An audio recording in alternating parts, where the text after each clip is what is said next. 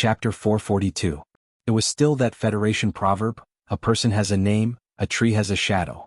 Sulu, this name was extremely ordinary, the slanted shadow behind him not all that austere either. However, when these hedonistic soldiers here heard these two words, saw the ordinary face that was revealed along with the sunglasses on his fingertips, they immediately felt a wave of extremely cold aura envelop the military camp, crushing down on their usually proud and reserved hearts. From a certain perspective, Sulu was already a great celebrity in the Federation. The people didn't know how many people he had killed, how many great things he had done. The Ministry of National Defense's propaganda department cooperated with the news media, but with the help of the scandal with the nation's young lady, they placed him in front of the spotlight and magnifying glass. Now that this name was spat out from his thin lips, it would no longer be as light as a feather. Once it landed on hard ground, it would definitely forcefully smash open several large craters. The hedonistic soldiers here finally understood why this ordinary-looking fellow was already a Federation lieutenant colonel at such a young age. They finally understood why in front of these people's sense of superiority and family background, he could still be so calm and ruthless, to the extent where he was even a bit more ruthless than they had indulged in imagining. It was because he was Sulu, the young genius that military god Li Pifu and President Pabre both held in high regard, a target that the federal military focused on nurturing. Regardless of whether it was a competition of background, willpower, strength, or methods, this Federation lieutenant colonel wearing sunglasses, at least in this isolated military camp that was far from bustling life, he had an overwhelming advantage. Xi Peng and the few young masters closest to him weren't those hedonistic sons who drove a few sports cars and whistled a few times just because their fathers had several $100 million in assets. Instead, they were the true young masters who were truly at the top of the capital ring, so they just so happened to know some inside information regarding the name Sulu. That was why their reactions were even more intense than others. Xi Peng, whose right shoulder was gushing with blood, suddenly had fear in her eyes. Shocked by this name, she fell backwards with a resolute manner, bringing along her group of friends whose faces instantly turned deathly pale. They fell onto the ground in an extremely miserable manner, becoming a mess. In the luxurious and exquisite upper circle of the capital ring, the old and rather shrewd middle-aged bigwigs had a publicly acknowledged evaluation of Sulu, this person who suddenly rose to prominence. This was a calm madman. He had once smashed the Nutshell Research Institute with his peace axe, and then quietly helped the Nutshell Research Institute set up MX. He pulled down the old man from the Federal Academy of Sciences and gave him a few ruthless slaps across the face. In the end, this young man surprised everyone. He left behind the picturesque landscape of Mocho Back Mountain, left behind the flower-like path drawn by that respectable lady, and quietly went to S2. He wore sportswear, carried a bag of guns, broke into a certain building and killed that counselor who caused countless headaches and fears. In the eyes of those bigwigs, Suli's temperament was calm and cheerful, but he had done so many things that were considered crazy by the rules they were accustomed to, especially the abandonment and killing in the end. This showed that this person didn't rely on a moment of excitement to support his cold-blooded methods, but after careful consideration, he still ruthlessly slammed his head into a certain iron wall. He didn't care if his head would bleed, but he didn't care if he smashed a hole in the iron wall or only left a few traces of blood. He didn't care if he would break his head and bleed, but he didn't care if he smashed a hole in the iron wall or only left a few traces of blood. This kind of person was very frightening. A calm madman was even more frightening than the little Madman Lees of Philadelphia. Even if Madman Lee dared to rush into Parliament Hill and start a fight, he definitely wouldn't dare to do such a thing. Based on the evaluation of this person in the upper circle, and the legendary death of a certain senator, Xi Peng, who was lying on the ground, couldn't help but feel cold all over as he looked at the calm and sincere officer in front of him. Even if the other party was smiling like a flower under the sun and was as calm as water, he could still smell the blood and see the demon's horns. The fact that Macklin was killed by Sulu and Shi Qinghai together was one of the Federation's biggest secrets. However, as George Carlin once mockingly pointed out, the Federation's information was not equal. The so-called secrets were originally the fruits of the upper circle's harvest. Therefore Xi Peng knew, and so did the sons of the governors and senators around him. Xi Peng's uncle was a senior senator of the Federation. The current deputy speaker, Shaun, was compared to Macklin, who had died at the hands of Sulu. Perhaps because of his long experience in business, his hidden strength and connections were deeper and wider. However, on the surface he couldn't compare to Macklin's once impressive reputation. It should be known that although Macklin had already withdrawn from the presidential election at that time, he wasn't the villain that was hated by the people today. He still had the support of the people, and the Federation's government and political circle, even terrifying existences like the 7 great families, had to make some kind of compromise. However, this guy in front of him just so unreasonably and brutally killed him. Su Lu even dared to kill Macklin at that time, let alone Shi Peng, who was only his uncle's nephew. Shi Peng's face was pale and his eyes were wandering. However, he could still clearly feel the pain from the sharp wound on his right shoulder.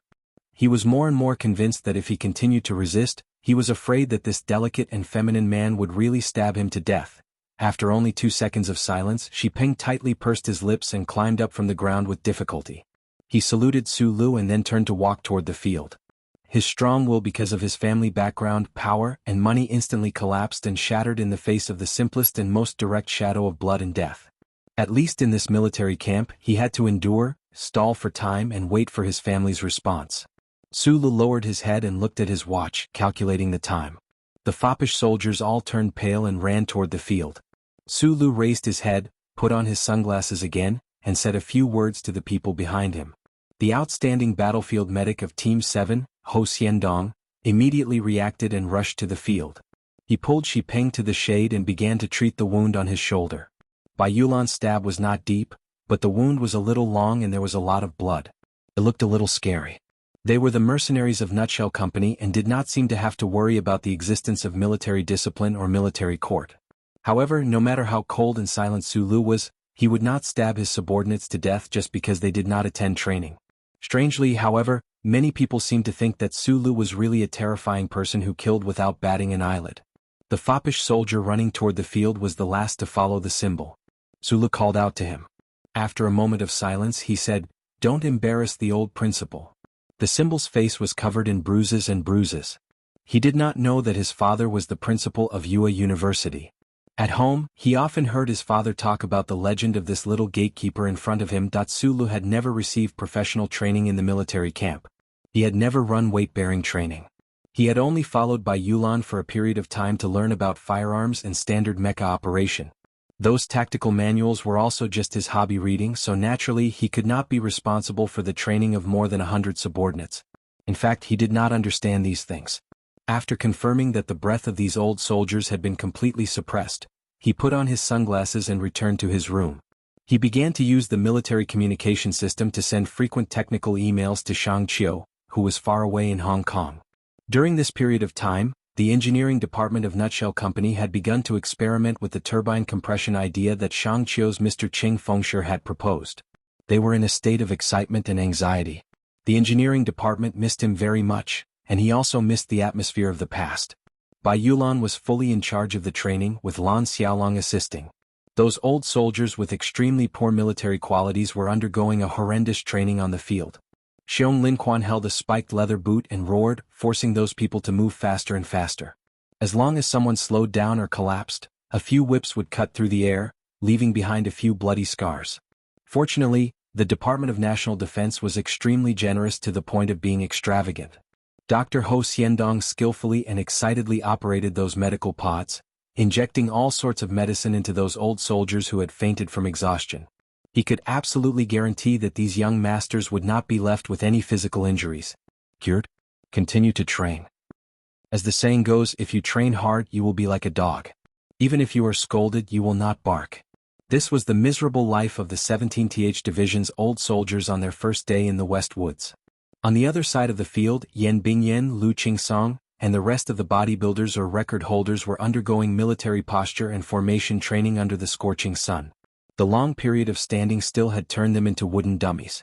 Then, under the scorching sun, they turned into dried corpses. Their skin began to crack and float.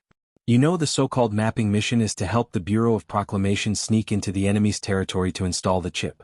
There are only 10 days left before we depart. I admit that your training level is very cruel, but with only 10 days, can you really create a real fighting force for Su Lu?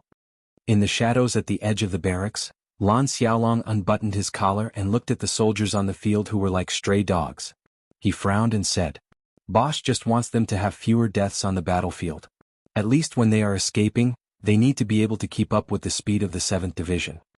Bai Yulan took a puff of her cigarette and answered softly, "Why did you stab him? That guy is the nephew of the vice chairman of Shihin." Lan Xiaolong looked at the field and said worriedly, You should be very clear about the background of these old soldiers in the division. Sulu has the background of the army god and the appreciation of the president, so he shouldn't be afraid of anything. But you are just a slightly more powerful stinky soldier.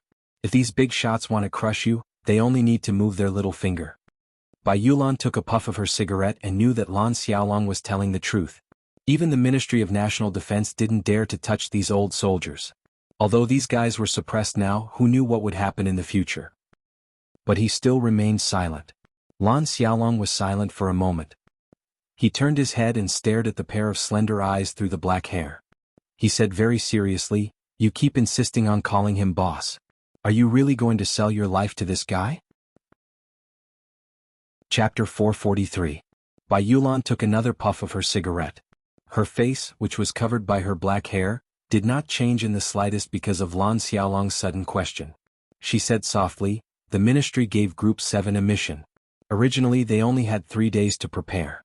In the morning the boss made a call to the West Mountain compound.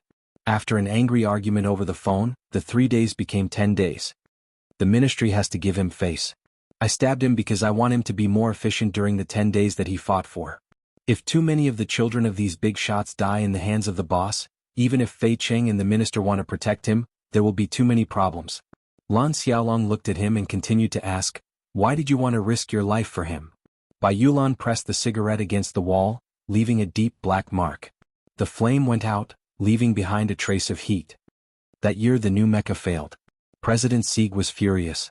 The Bureau of Proclamation started to investigate Nutshell's illegal activities. Group 7 was thrown out as a scapegoat by some important people. In order to protect Xiong Lin Quan and the others, you shouldered all the responsibility and were sent to the military court. Although you were lucky to get away with it, you were expelled from the army forever. From that day onwards you quit smoking. You swore that you would never smoke again. You said that you wanted to be healthy and live a long life.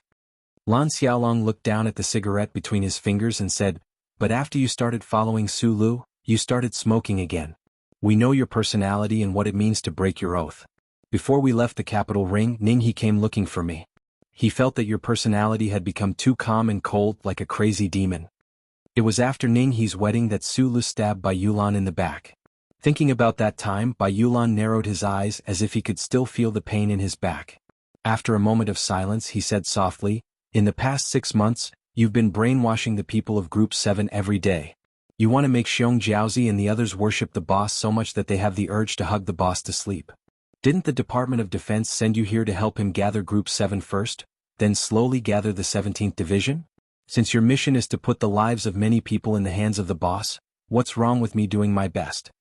After receiving an affirmative answer, Lan Xiaolong, who was used to mocking the Federation with a sarcastic tone, froze. Uneasiness and worry gradually spread out of his eyes, but the words that came out of his mouth were still as sharp as ever. "Our genius manager is destined to become a big figure. Lord War God, the Department of Defense has been paving the way for him for the past year, and I'm the coolie who sprinkles the cement. The problem is that there has to be a limit to any decision. As the guy at the bottom of the pile of materials, if we work too hard we can only become countless crushed stones in the future, embedded in the cement and paved on his golden path. When he steps on the road with his shiny military boots, his path is straight, and he won't think about the crushed stones under his feet." Bai Yulan lowered his head and leaned against the wall. His fingers let go of the cigarette and his right leg bent to push against the wall. He answered quickly and directly, "I joined the army when I was young. In this life I've killed many people and seen many things. Assassinating Bermuda merchants for the government, smuggling for the young masters in the military, robbing pirate ships. I've done many bad things in my life. I don't have any respect for morality or self-pity. I can't say that I have a heart of stone, but I'm very indifferent." He continued, "Group 7 has always been the most arrogant and powerful combat team in the nutshell. As the combat manager, on one hand I did some shady things for the government, and on the other hand I did some dark things to earn money. I always thought that I had a good life. However, when I started working as Su Li's secretary, I gradually realized that this kind of life was the happiest. The year when I went back and forth between the capital and Hong Kong was the most relaxing and comfortable life of my life." Bai Yulan raised his head and used his slender fingers to lift the black hair in front of his eyes. His gentle and quiet face was full of a relaxed smile. "I originally thought that following Su Lu was just a way to earn money. However, after he got into trouble, I suddenly found that my life was very unpleasant.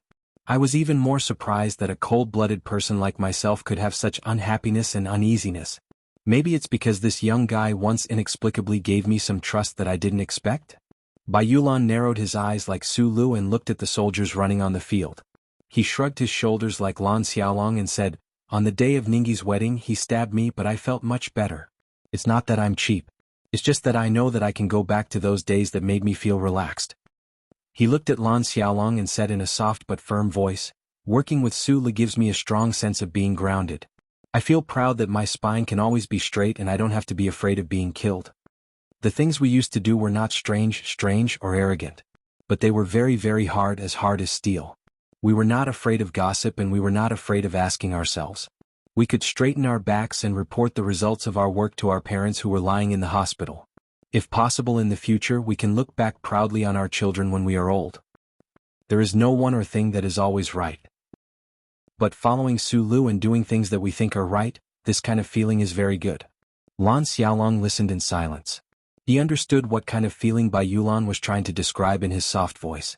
However, he increasingly felt that Ningyi's worries were reasonable. Bai Yulan did not worship Su Lu, but he was immersed in the pleasure of a madman. This kind of situation was quite dangerous. "Do you know? On the day Medellin died, I was on the mountain outside the foundation building." Bai Yulan's slender eyes flashed a trace of sharpness. He said softly, "At that time I had a strong impulse to go crazy with him. In fact, I was ready to go crazy at that time." Lan Xiaolong's face changed dramatically. He could not believe his friend's words at this moment. "Unfortunately, I received a call on the mountain at that time," Bai Yulan said bitterly. The image of a middle-aged woman appeared in his mind. She didn't look extraordinary, but her face was full of majesty. Immediately he calmly raised his head and said, "That's why I didn't go crazy that day. I didn't have enough fun.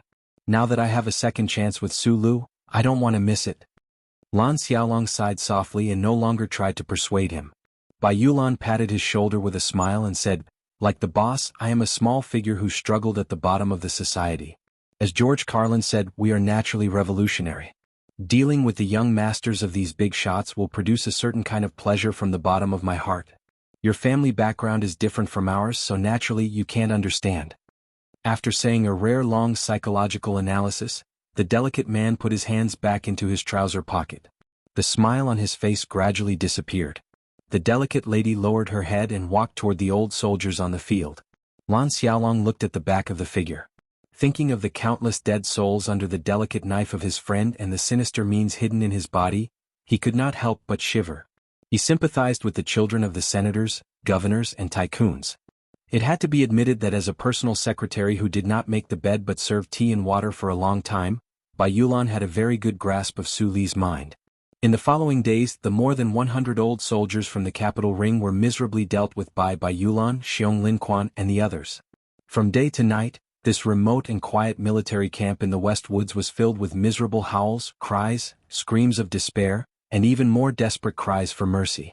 Running with weights, shooting with weights, and then running with weights again, whipping, kicking, drugs, and obviously illegal black market stimulants.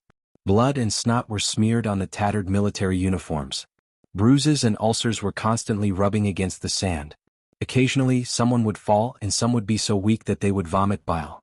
The sun and moon in the West Woods witnessed countless tragic scenes. Medic Ho Xiandong stared at the piles of hemostatic tape and more than 10 empty adhesive bottles in the room. He also stared at the unconscious soldiers in the healing pods. Even though he was a professional and calm military doctor, he could not help but feel a chill run down his spine. But their commanding officer, Manager Su Lu, who was a genius in Group 7, but was also calm, kind and optimistic, had allowed this to happen.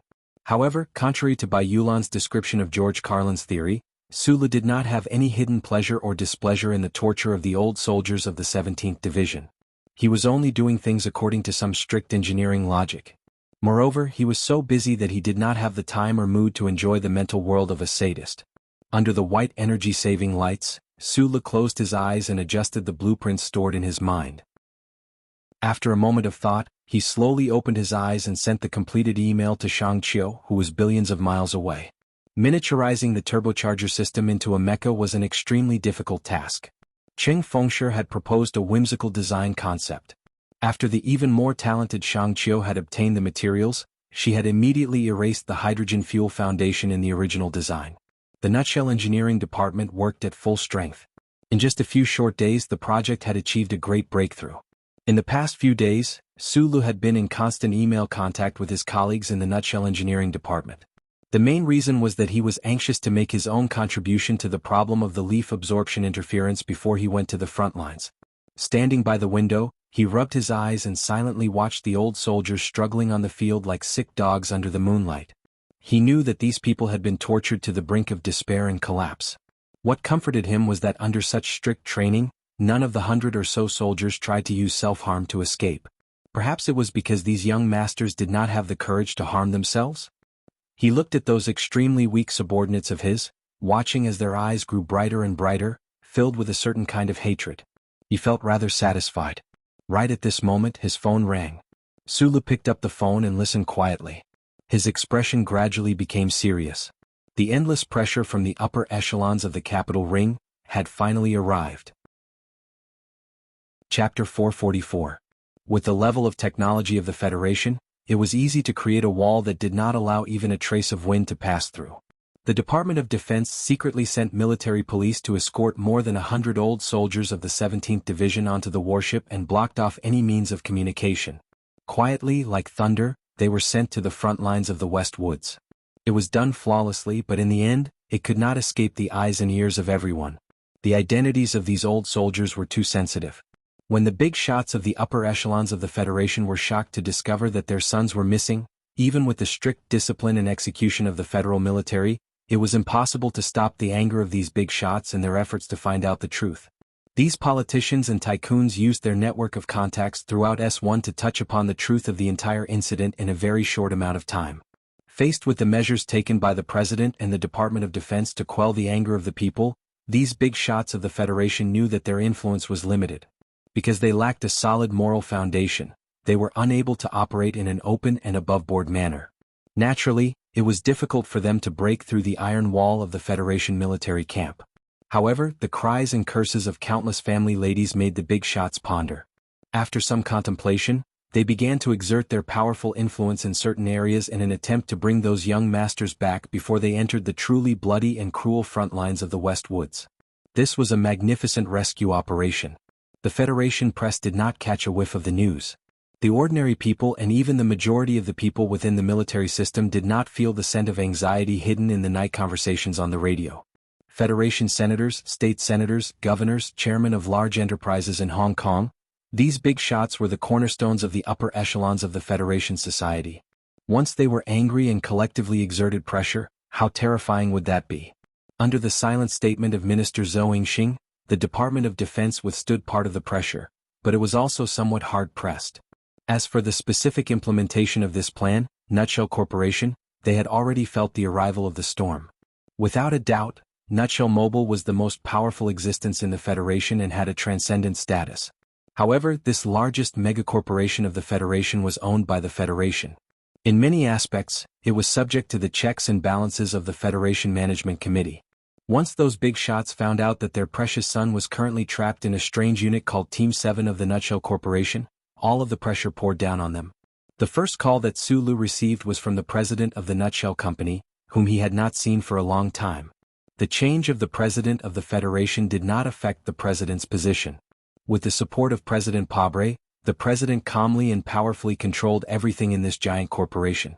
However, this call showed that even he could not withstand the power of the Capital Rings rescue operation. The Federation's parliament is about to conduct a spring financial audit. Every year I have to attend that damned hearing. The parliament members all want to take a bite out of our bare shell. If those sons of the parliament members really die in Group 7, I really don't know what will happen in the parliament. Sulu held the phone and said, "I understand."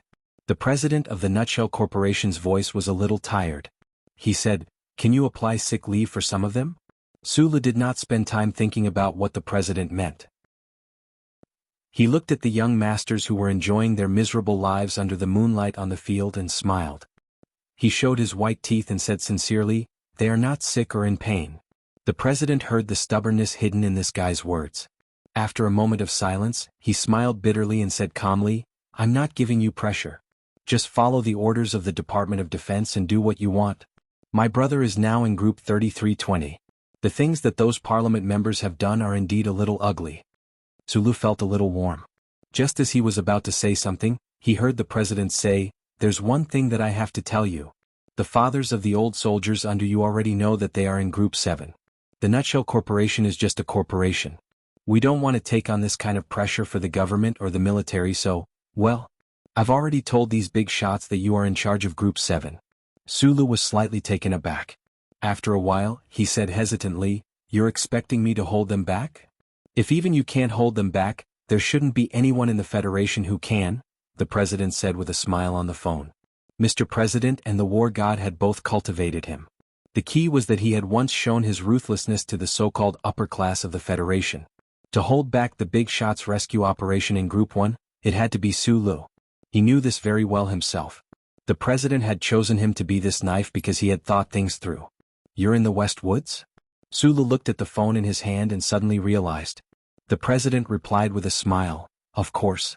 To provide logistical support for the Federal Army, I have to be here to hold the line. Although you are now a lieutenant colonel in the General Assembly base, if one day you don't want to stay in the active military, you can quickly return to the Nutshell Corporation. No matter if it's the Research Institute or the Engineering Department, you can choose any position you want. The first-class technical director position will always be reserved for you. The Federation may lose the youngest general in the future, but it will definitely gain the youngest independent technical director. For a giant like the Shell Motor Company, the employee who had made the greatest contribution in the past 10 years was, of course, Sulu, who had brought countless glory and achievements to the Nutshell Corporation. However, when he suddenly heard this sentence, he still felt a little warm. He replied to the phone, "I'm still an employee of the Nutshell Corporation. Don't forget that I'm in charge of Group 7. As for the independent technical director." He thought of that rainy night in Hong Kong, the middle-aged man who had been bribed by the Li family. He said, "I think Shang Qiu is more qualified than me." Just as the president of the Nutshell Corporation said, the big shots of S1 suddenly found that the frontline commander of their son was the legendary Sulu. The rescue operation suddenly stopped. It wasn't that they were scared by Su Li's fierce background, but they were actually more worried about their son's life. It was just that when the Ministry of Defense and the Nutshell Corporation shamelessly used Su Li's name, the big shots couldn't find a suitable method. Between the picturesque scenery of the back mountain, the villa stood proudly in the mountains by the lake. In the early morning, kingfishers sang in the valley, but it wasn't necessarily because of the villa. It was more likely that the birds looked at the snow on the mountain and were angry that they couldn't find a way to find the fruit. Secretary Shen walked to the balcony with heavy steps and looked at his wife, who was admiring the snow under the skylight. His eyes moved away from the black mink fur coat and said calmly, "The confidential secretary of the Parliament Hill office called again." His tone was very anxious.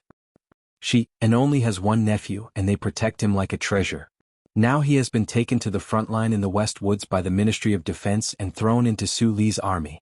Of course he would be anxious." Lady Tai looked at the snow valley and said with a frown, "I can understand how he feels, but this is after all Mr. President's idea, and Minister Zhou is carrying it out."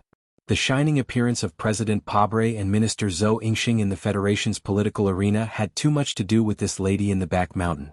Although Lady Tai's brows occasionally showed a thoughtful expression, guessing the ultimate goal of Mr. President, she didn't want to personally interfere and destroy the political intentions of her allies. "They understand this very well," Secretary Shin said. "Listening to them, they want to directly talk to Sulu and ask for our permission."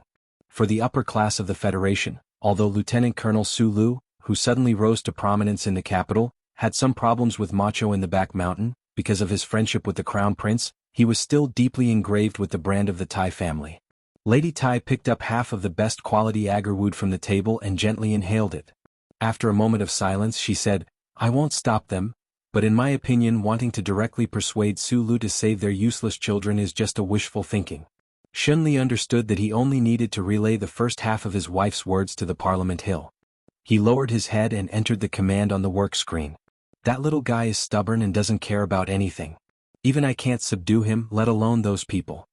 Lady Tai thought indifferently in her heart as she tightened the fur coat on her body and looked at the lonely pieces of ice on the lonely lake in front of the stage. In her opinion, old Jean was a heartless person who couldn't be coerced. His only student, Sulu, walked a completely different temperament path. But she didn't know whether it was fate or this young man with small eyes was really cautious. It was rare that Sulu could rely on relationships that he could control. If it wasn't the daughter of the Minister of Defense, it would be his own son, or the slick son of an aristocratic family like Li Laochi.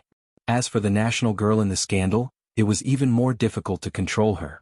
Thinking of this, Lady Tai's eyes showed a trace of appreciation and doubt. She thought back to Su Li's life after he escaped from Donglin. She always felt that this life path had a faint shadow of someone, or else there was no way to explain it. Su Lu is very affectionate, but he is careful to avoid contact with ordinary people. If this is really intentional, I seem to have underestimated him. Lady Tai said softly, he seems to be more cautious than you. Secretary Shen, who was standing behind her, frowned slightly. A trace of complicated expression flashed through his eyes. He must love those ordinary lives. He isn't like the sons of nobles or the former emperors who yearn for the rural life and peaceful spring water, because he is an insignificant person created by those places. Now that he is sitting on the throne of power in the Federation, he is still an insignificant person in his bones. Lady Tai turned slightly and said, he is so careful to stay away from the good things. He must live a lonely life, but it can prove his perseverance and perseverance. This kind of person who has great perseverance and ruthless means, but has the aura of an insignificant person, is very dangerous. Secretary Shen thought with a slight sigh. Probably only Lady Tai could so clearly and easily understand the heart of Su Lu, that seemingly ordinary guy. Chairman Shi, and only has one nephew. After a moment of silence, Lady Tai suddenly said, leave this matter to Ai Yuan. He also knows Shi Peng. He can't just watch that little guy die. Chapter 445. Secretary Shen's eyes imperceptibly glanced at the piece of top-grade agarwood that was half-burnt yellow. Then, he glanced at the furnishings in the villa that were filled with a mixture of history and power. For some reason he sensed a trace of stale aura. He had already confirmed it, but today he particularly clearly felt that Macho, Parliament Hill, those thousand-year-old families, politicians, and tycoons had formed a stale circle that floated in the clouds in the capital ring. Just like the lady in front of him, who had a noble status but was willing to do some housework from time to time, her or their social status would always stand above the ordinary people. They could work hard to fight for the everlasting existence of the Federation, but the goal of their struggle would always be to let their family gain more benefits through the existence of the Federation. This was a natural attribute, a family's instinct. They maintained the existence of the Federation to protect their family's interests, and President Pabre and the Department of Defense had violated this fundamental interest by transferring those young masters to the West Woods. If they could not even protect the lives of their children, then what were the big shots in the upper class of the Federation fighting for? After the call from the CEO of Nutshell, Su Lu, who was in the military camp in the West Woods, received a lot of phone calls and video mails. But just as Lady Tai had predicted, the stubborn Su Lu did not even flinch in the face of the secret pressure from the capital ring. He did not reply to those emails and hung up on many of the calls that were filled with roaring voices. The action of the big shots in the capital ring to save their precious son pierced through the two iron plates of the Federation government and the Department of Defense and directly arrived in front of the 7th Combat Group, but they were all blocked by Su Lu, who was a hard rock. Whether it was threats, temptations, anger, or resentment, the big shots in the upper class were all displayed in front of him, but they were all useless. However, when he found out that the emails and phone calls that were pleading for him included Secretary Jiao and Mrs. Zhong, two acquaintances, he could not help but feel a little gloomy. Secretary Jiao was Secretary Zhou Yingxing's most trusted confidential secretary, while Mrs. Zhong was the mistress of the West Woods region. Both of them had a close relationship with Su Lu. In the wee hours of the morning, Su Lu even received an email from the office of the president's official residence. The sender was actually Mr. Breen, the director of the office. He looked at the soldiers who were undergoing cruel training on the field and couldn't help but be shocked by the influence of these guys' fathers. Fortunately, the three people who really had influence over Su Lu were very clear about his temperament. They just mentioned a few people's names in the email and tried to sound him out like Mr. CO, to see if it was possible for him to apply for sick leave. When they received Su Li's direct rejection, they never tried again. Secretary Jiao was the Minister of Defense's trusted aide, and Madame Zhong and Director Breen were even more so big shots who could cause storms with just a wave of their hand. However, they still had to live in this society and that circle of the Federation after all. Just like the proud and noble Madame Zhong, they also had to consider the upcoming budget meeting of the Parliament in spring and how much resource aid quota the West Forest region could receive. In the underworld, under the stars, There were always many things that one had to do. Sulu understood this very well, so after he closed the email system, he only had a few traces of a heavy and bitter smile on his face. He did not have too much resentment. He should have been resentful because this was President Pabre and the Department of Defense's plan. He was just the knife, but now the president's official residence and the Department of Defense had shamelessly thrown him out to fend off the angry means of the big shots to get him back. Secretary Jiao and Breen even turned around and fired a shot. When he returned to the capital ring in the future, how many big shots would he have to bear the anger of when he returned? The reason why he was still calm and firm and had no resentment was probably because from the beginning, he did not care about the pressure from the capital ring and the possible revenge in the future. He confirmed that the president's idea was correct, and that was enough. He himself did not have the desire to enter the so-called upper circle. Moreover, life and death on the battlefield were rare and common, and no one knew if they could come back alive. If that was the case, what was there to be afraid of? Looking at the moonlight and the stars on the field outside the window that were getting fainter and fainter, and looking at the willow white that was about to tear the horizon apart, Sulu felt a little relieved that he did not receive the interceding email from the president of Yue University. Although he was not very familiar with the old president, the campus where Yue University was in full bloom was the place where he made his debut, and it was difficult to tear apart their relationship. If the old president was really worried about the life and death of his symbol through the phone, how should he deal with it? The darkness before dawn had dispersed. He looked at the old soldiers who had collapsed on the field, and the members of Group 7 who were equally exhausted and the non-stop medical equipment around them. For some reason he thought of the lecture he had given a few days ago. I am your highest officer, Sulu. 3 years ago, he had stood beside the iron gate of Yue University and said in a calm and confident manner, I am the gatekeeper. Thinking of his life as a gatekeeper in Yue University, Sulu could not help but feel as if a lifetime had passed. Now, his identity and status had undergone a great change, but fortunately, his temperament seemed to be the same as before. That night, more than 120 soldiers of Group 7 gathered in the auditorium for a group meal before heading to the front lines. Before the meal, there were no high-ranking officers to provoke the hot-blooded and loud lectures, nor were there any female celebrities with bare thighs to boost morale. There was only silence.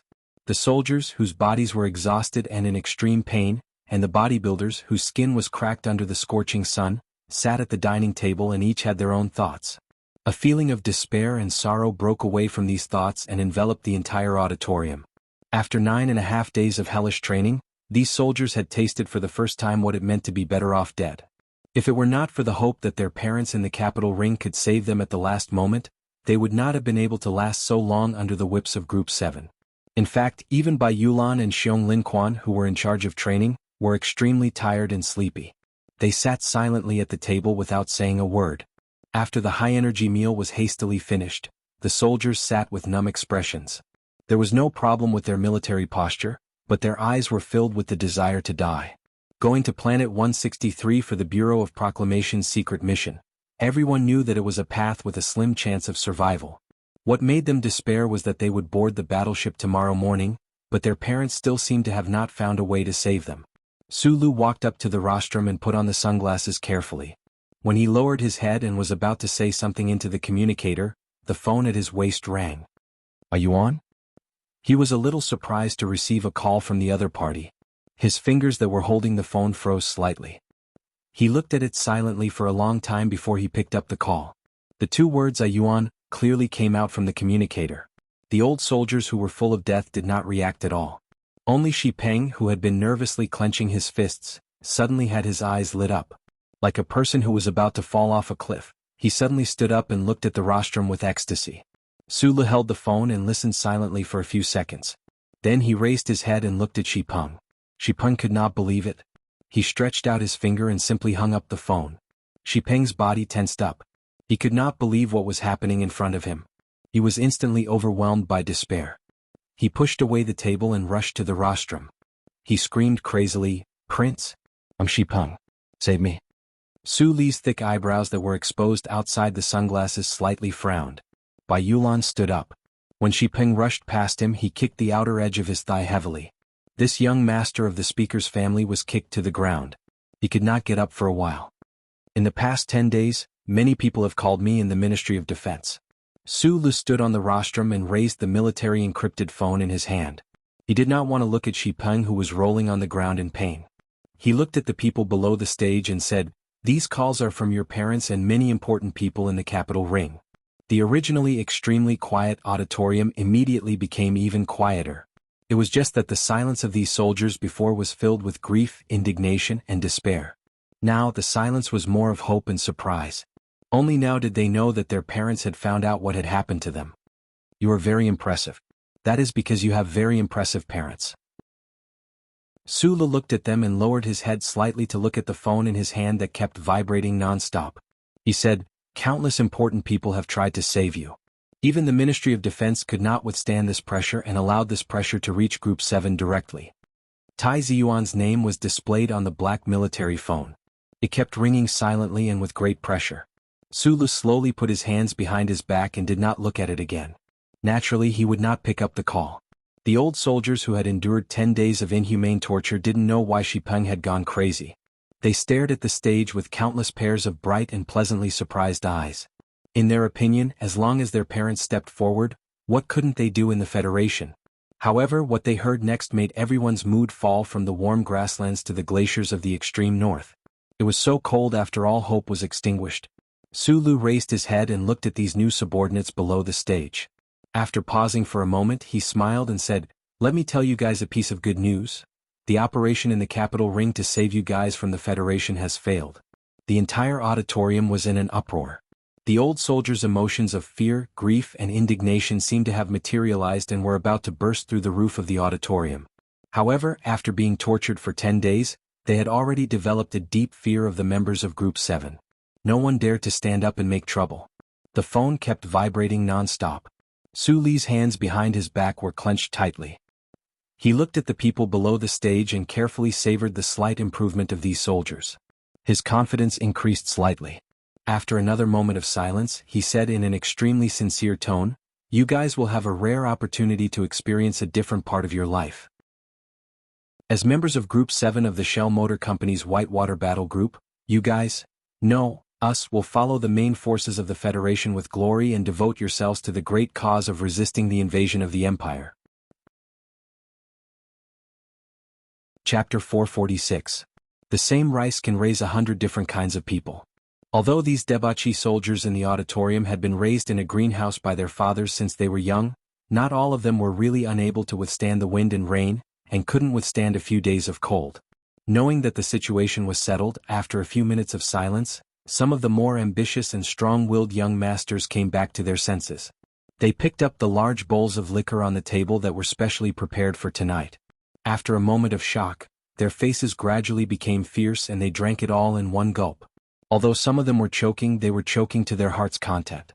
They successfully turned the sadness in their hearts into grief and anger, turning despair into a kind of indescribable fierceness. Even Shi Peng, who had been kicked to the ground, silently crawled up after a moment of pain and struggled to return to her seat. Her face was ashen, as if her entire family had been wiped out. He used his trembling hands to tightly hold the big bowl of liquor in front of him. He screamed like a madman and poured it into his mouth. After drinking this bowl of liquor, he fiercely wiped the liquor on his lips and turned to the source of the cries. He fiercely scolded, "Cry at a funeral." These 100 or so old soldiers were all the best of the 17 divisions, and were naturally part of the same circle. To have such an incompetent comrade who could not even show his face in public, especially in front of Su Lu and the veterans of Group 7, made them feel extremely embarrassed. After knowing the possible development of the situation, these young masters accepted the reality with a trace of tragic emotion. They were a little flushed from the liquor, but they were also ashamed of the cries that occasionally sounded around them. At this time, when they heard Shi Peng scolding, they also began to scold. Obscenities danced in the air as they vented their curses. Finally, those useless young masters' cries were stifled. "Drink, drink until you die." Shi Peng grabbed Song Xiang's shoulder. The redness in his eyes had long been covered by the redness on his face. He fiercely scolded, "Since no one cares about us, we have to come back alive." The auditorium was suddenly filled with a fierce atmosphere. It was probably the psychological effect of breaking the pot and smashing it. There was wine in the morning, drink in the morning, and kill a few people tomorrow. Su Lu felt that the phone in his hand was no longer vibrating. He secretly heaved a sigh of relief, and then his attention was attracted by the scene in the auditorium. The fact that these old soldiers were able to shake off their despair so quickly was out of his and the members of Group 7's expectations. Although these old soldiers looked at him with eyes full of undisguised hatred, these were still the eyes of those who were alive and dared to seek life in the face of death. He glanced at Xi Peng in surprise. Only then did he realize that there was a reason why the aristocratic families condensed their wealth. The young masters of the capital ring had been played by the Department of Defense and tortured by Group 7 for 10 days. That was why they were so cowardly. However, when the young people realized that they could not change the situation, they were able to ignite a certain kind of willpower. It had to be related to their family education. Sulu lowered his head and smiled. He didn't have enough experience or interest to look down on others and feel too much emotion. After calming down a little, he was ready to mobilize for the first battle in his life. However, just as he was about to look at the communicator, he saw from the corner of his eyes a few soldiers carrying miniature cameras and sound receivers walk into the auditorium. Judging from the epaulets of these soldiers, they should be civilian officers. They were probably part of a film crew. Lan Xiaolong walked up to the stage and whispered a few words into his ear. Su Li's eyes narrowed slightly. Only then did he realize that this was the intention of the president's residence and the Department of Defense. In order to quell the anti-war tide among the people, bridge the gap between the social classes, and promote harmonious coexistence between the social classes, the government had specially sent an excellent film crew from the military's Venus documentary film studio to follow Group 7's operation. They wanted to faithfully present the story of the children of these big shots killing the enemy on the front line and sincerely cooperating with the children of ordinary people in front of hundreds of millions of people. This was politics and also propaganda. Su Lu understood that the Federation government was willing to offend the upper class to carry out this mission. Of course, they wouldn't miss this rare propaganda opportunity. However, understanding was one thing. For a moment, he found it hard to accept that these people who dabbled in literature and art would appear on a battlefield where death was happening all the time. They're going to start shooting now? Su Lu frowned and looked at the film crew that was shooting non-stop below the stage. He thought that the scene of these young masters partying to their heart's content wasn't very nice to look at. Can we ask them to leave for a while? Lan Xiaolong looked at Su Li's face. He didn't understand why he was so against the idea that Group 7 was also his opportunity, so he asked tentatively. Although they are sent by the Department of Defense, you don't need to be so polite. We are just a combat team for nutshell, Su Lu said. Okay, I understand. Lan Xiaolong put on his military cap, shook his head and walked off the stage. He took Xiong Linquan and a few other fierce people and unceremoniously kicked the film crew out of the auditorium. He completely ignored the extremely ugly expression and angry protest of the propaganda officer. Su Lu lightly tapped the microphone, and the sharp echo resounded throughout the auditorium. The chaotic scene gradually quieted down. Most of the old soldiers were already a little drunk, and their eyes were a little blurred, confused and sad. However, after 10 days of torture, none of them dared to show any superiority in front of this young lieutenant colonel wearing sunglasses. Looking at these 120 people and 120 faces, Su Lu suddenly forgot what he was supposed to say. The words he thought of last night to boost morale seemed to have no real power in the face of a real war. The Federation soldiers below the stage were only a company. Of course, their equipment was much more powerful than a normal company's. Group 7's equipment was originally provided by Nutshell, and this time the Department of Defense had directly bypassed the Westwoods Frontline Command to provide them with a full set of cutting-edge equipment. Sulu was now a lieutenant colonel. If he pushed hard, he could reach the level of deputy division commander, and become the regiment commander would be even more justified.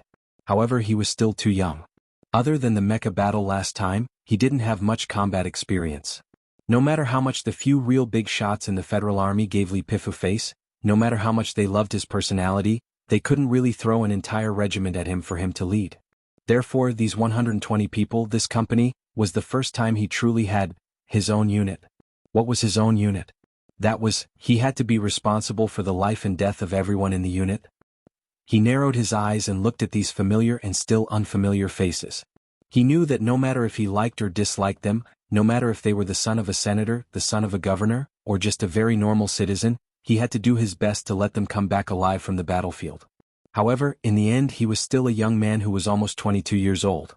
With such a heavy responsibility and burden on his shoulders, it made his words sound heavy and difficult. You should know some of my story. I haven't been on active duty for long, but I have indeed experienced some things these years.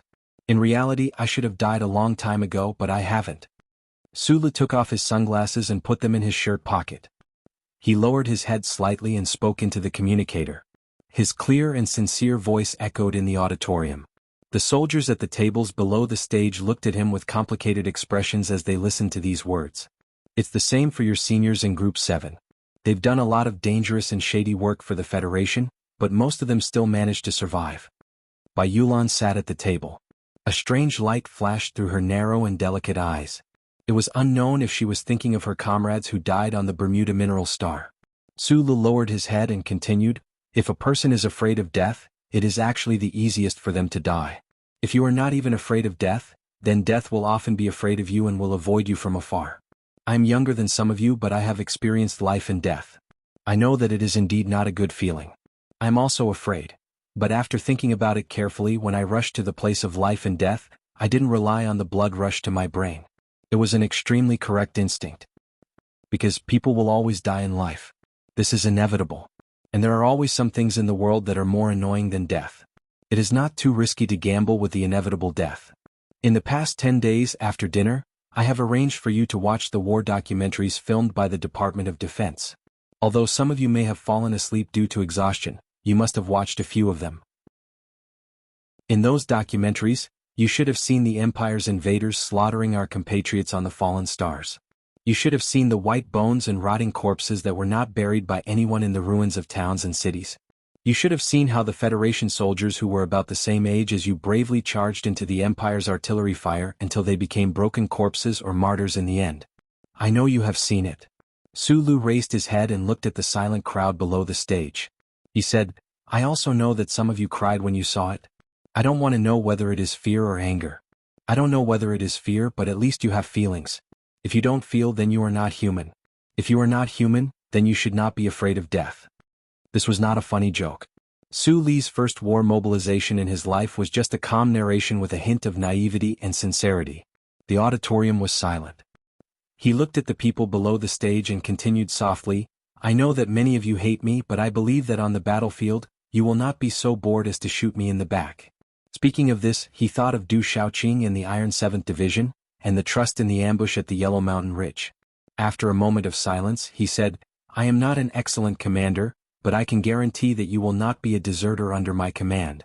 In the future, when there is a need to charge, I will charge at the front. When there is a need to retreat, I will stay at the back. This is the only promise I can give you. I won't talk about a glorious future or grand words. If I want to dispel your fears with just a few words and make you scream and become iron-blooded warriors, that's not an extravagant hope. It's just naive. He scratched his head and said seriously, but since you have decided to risk your life on the battlefield, why don't you stick out your chest and walk in style? If the ending is predestined, at least on the way to the end, can you put on a slightly more manly posture? You want to return to the capital ring alive? You have to be brave, and I believe that you can be brave.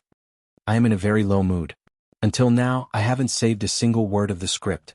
I'm going home soon. I feel inexplicably gloomy and irritated. However, when I think of the fact that the national football team can also beat South Korea 3-0, I feel that there is indeed no reason in this universe. I feel both happy and happy. I take a deep breath and cheer myself up. After washing the piled-up clothes and socks at night, I will try to work hard again. Chapter 447. The pre-war mobilization ended. Just like what Sulu said himself, it was impossible for the hundreds of soldiers below the stage to suddenly repent, have a flash of inspiration, and collectively transform into youths like him. However, there was always a portion of people who would have some sort of feeling.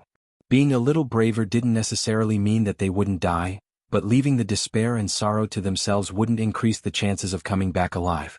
The silence in the auditorium gradually loosened as the sounds of tables and chairs moving, coughing, and whispering voices rang out.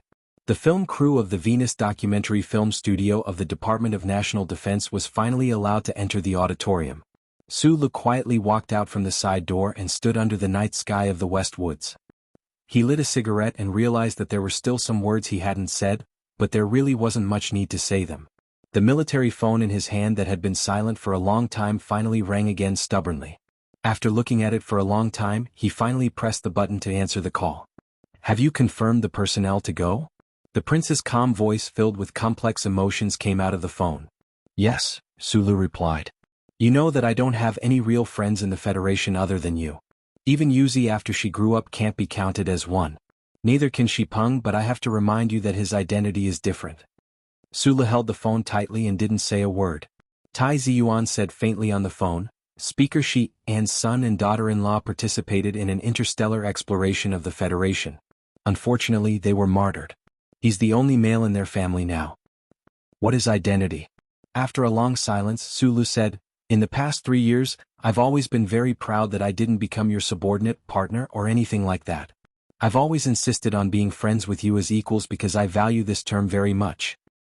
Other than equality, there's also fairness. Including you, the demands made by those big shots in the capital ring are very unfair in my opinion. Every soldier who fights on the front lines has their own story. I'm also the last orphan of the old Su family. In my opinion, the only male in the family of the Federation's deputy speaker doesn't have the right to escape, not to mention he's a soldier himself. Fair? Tai Ziyuan's calm and oppressive voice came from the other side of the phone. A bunch of old soldiers who have never received any training are being sent to the front line to die just because of the political needs of the Federation government? Do you think this is the fairness that you seek? 10 days, Sulu corrected. Tai Ziyuan said coldly, Is it fair? Shipeng is the nephew of the vice-chairman of the Federation. I suddenly thought of the useless nephew of the Zhong family's tiger. Sulu thought for a moment and said, He didn't go to the front lines, but you and I both know that about a quarter of the men in the Zhong family in the West Woods died on the battlefield. Without waiting for Tai Ziyuan to speak, he continued, You were a soldier in S2, you were injured, you were in danger. I know you're now on the front lines in the West Woods. You're the young master of the Tai family. The Zhong family is the West Woods warlord in the eyes of the politicians in the capital, but you're not like some big shots who hide in the 17th Division to enjoy glory and avoid danger. It's because of the existence of people like you that I don't think that the so-called aristocratic families and the upper class are naturally shameless. If I'm forced to release these old soldiers back to the capital ring, do you think it's fair to the Zhong family? Fair to you? Fair to the normal soldiers who die on the front lines? After hearing Su Li's words, Tai Ziyuan fell silent on the other side of the phone. After a moment he said softly, The Zhong family needs their own sacrifice to obtain military power that they shouldn't have in this democratic society. And I'm only doing this because of my strange nature.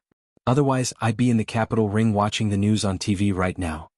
You have to admit that some people are naturally more important in this world. No.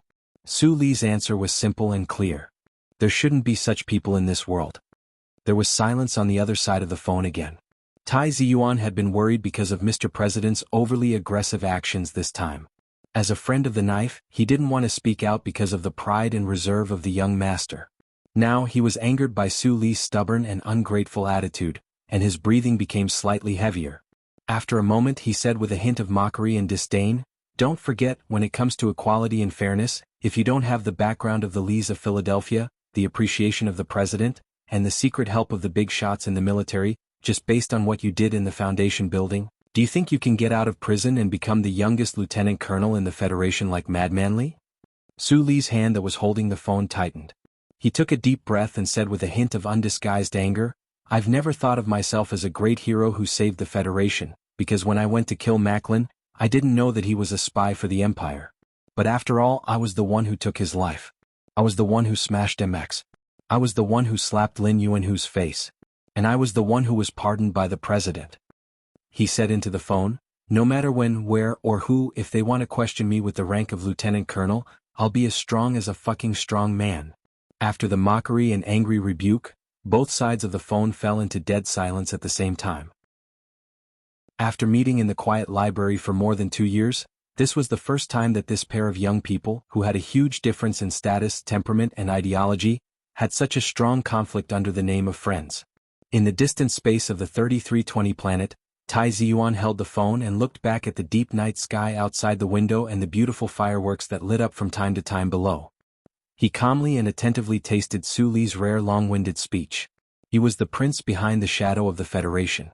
Naturally, he had his own pride and was unwilling to take a step back after the argument. So he kept silent.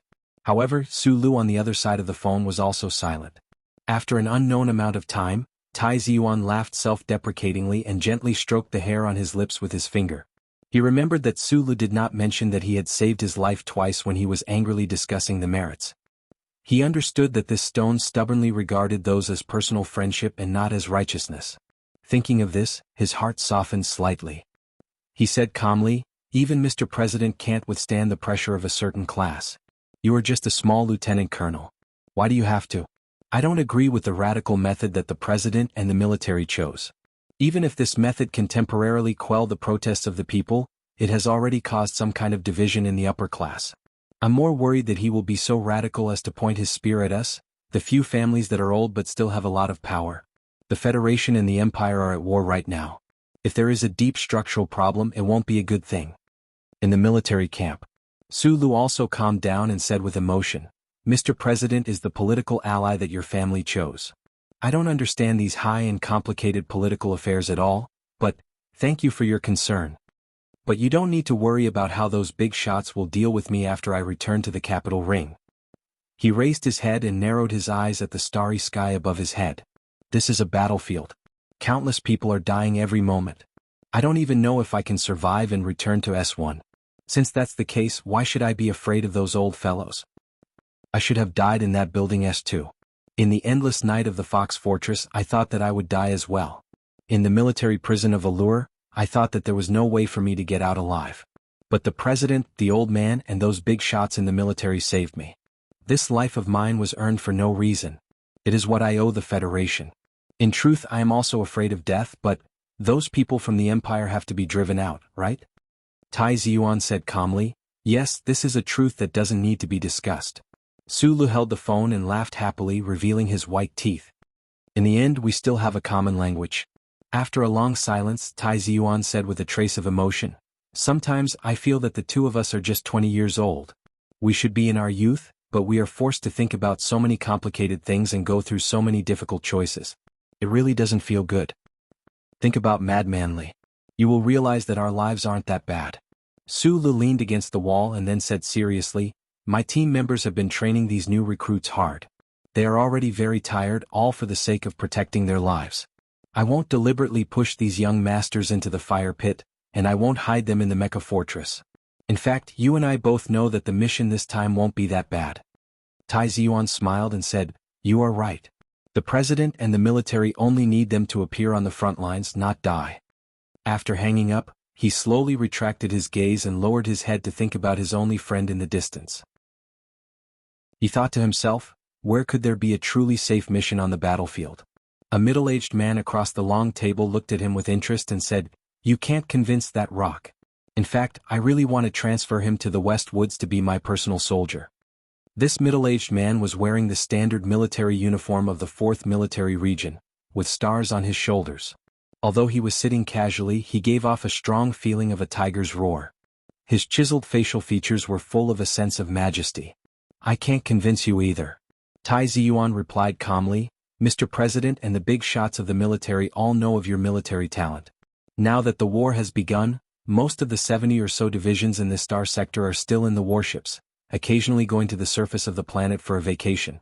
If this situation continues for a while, I am very worried that it will anger Mr. President. Is this the intention of the Tai family, or is this the suggestion of my confidential secretary?" the middle-aged general asked calmly. "The latter." Tai Ziyuan paused for a moment and answered seriously. He controlled all the forces that participated in this war, had the qualifications to anger President Pabre, and dared to make the young master of the Tai family his secretary. In this part of the universe, other than the tiger of the Zhong family who fought against the Empire alone for more than 10 years, who dared to go against him in the West Woods. Sulu hung up the phone and raised his hand to his forehead as if he wanted to pick the stars in the night sky. At this moment someone walked over from behind him. Bai Yulan handed over the electronic manual and said softly, "The mission has been confirmed. It is indeed the Bureau of Proclamation's mission to reset the electronic monitoring network. The Bureau of Proclamation official in charge of technical guidance will meet us directly on Planet 163. Xiong Linquan, Lu Jiao, and all the members of Group 7 silently walked out of the auditorium and gathered together. Sulu took out a 37 brand cigarette from his pocket and began to seriously hand out cigarettes to the members around him. Regardless of whether they smoked or not, all the members took the cigarette seriously and put it on his lighter to light it up. Chapter 448. These veterans knew very well that because Sulu had brought the nation's maiden to planet 5460, this secret mission for the Bureau of Proclamation was the first time Team 7 had been sent out on a mission in this war. Therefore they could feel what Su Li's serious distribution of cigarettes meant. It was the smoke from the battlefield steeped in alcohol. Listening to the noises of the rookies in the auditorium behind them, they became even more silent. They lowered their heads and smoked without saying a word, their expressions firm and calm. Team 7 had a total of 21 members. Before they could finish distributing, the dark blue number 37 brand cigarettes had already been distributed. Bai Yulan smiled slightly and took out her own number 37 brand cigarettes from her pocket. She held one in her mouth and gave one to Lan Xiaolong beside her. Su Li held the cigarette in his mouth and opened the map of Planet 163's surface from the electronic manual. Through the somewhat dazzling smoke, he looked at the work area marked in green and narrowed his eyes slightly. If the military's air support could be timely and powerful, reconstructing the glory of the charter in this 3,200 square kilometer area would not be a difficult task. At least, his troops would not have to be like Du Shaoqing's Iron 7th Division, fighting from Yellow Mountain Ridge all the way to the Northern Hemisphere. It was so tragic that it made one's hair stand on end. When can the Westwoods Military District send the 3D topographic map over? They should be able to get it when we get on the warship, Bai Yulan replied. The Imperial Expeditionary Force has occupied this planet for more than 40 years. Although they can't heavily guard every area on the planet, we still have to go deep into enemy territory, which is very dangerous. The most troublesome thing is that the Bureau of Proclamation's lowest level of electronic surveillance network setup is a bit complicated even for a professional engineer like me. These guys in the auditorium have only learned it for 10 days. Can they meet the minimum requirements?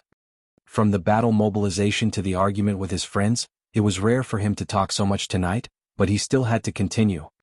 He rubbed his somewhat dry throat and asked. Everyone looked at Gu Shifeng at the same time. This young man with delicate features was the electronics technician of Group 7. These few days the training in the military camp had been arranged by him. Gu Shifeng adjusted her crooked military cap and looked at Su Lu as she replied, reporting to Supervisor, I once did a secret mission for the Bureau of Proclamation. The installation of the electronic equipment may seem troublesome, but it can be broken down into a clear isolation process. During the training, I've already divided the recruits into 6 groups for teaching. All they need to do is to repeat some monotonous laying techniques. If the Bureau of Proclamation officials can meet up with us on the planet, there shouldn't be a problem after a few days of intensive training. Su Lu then looked at Xiong Linquan. Xiong Linquan said in a low voice, their physical condition is very bad now. The past 10 days have been too rough, and the acidic substances accumulated in their muscle fibers are too strong. Although they have taken a lot of medicine, they can't digest it in a short time. However, if they can have 5 days of buffer time on the warship, then I can guarantee that when we arrive at Planet 163, these old soldiers will be in their best condition. Bai Yulan softly interjected, right now the space channel is too dense. Even if it's an emergency military mission, it will take at least 5 days to get to Planet 163 from the main planet. Su Lu silently and quickly flipped through the electronic manual. In the end, he raised his head and glanced at Ho Xiandong, the medical officer of Group 7. Ho Xiandong laughed self-deprecatingly and said, the Westwoods has used up all of the stimulants, but it won't be difficult to replenish them. Actually, the quality of these old soldiers is a bit beyond my expectations. Probably because their families are too rich, their bodies that look like they've been drained by alcohol, and women are actually very healthy. It's just that they look a bit miserable. As for Yan Bingyan and those bodybuilders, they're so healthy that it makes one's hair stand on end. Right, they'll probably be dead drunk tonight, but it shouldn't be a big problem. Su Lu and everyone else laughed. He looked at the haggard and tired faces of his subordinates beside him and knew that they had worked extremely hard these past few days. A faint sense of guilt rose in his heart. If it weren't for his background as a supervisor, the Federation government wouldn't have chosen Group 7 to do this extremely troublesome mission. While feeling guilty, he also felt extremely proud. Looking at these tanned and determined faces, he was very proud that his battle companions were the most professional group of people on the battlefield. Lan Xiaolong took a deep drag on his cigarette, threw it to the ground and stepped on it to catch his breath. He looked at Su Lu and said with a shrug, in order to let these young masters survive, we've done everything we can. What happens on the battlefield is something that we can't control. Just do your best, don't be too stressed. I don't feel any pressure. Life and death on the battlefield is the fairest. Sulu lowered his head and took a deep breath of the slightly hot smoke. He said with a hoarse voice, just like what Master Schiller said in that traveling swordsman's play, no matter how many eggs are used, each will kick the rice. Lan Xiaolong shrugged and said with disgust, I hated that play the most, especially after the male lead was kicked by his junior sister. I sulked in my bed for 2 days and 2 nights, feeling so bitter that my whole body felt uncomfortable. Sulu looked at him and thought of how he felt when he watched that play when he was young. He thought of those sour eyes that belonged to youth and couldn't help but feel like he knew Xiong Linquan well. But compared to the life and death of the artillery fire in the West Woods, those sour feelings were actually so young and inexperienced. Rest early, we're leaving tomorrow. Sulu patted Xiong Linquan's broad shoulder and said, Our Group 7 can't live so sullenly on the battlefield. The crowd dispersed and the auditorium fell silent. There were old soldiers who were drunk in life and dreaming of death, members of Group 7 who were sleeping on their pillows, people who were quietly sitting by the window and carefully wiping their knives and bayonets, and people who were under the stars in the sky. Sulu looked at the dazzling curtain of stars in the night sky and blinked his left eye. He said to the old man in his heart with a smile, I'm going to plant the seeds for you. Then he saw the word thank you with his left eye. There was a shiny cobblestone that was washed by the river and shattered into pieces. It was like the most famous spicy hot pot in the capital special district. It was heartbreaking and painful. Then more stones were shattered into pieces. The yellow sand and black soil in front of the temporary bulletproof pit jumped up and sputtered sorrowfully. It sprayed on people's bodies and covered them with a thin but scorching layer. Shi Peng's fingers pinched hard on the soil mixed with blood in front of him and quickly and helplessly gasped for breath. Through the transparent helmet in front of him, he looked at the dense white lines of bullet marks above his head and listened to the sharp screeching sound. His whole body was completely stiff. Although his body was full of strength, there was no way for him to use his nervous system to command his bones and muscles to make the correct response. A second ago, his comrade beside him was hit by a few bullets from the Empire. Blood spurted into a beautiful straight line. At that moment, Shi Peng turned his head in shock and found that, just like in the movies, his comrade's heavy body was hit by a few high-speed bullets and flew back at a high speed. It was like a bag of flour that was hit by a heavy blow and then began to spray flour. Was this a real battlefield? Shi Peng buried his head in the soil and trembled in fear. His eyes began to gradually disperse. He did not see his comrade holding a Qian machine gun and counterattacking with flames, nor did he hear what a veteran was roaring angrily not far away. He could only hear the dense roar of the Empire's guns and cannons. He could only see the churning and sputtering soil in front of him from time to time. He could only see the terrifying and disgusting color of human blood in the soil. After all, he had learned some things from the military camp when he was in that shady 83-84 unit in the Harbor City Garrison Guard District. In the 10 days before he came to this planet, he was tortured by those ruthless mercenaries and was forced to learn even more countermeasures on the battlefield. As the only male in the family of the Deputy Speaker of the Federation, he was without a doubt a real first-rate rich kid. In the prosperous capital ring, in the bizarre world of senses, he had seen blood, drugs, and even death. However, when he came to the front line of the West Woods, he realized that what he had seen before was fake. Between the whistling bullets and the smoke, he was a little absent-minded. He had completely forgotten the tactical manuals that he had learned. He only knew that he was as stiff as a piece of wood and as cowardly as an ostrich under the fortification, not daring to raise his head at all. Wiping the blood on his face with the most careful movements, he looked at half of his finger that was only 10 centimeters away from his lips. Breathing in the scorching air, he suddenly had the urge to vomit. W3 Team, retreat at full speed. A voice sounded in the field infantry communication system. At this moment, on the battlefield that was full of bullets and whistles, this voice was so clear and calm. It was so calm that there was a sense of indifference to life and death. It was like a young lady in a top club in the capital special zone, using an indifferent tone to evaluate the bloody wild beef in front of her. Inside the Silan military camp, Shi Peng and many others were already incomparably familiar with this voice. It was because this voice had once made them roll on piles of shit, blister all over under the scorching sun, and gave them endless humiliation and torment. But at this moment, this voice in their ears was as pleasant as the music that floated from the sky. Yes, W3 Team. In the face of the parallel fire of the Imperium's light armored troops, W3 Team had the best chance of survival by retreating in 2 flanks. Shi Peng felt that she was awakened from a nightmare by this voice. Her right hand trembled as she pried open the broken finger in front of her and found her gun from the foamy dust. After a few rapid breaths, she suddenly turned around and ran to the back of the camp. The gunshots sounded behind her, louder and clearer than the beating of her heart. With a pale face, Peng ran desperately like a rabbit and crossed a gentle slope behind the simple fortification. With a bang, she fell heavily into the muddy water. The dirty muddy water flowed down from the infantry's helmet and blocked his vision. She desperately wiped the muddy water off her helmet, but she could only vaguely see the smoke around her. She did not know where to go at all. In an instant, a feeling of despair rushed into her chest, making her legs feel like they were filled with lead. She increasingly felt that the gunshots of the Imperium behind her were like countless rapid, life-threatening drumbeats. She stood at the bottom of the gentle slope in a daze. She seemed to hear the sound of the Imperium's armored vehicles around her, and then she heard a whooshing sound. A palm slapped her hard on the cheek, creating a clear and crisp sound through the hard helmet. Peng was heavily knocked to the ground. Almost at the same time, an Imperium's light-guided rocket flew over with a whoosh and burst into flames in front of her. She looked back in shock. Sulu, whose face was full of smoke and dust, panted and said, "Show us the map and retreat to the red dot." Chapter 449. In order to win the space war with the Federation for the past 70 years, His Majesty had not hesitated to incite internal strife, squeezing productivity to the extreme, ignoring the 7 long years of interstellar travel, and continuously sending a huge amount of manpower and material resources, millions of Imperial soldiers and hundreds of millions of tons of supplies, to the front line of the West Woods. Despite such great determination and courage, the Imperial Expeditionary Force still could not achieve a decent victory.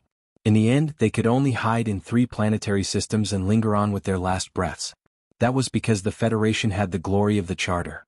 With the multi-layer surveillance network everywhere, the Federation could control all the military operations of the Imperial Expeditionary Force.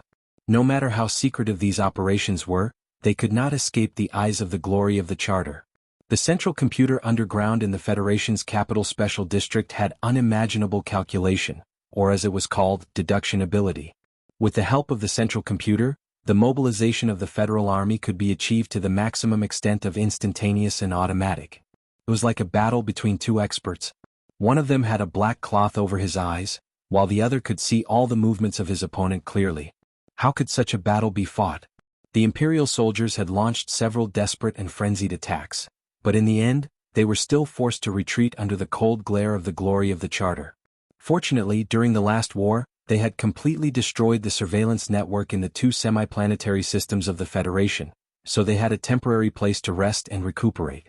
These 2 semi-planetary systems were the 3,320 planetary systems, the 163 planetary systems, and half of the 5,460 planetary systems. The war that broke out at the end of the 1960s of the constitutional calendar was a huge military operation named Victory. The strategic goal that had to be achieved was to drive the invaders of the Empire away from the 2.5 planets that they had occupied for decades. In order to achieve this strategic goal, and to reduce the terrifying investment of military resources and the number of deaths of soldiers as much as possible, the first thing that the Federation military authorities had to do was, of course, without a doubt, to reconstruct the heavy surveillance network so that the glory of the Charter could shine through the darkness at the edge of the West Woods again, so that the Imperial Expeditionary Force hiding on the 3 planets would become a black spot that was not new under the sun. There was nowhere to hide and nowhere to run. Since the flames of war ignited on the 5,460 planetary system, the federal military began to speed up the pace of reconstructing the Charter network. Countless highly sensitive self-changing orbit satellites were released into space by warships, and countless miniature electronic positioning devices were scattered in the grasslands, forests, and oceans. However, in the decades of war, millions of Imperial soldiers had died because of the glory of the Charter. The Imperial Expeditionary Force had always been extremely vigilant against the Federation's electronic surveillance network. How could they allow the Federal Army to reconstruct the network right under their noses? It was like countless chains strangling their throats. On the basis of the lack of fleets and long-range missiles, the Imperial armies developed powerful anti-surveillance methods and concealment technologies to counter the highly sensitive satellites. They also mastered the method to find and destroy those miniature electronic positioning devices in an extremely short amount of time. Therefore, the federal military needed to lay out the low-frequency band network on the ground, and this required a large number of ground engineering units to complete. In order to avoid the intensive electronic surveillance of the imperial armies and avoid the unreasonable and crazy destruction of the newly laid surveillance network by the enemy, the ground engineering units could not even mobilize heavy armored units, let alone eye-catching mechas. Before the Federation's main forces landed on the surface of the planet, there were already many such engineering units that took great risks and quietly snuck in. The 7th Team of the Shell Motor Company was one of the inconspicuous units. The 7th Combat Team was not very lucky. After arriving at Planet 163, they immediately threw themselves into the work of repairing the glory of the Charter. Today was the first time they carried out the task of laying out the surveillance network. Temporarily under the jurisdiction of the 3rd Battle Area Command in the West Woods, they left the temporary air transport transfer point in the morning and spent half a day hurriedly completing the installation of the equipment in the designated area. However, no one would have thought that on the way back, less than 10 kilometers away from the light battleship pickup point, they unluckily encountered an Imperial Expeditionary Force patrol unit. The encounter was a coincidence. Presumably, the Imperial Patrol Unit also did not expect to encounter a group of sneaky Federation people in this beautiful landscape. It was already very unlucky to encounter the enemy on the way back from their first mission. However, the 7th Combat Team was even more unlucky because the Imperial Patrol Unit they encountered was actually a light armored unit. Bullets whizzed past the top of his head. Sulu held a standard precision gun with both hands and leaned his back against the simple fortification above the gentle slope.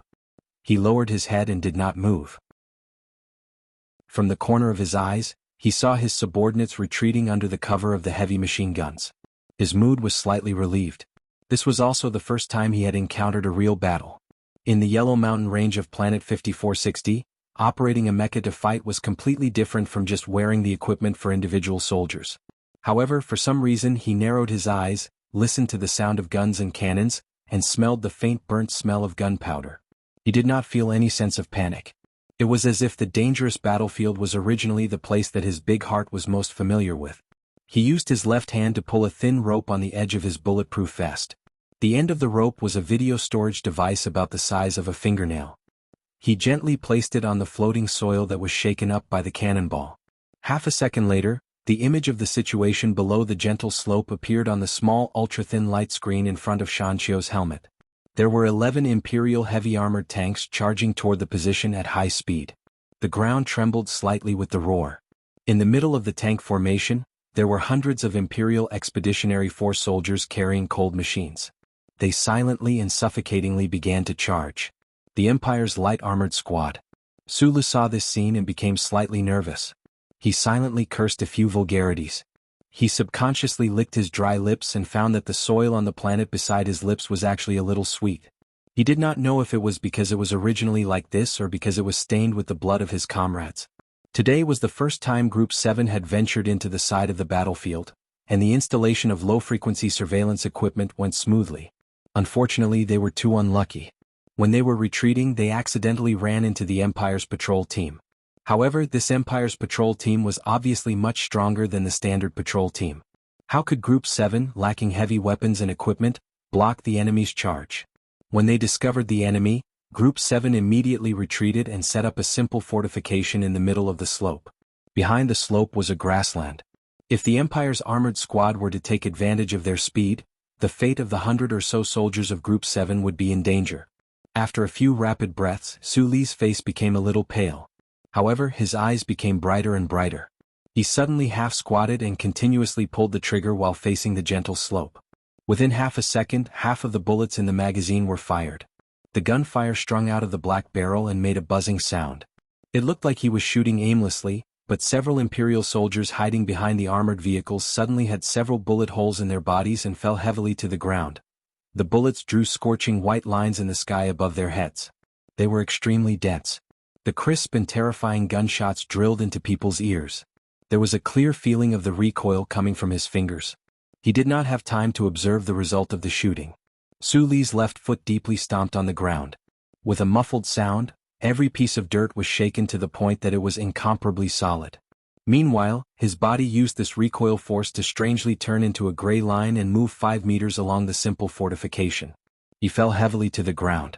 Almost at the same time, an Imperial armored vehicle's machine gun roared and began to fire at the patch of dirt he was originally on. A dense rain of bullets came whistling and directly turned that patch of dirt into a swamp. At that moment, if Sulu had hesitated for a moment, if he was excited by the results of the battle and proud of the shooting ability he had learned from Magnolia, he would probably have become a corpse by now. Even if he was wearing the latest soft ceramic bulletproof vest developed by the Federation, under the bombardment of the Imperial armored vehicle's machine gun, only one of his limbs would have been torn apart. Every pair of muscle fibers was extremely tight. Powerful strength filled every corner of his body. With a pale face and bright eyes, Sulu dragged the machine with his right hand and moved at an unbelievable speed above the gentle slope. He was like a shadow. The Imperial soldiers below could not determine his position at all. Behind a large rock on the western side of the gentle slope, Sulu wiped the sweat and dust from his face and curled his body into a ball. A few meaningless bullets on the battlefield had just hit the rock beside him and splashed out a few sparks.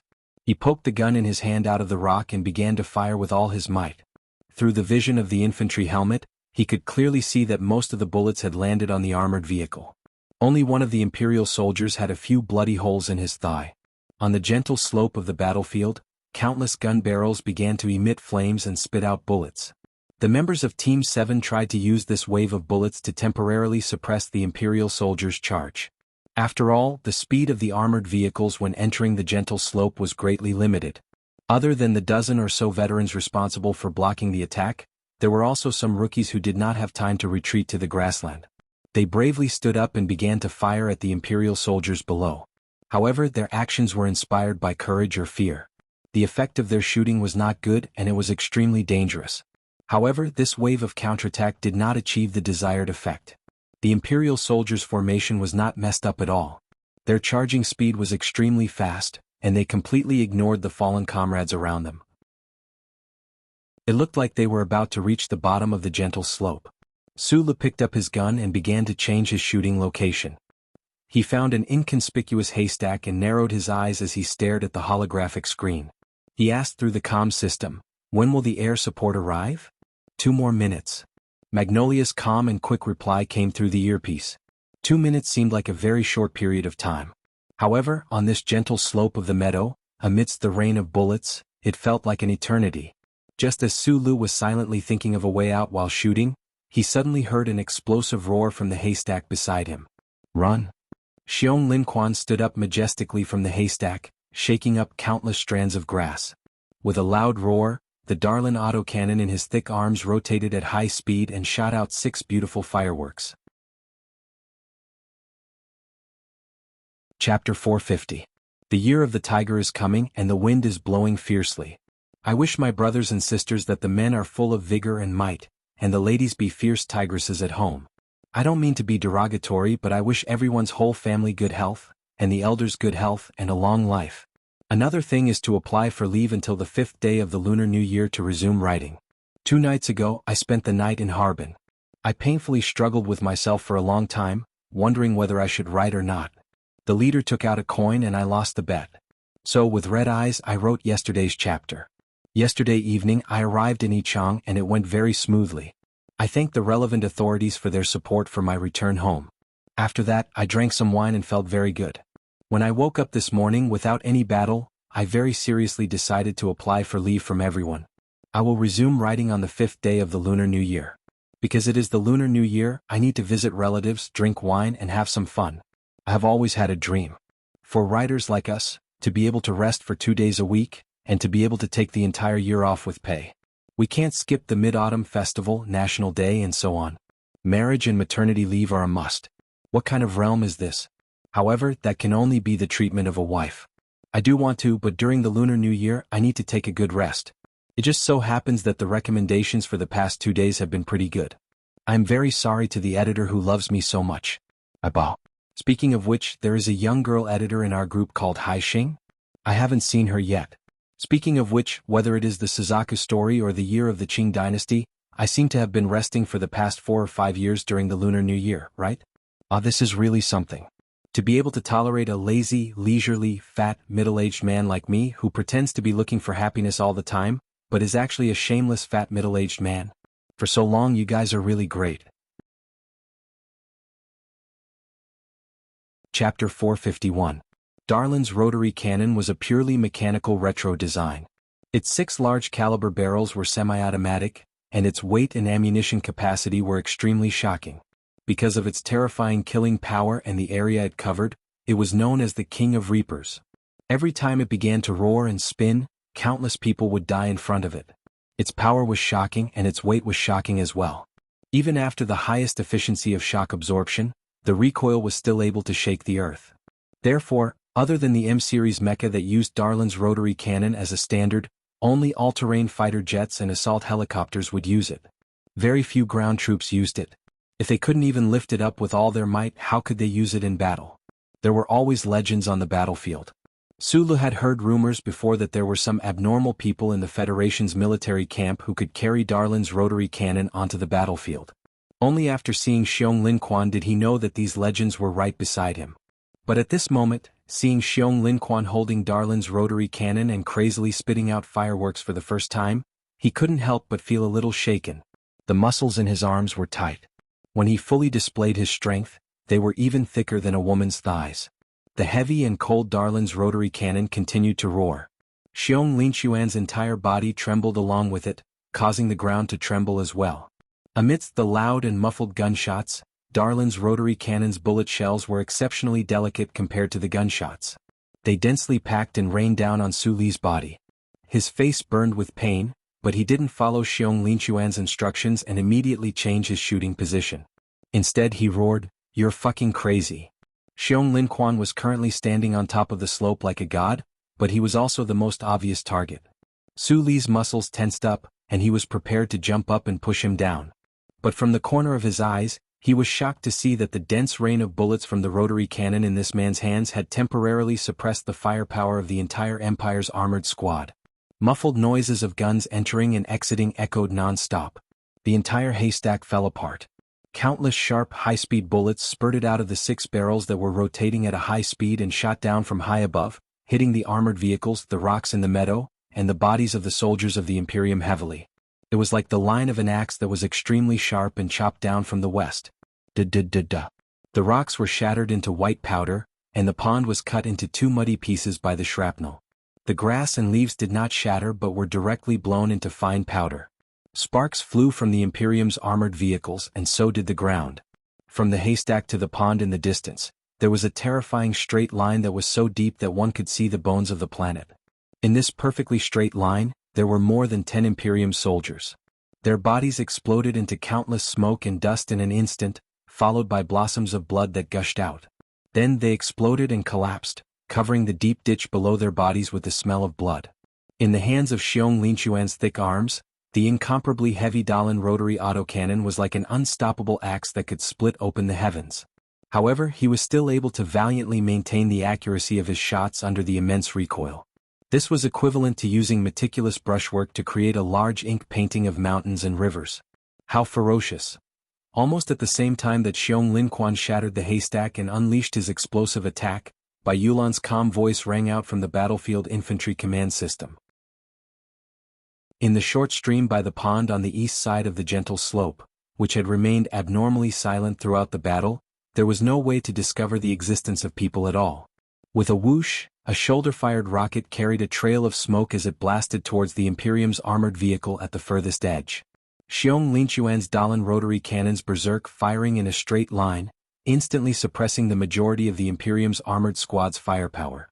Those high-speed shrapnel rained down on the armored vehicles like a torrential rain. The crisp sounds of the shrapnel ringing out were actually shocking to the Imperium soldiers within the armored vehicles to the point where they didn't dare to raise their heads, forgetting to counterattack. Only the few armored vehicles at the furthest east were outside of the attack range. They were currently calibrating their cannons at high speed, and this silent rocket that seemed to have come from nowhere was precisely aimed at them. That rocket accurately and fiercely struck the armored vehicle, but the officers within the Imperium's armored vehicle coldly continued with their operations. This was because they firmly believed that if the Federation's standard rocket couldn't penetrate the armor and strike the vehicle's engine, then there was no way it could deal fatal damage to themselves. However, what shocked most of the people on and around the gentle slope was that not only did that rocket not destroy this armored vehicle, it didn't even explode. It was like a delicate little knife that was stabbed into the deep fertile plains, nailed into the armored vehicle's outer shell. It was so strangely silent. About 20 meters away from the short stream by the pond, The dust-covered Gu Shifeng narrowed her eyes. Amidst the smoke and dust, she stared at that proud Imperium's armored vehicle. Her fingers quickly jumped and pressed on the electric contact device beside her, as if she was dancing or playing the piano.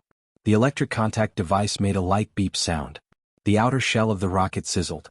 Metal shrapnel flew into the air. One could vaguely make out some type of device that was quickly shaving off the armored vehicle's outer shell like peeling a potato. Immediately afterwards, the rocket's core separated, and the second-level engine at the rear reactivated. With a muffled crack sound, it actually drilled a hole into the Imperium's armored vehicle and then drilled in. Amidst the hail of bullets and the ear-piercing noise, the quagmire seemed to have become quiet for an instant. A muffled noise sounded. The interior of the Imperium's armored vehicle exploded. It was fiercely shaken off the ground, but after just a short distance, it fell down heavily again. It was like a fragile, dark-colored cardboard box, twisted and deformed by the destructive force within. It was incredibly wretched. Countless strands of light pink smoke poured out from the cracks of this armored vehicle. The Imperium soldier inside should have been completely dead. The previously swaggering vehicle could no longer move, and it died on the spot. At this time, Gu Shifeng had already carefully crawled back under the cover of the hail of bullets from his comrades. His entire body was covered in mud, and he had long blended in with the ground beside the quagmire. Only his fingers were still rapidly operating the area's electric control system. The enemy was too sudden, and the time to set up the defense was too short. He had to use infrared methods to detonate the devices his comrades had hurriedly set up. As he crawled, explosions sounded behind him. A cloud of smoke rose up like a cute mushroom.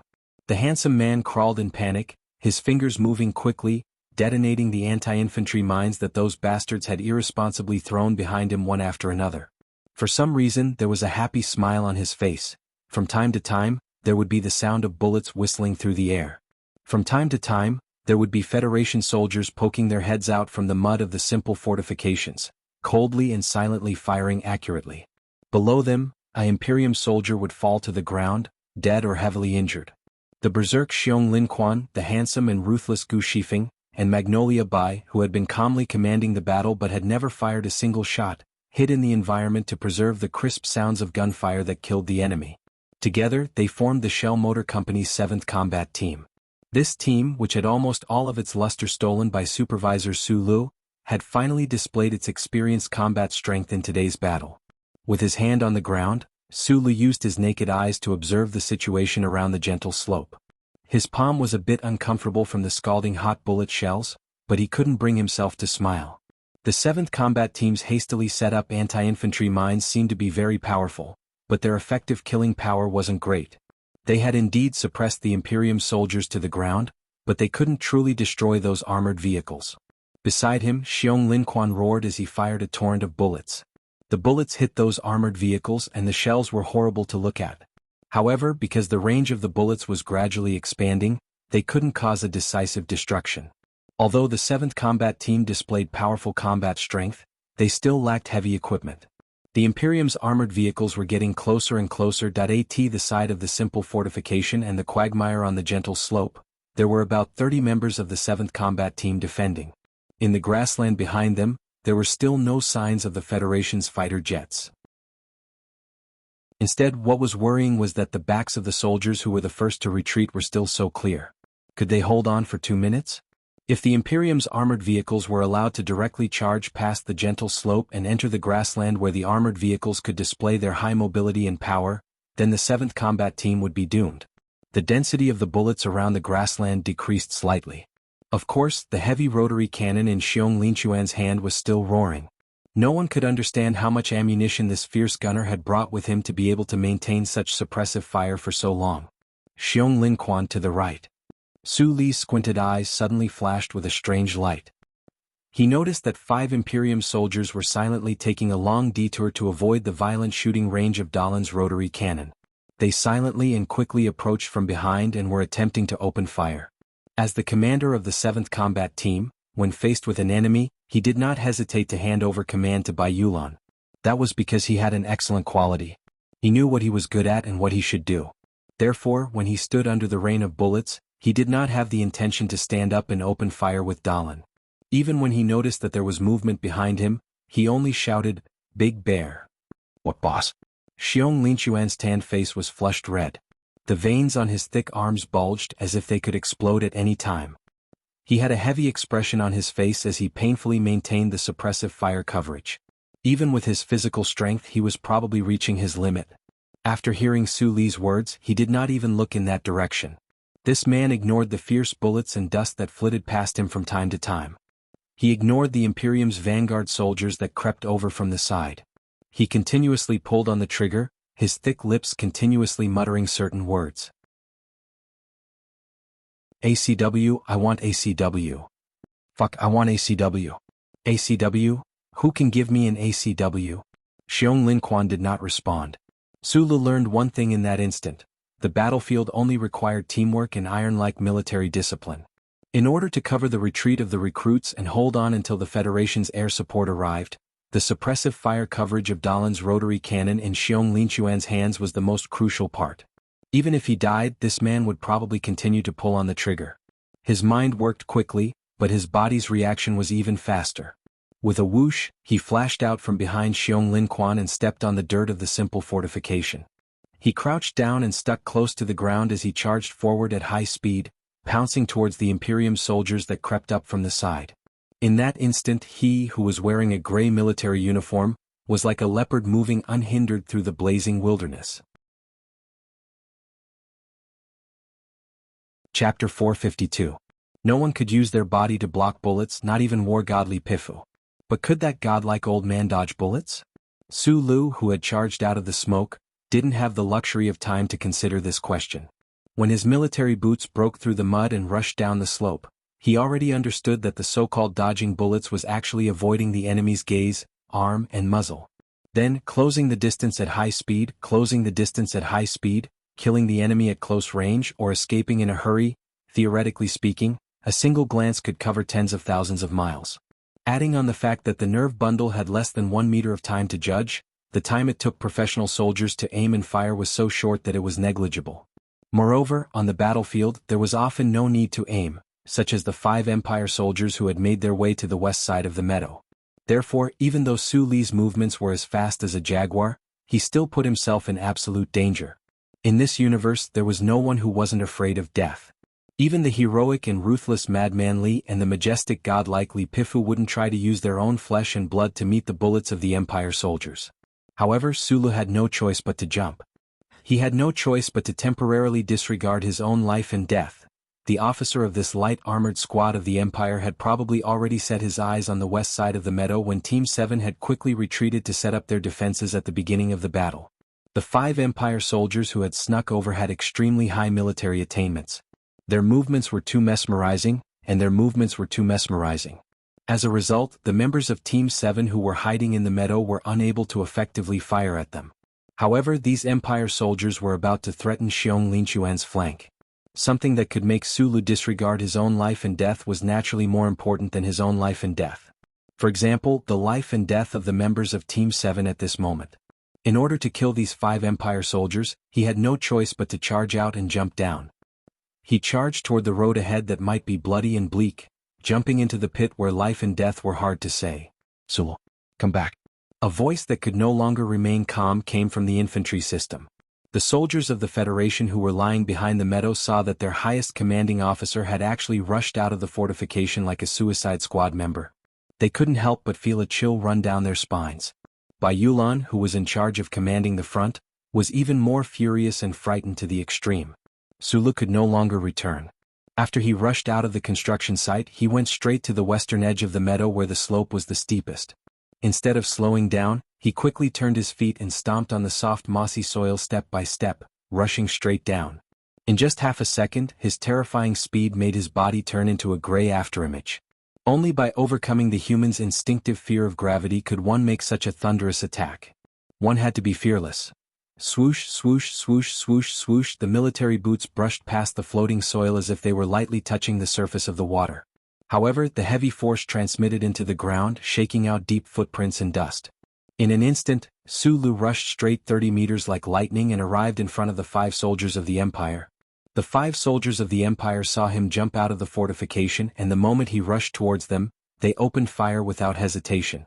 Bullets rained down, but in the end they were still a bit too slow. This was because they didn't expect that the Federation officer, who was either brave or stupid, could actually rush so fiercely and so quickly. While he was still in midair, the Qian light rifle in Su Li's hand had already sprayed out countless sparks. He didn't care about optical precision at all. He just swung his right arm wide, like a big knife chopping down, causing the bullets to fall in an arc within 20 meters in front of him. Amidst the dense sound of bullets falling, the shooting of the soldiers of the Empire was suppressed to the point that it was slightly chaotic. One of the soldiers of the Empire was knocked back with a muffled sound. 7 to 8 bullet holes appeared on the thick bulletproof vest on his body, giving off white smoke. Almost at the same time, Sulu had already rushed in front of this person. The light gray figure of Sulu was actually not much slower than the bullets. At close range, the pale-faced Sulu smashed down with his fist, smashing into the soldier of the Empire whose face was full of fear. He smashed into the soldier's roar of despair, smashed into the soldier's finger that was trying to pull the trigger in desperation, smashed into the soldier's hard brow bone, and smashed into the soldier's hard brow bone, smashed into the soldier's body, and smashed into the soldier's body. With a muffled thud, this soldier of the Empire instantly collapsed on the wet ground like a piece of wood. He didn't even twitch. The moment the first soldier of the Empire collapsed, Su Li's narrowed eyes, which were as bright as jade but tinged with a hint of blood red. The Qian light rifle in his right hand swept horizontally, spraying out all the remaining bullets. Puff puff puff puff. Bullets flew across the swamp below the meadow. It was unknown whether this hail of bullets had hit the remaining 4 soldiers of the Empire. However, Sulu didn't consider this. His body under the dark military uniform was constantly trembling, and his speed was unfathomable like a shadow. He killed his way to the nearest soldier of the Empire. The Qian, which was already out of bullets, let out a crisp sound and knocked away the soldier's gun. The 10 postures that he had painstakingly practiced since he was young turned into an animal's instinct at this moment. He attacked like lightning, and the triangular handle of the Qian light rifle fiercely pierced the soldier's throat. Su Li's legs trembled, and the military pants around his thighs were torn apart at a speed visible to the naked eye. He swept to the other side, and his left hand shot out like a super-strong hydraulic spring arm, supporting the back elbow of the 3rd soldier of the Empire. Ta-ta-ta-ta. The bullets fired by this soldier's machine brushed past Su Li's cheek, and the gunfire soared into the sky above the meadow. The pale-faced Sulu got close to the other's body, and his knee struck the other's weak lower abdomen. Amidst the cracking sounds, there was no telling how many of the soldier's bones were shattered. He slid to the ground like a broken puppet, but Sulu grabbed his collar and helped him block a few bullets that were shot from the side. Su Li's left hand took out the V12 pistol from his waist, and with a bang shot a bloody hole between the 3rd soldier's eyebrows. At the same time, he let out a muffled groan, rolled on the ground, and entangled the 4th soldier like a wisp of smoke, and struck him with his elbow. With another bang, this soldier's head and neck were strangely and terrifyingly twisted. His unfocused eyes carried a trace of fear and disbelief, and he died just like that. Charging down the meadow, he smashed one person to death with his fist, cut another person's throat with his machine gun horizontally, shot another person between the eyebrows with his pistol, and killed another person with a back elbow strike. All of this happened in a short second. The crossfire on the meadow continued, and Sulu had already killed 4 people. His face was mixed with mud and the enemy's blood, and his body was a bit cold. Like a wisp of smoke, like a leopard, he had already pushed his speed to the limit. The bulletproof vest on his body had also suffered several dangerous bullets, but at this moment for the first time he felt the cold and the approach of death. Because he saw the black hole of a gun and the shocked and murderous face of a soldier from the Empire. The last soldier of the Empire, under such a ridiculous and terrifying battlefield situation, still maintained an absolutely clear head, displaying the valiant military discipline of the Empire. From the moment Sulu killed his first comrade, he began to pull away from the periphery. At this moment, there was already a distance of 10 meters between Sulu and the last soldier of the Empire. This was a fatal distance of 10 meters. Sulu had previously pounced down like a god, but after all he was not a real god. He was just a mortal with some strange power. At this moment he was not exhausted, and when he wanted to jump up and kill the last person he could not compete with the speed of the bullet that was about to be shot from the muzzle of the enemy. The word "give up" was not in Su Li's life creed. His face instantly became paler and his eyes became brighter. His body bounced up from the ground and with a whoosh he pounced over. However, in such a short time he could still clearly see that the finger of the enemy that was holding the trigger was slightly white. Was it because the enemy had already begun to use force? When facing death, many people would think of many things such as the beautiful childhood, the green grass by the river, the first woman they fell in love with, the first warm bed they slept on, the first money they earned. At this moment, Sulu was just a little absent-minded, a little regretful that he did not have time to look back at his history. His history was indeed quite exciting. The crisp sound of the gunshot was so clear amidst the dense gunfire. His body suddenly shook and fell to the ground. However, what shocked him was that the fatal shot of the Empire soldier did not hit his face, which was not protected by a single soldier's helmet. Instead, it hit his body. The reason was very simple. The moment the Empire soldier pulled the trigger, 2 bullets were shot from a distance and entered his head one after another. This person was so focused on distancing himself from Sulu that he did not notice that his body was finally exposed to the muzzle of the Federation soldier's gun. The Empire soldier fell to the side of the pond with a loud crash. Blood gushed out from his throat and between his eyebrows. His body twitched slightly and then he could no longer move.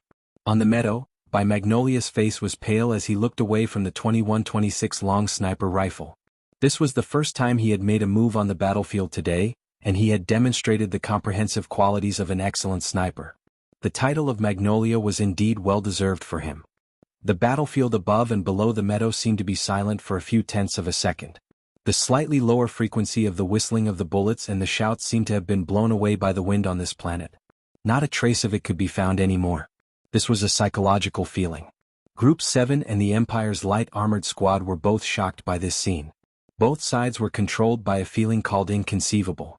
The 5 Empire soldiers who were hiding on the west side of the meadow were all killed in a short encounter. All of this happened too fast.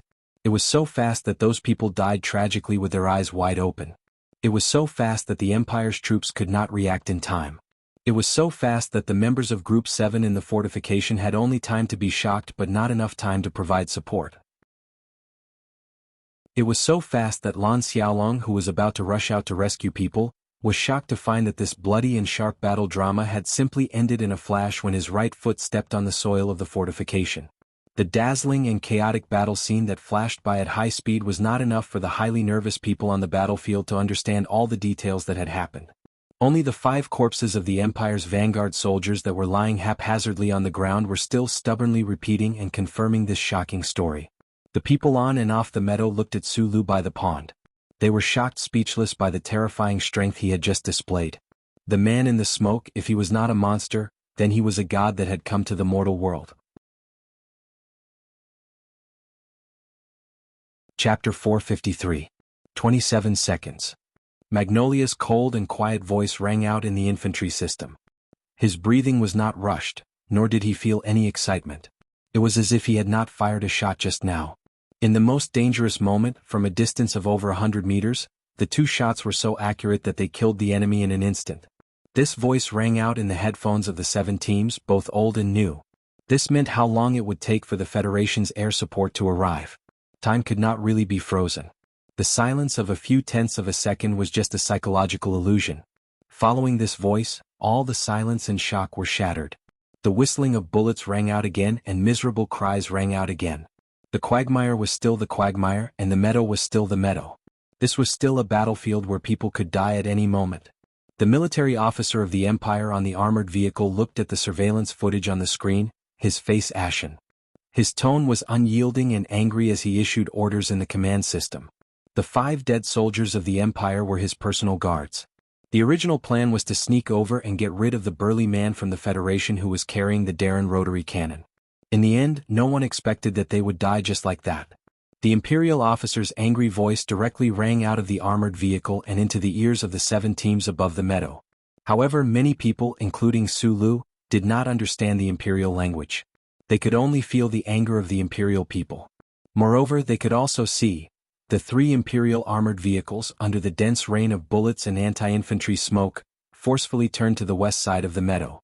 It seemed that the Imperial people, in their madness, were prepared to use 1/3 of their powerful firepower to overturn the thin western defensive line that only had Xiong Linquan and Sulu. Hearing the heavy metal components and the sound of tracks tearing the ground, Sulu, who had just escaped with his life, immediately became even paler. "Boss, run!" Xiong Linquan's panicked roar came from the meadow behind him. The Darren rotary autocannon in the hands of this burly man had already used up all of its bullets. His determination to retreat was not any weaker than his previous bravery. Looking down at the Empire's armored vehicles that were turning around to shoot, he shamelessly and resolutely transformed into a streak of gray light. He completely ignored Sulu, who was in front of the camp, and madly ran away like a bolt of lightning towards the distance. A chill rushed into Suli's mind from the back of his waist, like thousands of needles pricking his scalp. After a moment of shock, he sprinted towards the meadow. Multiple explosions rang out in front of and behind him, and the boiling soil was tossed into the air. Panting heavily, Sulu subconsciously made tactical evasive movements, evading the crazy firepower of the Empire soldiers behind him. Looking at Xiong Linquan fleeing like a fat rabbit, he could not bring himself to laugh at all. He could only think that this bastard actually dared to run before him. The high-speed bullets whizzed past behind him, and the soft ceramic bulletproof vest on his body had countless wounds. Sulu felt as if all the bones in his body had been broken, but he couldn't help but thank God for giving him the strong vitality and luck of a crustacean. Even with so many bullets, not a single one had hit his head. Flipping over the meadow, he ran to his heart's content. In just an instant he had caught up to Xiong Linquan, who was already in an extremely sorry state. Xiong Linquan had used the Darlin rotary cannon to suppress the Empire's firepower for dozens of seconds. His entire physical strength had long been exhausted, but for some reason, even in the face of the fierce pursuit of the Empire's firepower, he was still unwilling to throw away the incomparably heavy gun in his hands. Sulu could vaguely understand what Xiong was thinking. Wiping the dirt off his face, he coughed and shouted, "Give it to me." Xiong Linquan did not react. Sulu snatched the heavy Darlin rotary cannon and continued to run out of the smoke, but the footprints he left behind were even deeper than before. 19 seconds. Magnolia's voice sounded in his earpiece again. Amidst the artillery fire that filled the sky, Suli's left hand held the heavy machine gun, and his right hand had already grabbed the exhausted Xiong Linquan's neck.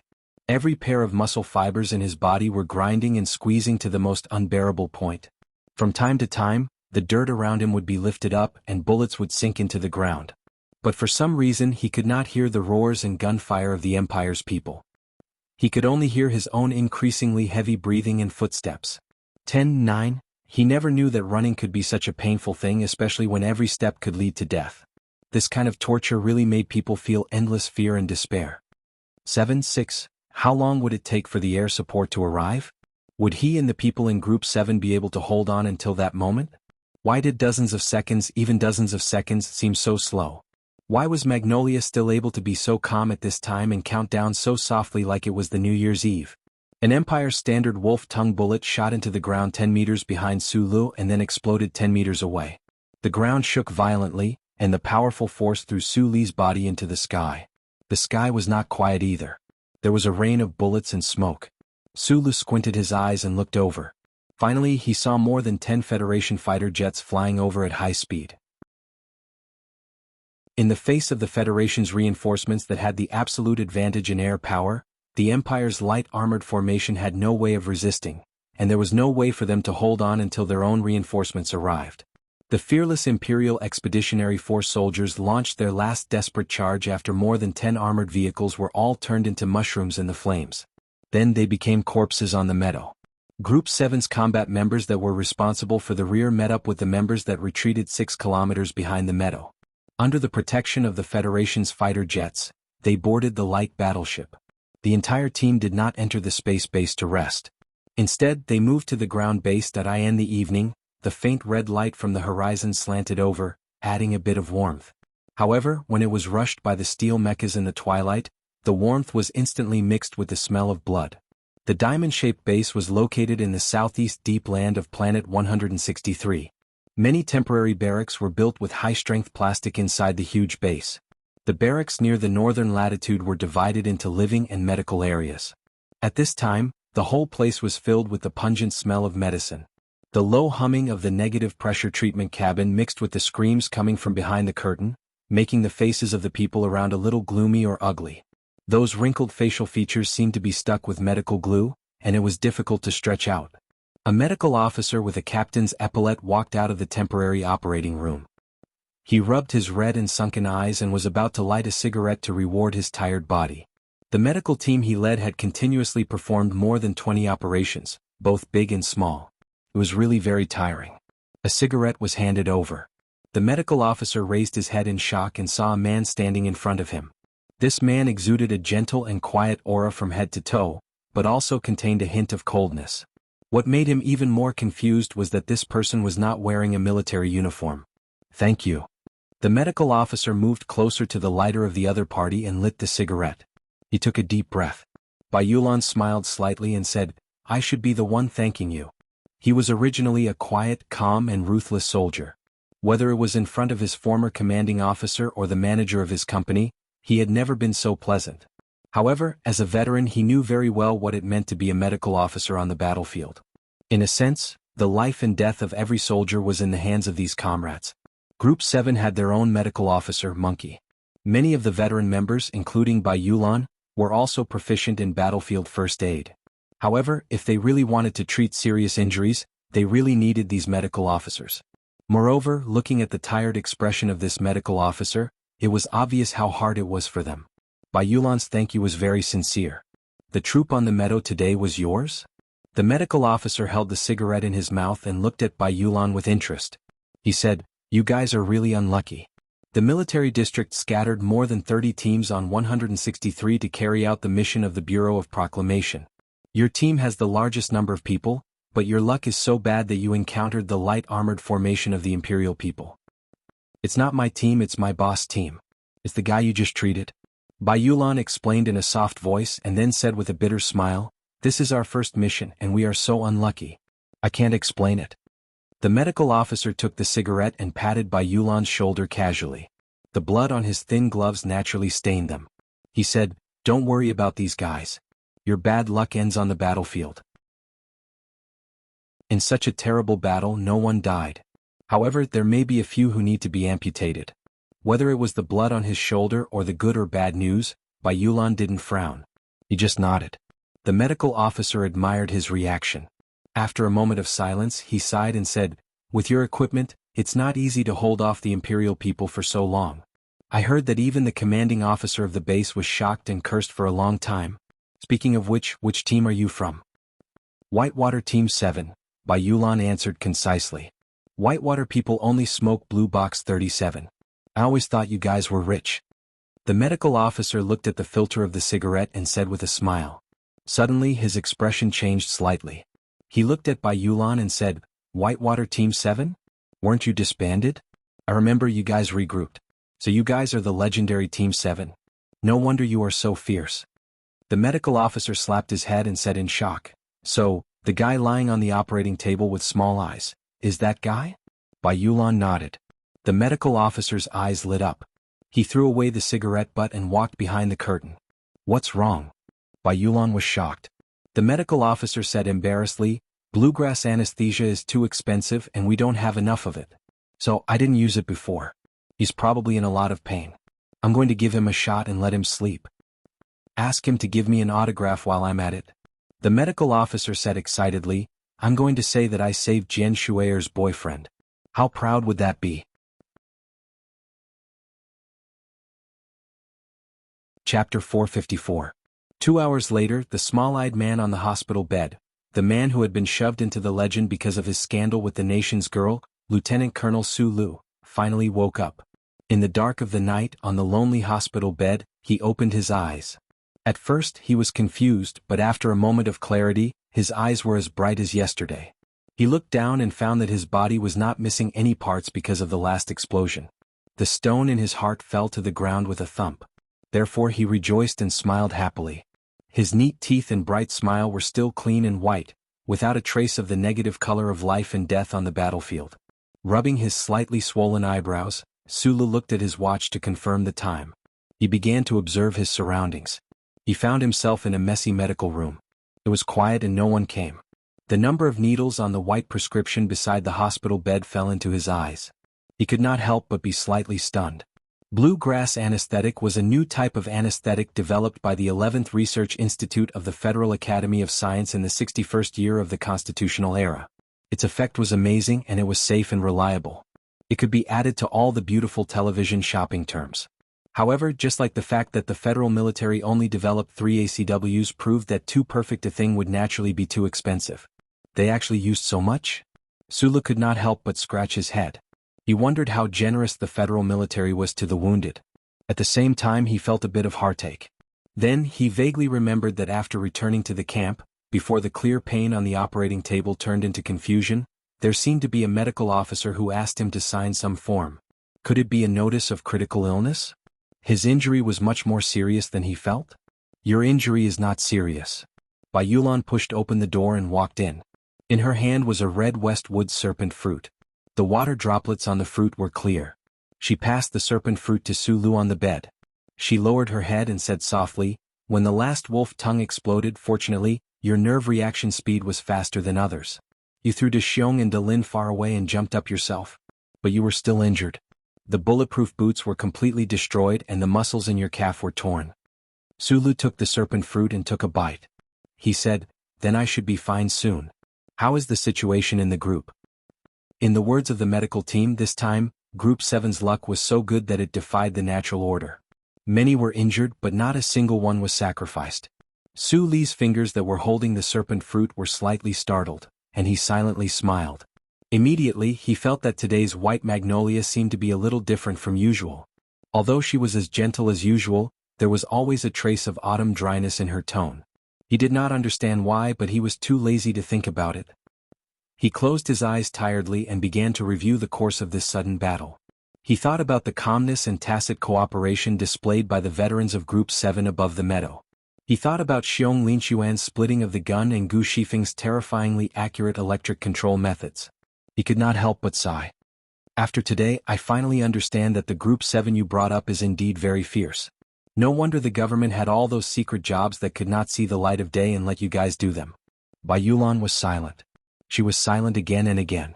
Finally, she broke the silence and said to Su Lu in an extremely serious tone, "I don't want what happened on the battlefield today to happen again. Is this an order?" Su Lu opened his eyes. It was rare to hear a maid or secretary speak in such a tone. He could not help but feel that it was somewhat interesting. There are 18 veterans in Group 7 including me. They are all people with experience and ability on the battlefield. Lan Xiaolong is also a wastrel. Boss, in the future you need to learn to trust us on the battlefield. Although the Empire's light armored squad is indeed a little troublesome, we can still handle it. What is required on the battlefield is teamwork and teamwork. It is impossible to expect you to jump out and wear your underwear to play the role of a superhero every time there is a battle. You are a human, not a mecha. Any stray bullet could have taken your life. The fact that you were able to survive today only shows that you were lucky. Su Lu scratched his head again. He thought to himself that the superhero character in Master Schiller's early dramas was clearly not human. How could he be so fierce? Bai Yulan continued, "Furthermore, since you temporarily gave me the command authority, you had to listen to my orders. Before I gave you clear instructions you jumped out. This kind of personal heroism, other than being able to kill people and give the cameraman of the Venus documentary film studio a source of excitement, has no other use." Sulu was silent for a moment. Then he smiled and said, "But in fact, you and I both know that in the situation at that time, there was no other way except for me to jump out. You and I know that you will never be able to order me to jump out, so I had to jump out myself." Bai Yulan was silent again. She used her fingers to tidy up the fluttering hair on her forehead. "I know myself very well. I am only suitable to be a small soldier." Sulu looked at her and said seriously, "Group 7 has more than 100 people. If I want more people to return alive, I can only trust your command, but you must also treat me as an ordinary soldier and command me." Bai Yulan shook her head and said with an unquestionable tone, "No. You will be a teacher, a general, or even a marshal in the future. You must learn to command on the battlefield and have the courage to do so." Sulu knew what to say. He silently placed the serpent fruit on the bedside table. Commanding on the battlefield may be an art, but in many specific combat situations, commanding was the art of killing. Not only did one have to kill the enemy, but they also had to kill one's own people and let one's subordinates carry out certain death missions. And this was a mentality that he could understand, but it was difficult for him to achieve. The base, which had been silent for a long time, suddenly erupted with loud cheers. Sulu looked at Bai Yulan with a puzzled expression. Bai Yulan took out a red serpent fruit from somewhere and wiped it with a snow-white handkerchief. She softly explained, "Just now, everyone in the base was watching the live broadcast of the battle on the Federation's news channel." "Where is it from?" Sulu asked. 5460. Bai Yulan said, 2 hours ago, 5 mechanists began to attack Glacier Stronghold in the northern hemisphere. Judging from the cheers, they probably made a decisive breakthrough. Then, she added in a serious tone, the main vanguard is Du Shaoqing's Iron 7th Division. Sulu opened his mouth slightly and sighed in disbelief. They even dare to broadcast a military operation live? Those big shots in the Department of Defense are too confident in Du Shaoqing. Do they really think that this person will never lose? In fact, the Iron 7th Division has already fought 6 tough battles and won all of them, Bai Yulan replied. Sulu was silent. He thought of the conversation with Bai Yulan and the so-called art of commanding. He naturally thought of Commander Du Shaoqing, who always wore sunglasses and dared to treat the lives of soldiers as numbers. However, the soldiers under this person were also willing to do those boring numbers for him. This was the terrifying part about him. Many people in the army knew about the rumors of Zhong Laohu suppressing Du Shaoqing. Not long after the war with the dynasty started, 2 generals from the West Woods military were severely punished by the Department of Defense for not being able to reinforce the Iron 7th Division in time. This only added to the authenticity of the rumors. Most of the Federation's main forces attacking the 3 fallen planets were from the West Woods military. More than 80% of the soldiers in the rhombus-shaped base on Planet 163 were from the West Woods. Naturally, they did not have a good impression of Du Shaoqing and his Iron 7th Division. However, they were all soldiers of the Federation after all. Watching the live broadcast of the first military operation in history, watching the inexplicably exciting battle scenes, watching their compatriots crush the defense line the dynasty had set up in the dangerous glaciers inch by inch, they still cheered for each other from the bottom of their hearts. The light screen gradually turned dark. The soldiers of the Federation discussed excitedly before they returned to their own barracks and began to prepare for the battle that might come tomorrow morning, or perhaps later at night. Outside the barracks in the southwest corner, the 100 old soldiers from the 7th Division found it difficult to immerse themselves in such a crude and simple emotional reaction. They looked ahead with complicated gazes at the veterans who were talking and laughing, and subconsciously looked at their wounded troops and the boxes of biological materials wrapped in them.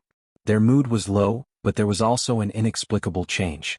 These precious young masters from the capital ring, on their first mission and first battlefield, encountered the rumored ferocious people of the Imperium, and encountered a sudden battle.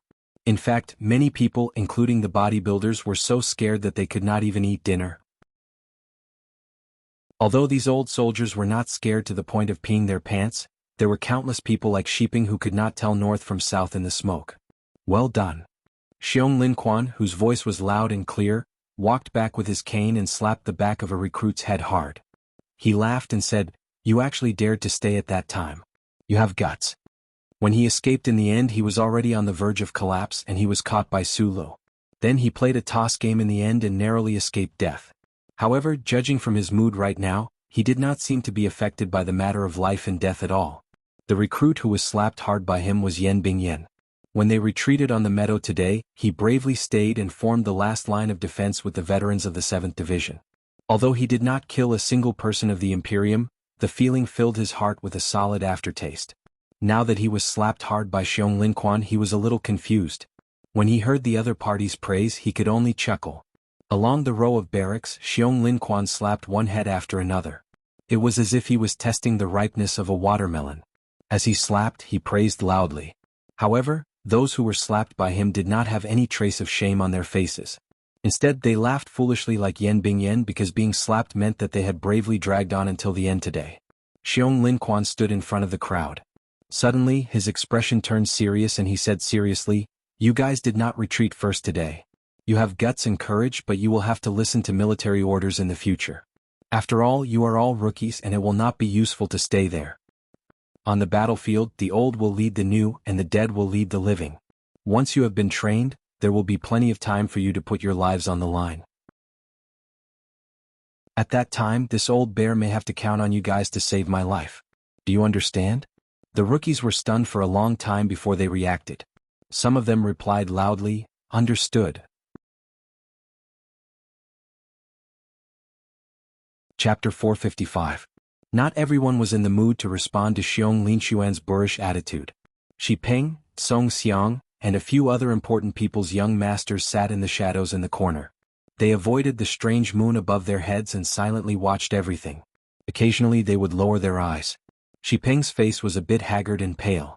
Today he was almost killed by the people of the Empire in the meadow. It was all thanks to Su Li's slap that he fell to the ground that he luckily escaped with his life.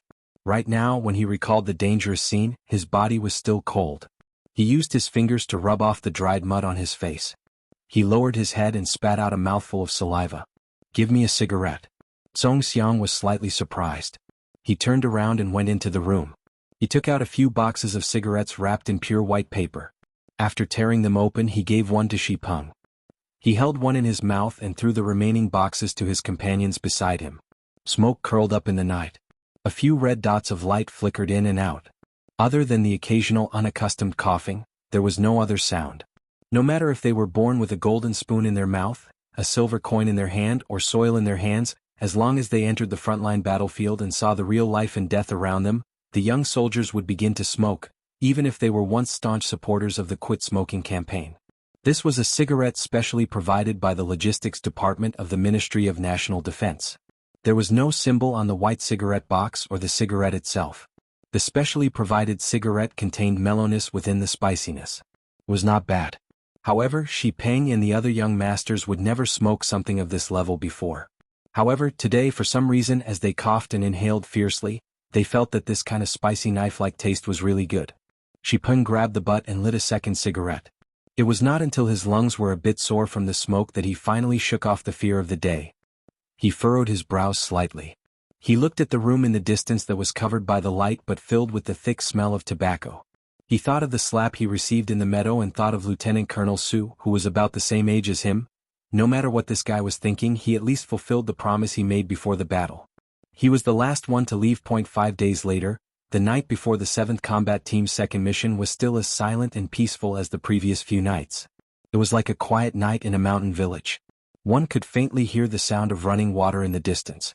Unfortunately, there were no golden wild rice fields around the base. On the training ground in front of the barracks, dozens of soldiers were working hard to learn how to operate some special precision tools and firearms. According to the arrangement in the manual, they were divided into several groups. Some groups held heavy manual air pressure valves and worked hard to dig into the ground. Some groups had to assemble various electronic parts according to the procedures in the shortest amount of time and then put them into the small holes about 3 meters deep. Some groups carried out band monitoring and signal mixing and annihilation work, and some groups were responsible for the final disguise of the ground. A middle-aged man with curly hair stood in front of the barracks. Through the infantry communication system in his hand, he issued specific orders and operation corrections to the various groups. This was one of the most important tasks for the federal military on the 3 fallen planets. Under the watchful eyes of the Imperial Expeditionary Force, they had to quietly rebuild the electronic surveillance network so that the light of the charter could cover as much ground as possible as soon as possible. From time to time, a slight tremor could be heard from the ground, followed by low and concise calls. Although the cooperation between the teams was still a little rusty, their speed was clearly getting faster and faster. In order to infiltrate the no man's land between the Federation and the Imperium to install the electronic surveillance network, the most important thing was secrecy and speed. It's probably because of what happened in the meadow that day that these princelings were stimulated. They now know what they have to do to survive. Bai Yulan stood beside Su Lu and said softly, from the second day onwards, they began to consciously increase their training. Of course, these kids are most concerned about firearms. De Xiong is now the most popular person in the military camp. Su Lu smiled and lowered his head to look at the technical manual in his hand. In the past 5 days, he had been busy communicating with his colleagues in the Nutshell Engineering Department far away in the capital ring about how to use the micro-turbine in the mecha. He also needed to master the extremely complicated technical procedures of the Bureau of Proclamation, so he really did not notice that the attitude of the recruits in Group 7 had changed. After putting away the technical manual, he glanced at the middle-aged official in front of the team. This person was a technical official specially assigned by the Bureau of Proclamation. He was in charge of guiding the installation and debugging of the charter network.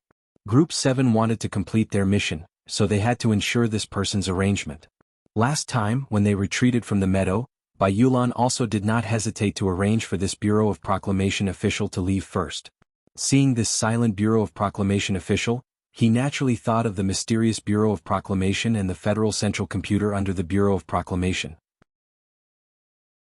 The Federation had made a great decision to reinstall the surveillance network. The Bureau of Proclamation had invested a lot of manpower and resources.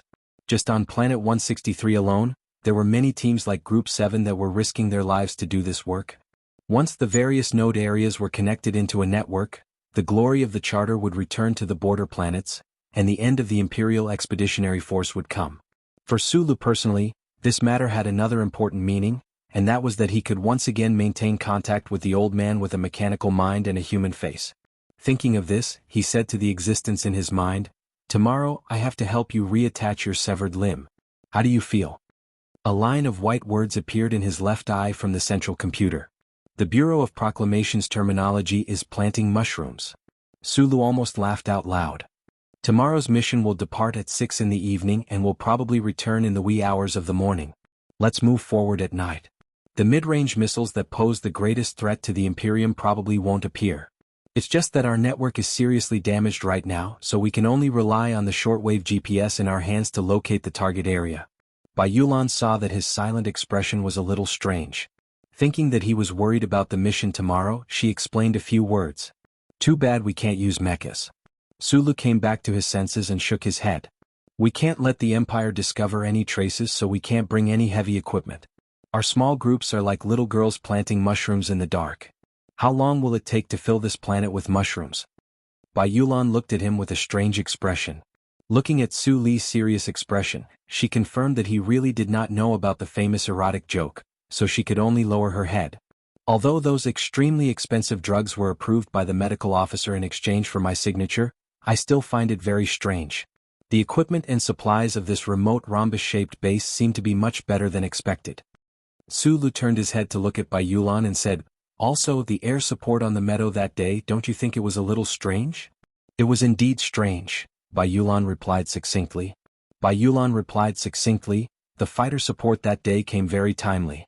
It even felt like it was a little too timely. Those all-terrain fighter jets seemed to be wandering in the stratosphere, not caring about wasting energy at all. They were just waiting for us to cause trouble. It's not that they were waiting for us to cause trouble, but that the command center dared not let us cause trouble. Sulu said calmly, "It's not just a matter of time. For a combat team that just reached 100 members, the command center actually sent over a dozen fighter jets. If the Federation really had such a luxurious combat ratio, why would the Bureau of Proclamation officials be so worried? They could just send the fighter jets and mechas over and flatten those Empire people's fortifications. It seems like there are people above us." Bai Yulan raised her head and looked at the night sky. The dark blue sky was filled with stars, but they were not dense. She thought with a calm expression, the President, the War God, the Minister of Defense, they were all people above Little Boss. As if guessing what she was thinking, Sulu smiled bitterly and said, "I don't think the Ministry of Defense's arrangement is against me. In my opinion, it's the President who doesn't want these old soldiers to really die." Bai Yulan was silent for a moment, then nodded. Group 7 came to the most dangerous planet in the Westwood's border, Fallen Star, not only because of the needs of the war itself, but also because of the political needs of the capital ring. President Pabre stood on the side of the people and sent these young masters to the front line to be bathed in blood. But if these young masters were really covered in blood and suffered heavy casualties, what would the anger of the upper echelons of the Federation twist the world into? "Our mission period is at least 3.5 months. Bai Yulan turned to look at Sulu and said seriously, "On the battlefield, the Ministry of Defense can't really send a squadron of fighter jets to babysit those young masters every day. We still have to be careful." "Okay." Sulu looked at the serious expression of the recruits not far away. Looking at their increasingly skillful operation, he felt a faint sense of heaviness in his heart. He said, "Although I don't like these young masters, I don't want to see them die. But in fact, there will definitely be people who will fall. Maybe that will include you and me." In the night, this young man from Donglin had a rare moment of emotion in his life, but he was interrupted by a microphone that was passed to him. A reporter from the Ministry of Defense's Venus documentary film studio looked at Sulu curiously and asked in a low voice, "Lieutenant Colonel Sulu, regarding the second mission that will begin tomorrow, do you have any thoughts? I noticed that you have been watching the training of the recruits. Did you also notice the changes in their emotions these past few days? Do you think these changes can really transform into combat strength?" Seeing this reporter and the cameraman behind him, Sulu quickly put on his sunglasses, frowned slightly and said seriously, "My idea is that if you can stop following us every day, then these recruits should have a much higher chance of surviving. These were his heartfelt words. Under the strict orders of the Ministry of Defense, Group 7 could not get rid of this extremely simplified cameraman. During the battle, they still had to take care of these two non-combatants, which really made him and the veterans of Group 7 extremely unhappy. Also, don't forget the three-party agreement between Nutshell Headquarters, Venus Documentary Film Studio, and the Federation News Channel. Sulu pushed the camera lens to the side and said, "Without my permission, no footage can be broadcast. I can understand this, but I don't understand why you refused the news channel's request for a live broadcast."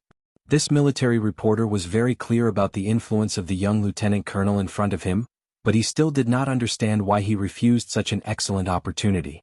Sulu did not answer this question. He turned around and left. In his heart, he silently thought that he was not the invincible Du Shaoqing. He was just a combat director with the rank of lieutenant colonel. More importantly, people always died in war. It should not be filmed into something like a TV series for people to watch, get excited, scream, or grieve. Chapter 456. My name is Xiao Shizenlu. I'm 24 years old from Maine. My father is a worker at the Federation's three-dimensional irrigation farm. My mother? She stays at home all year round on government subsidies. I also have a younger sister who is in high school this year. Why is he called that?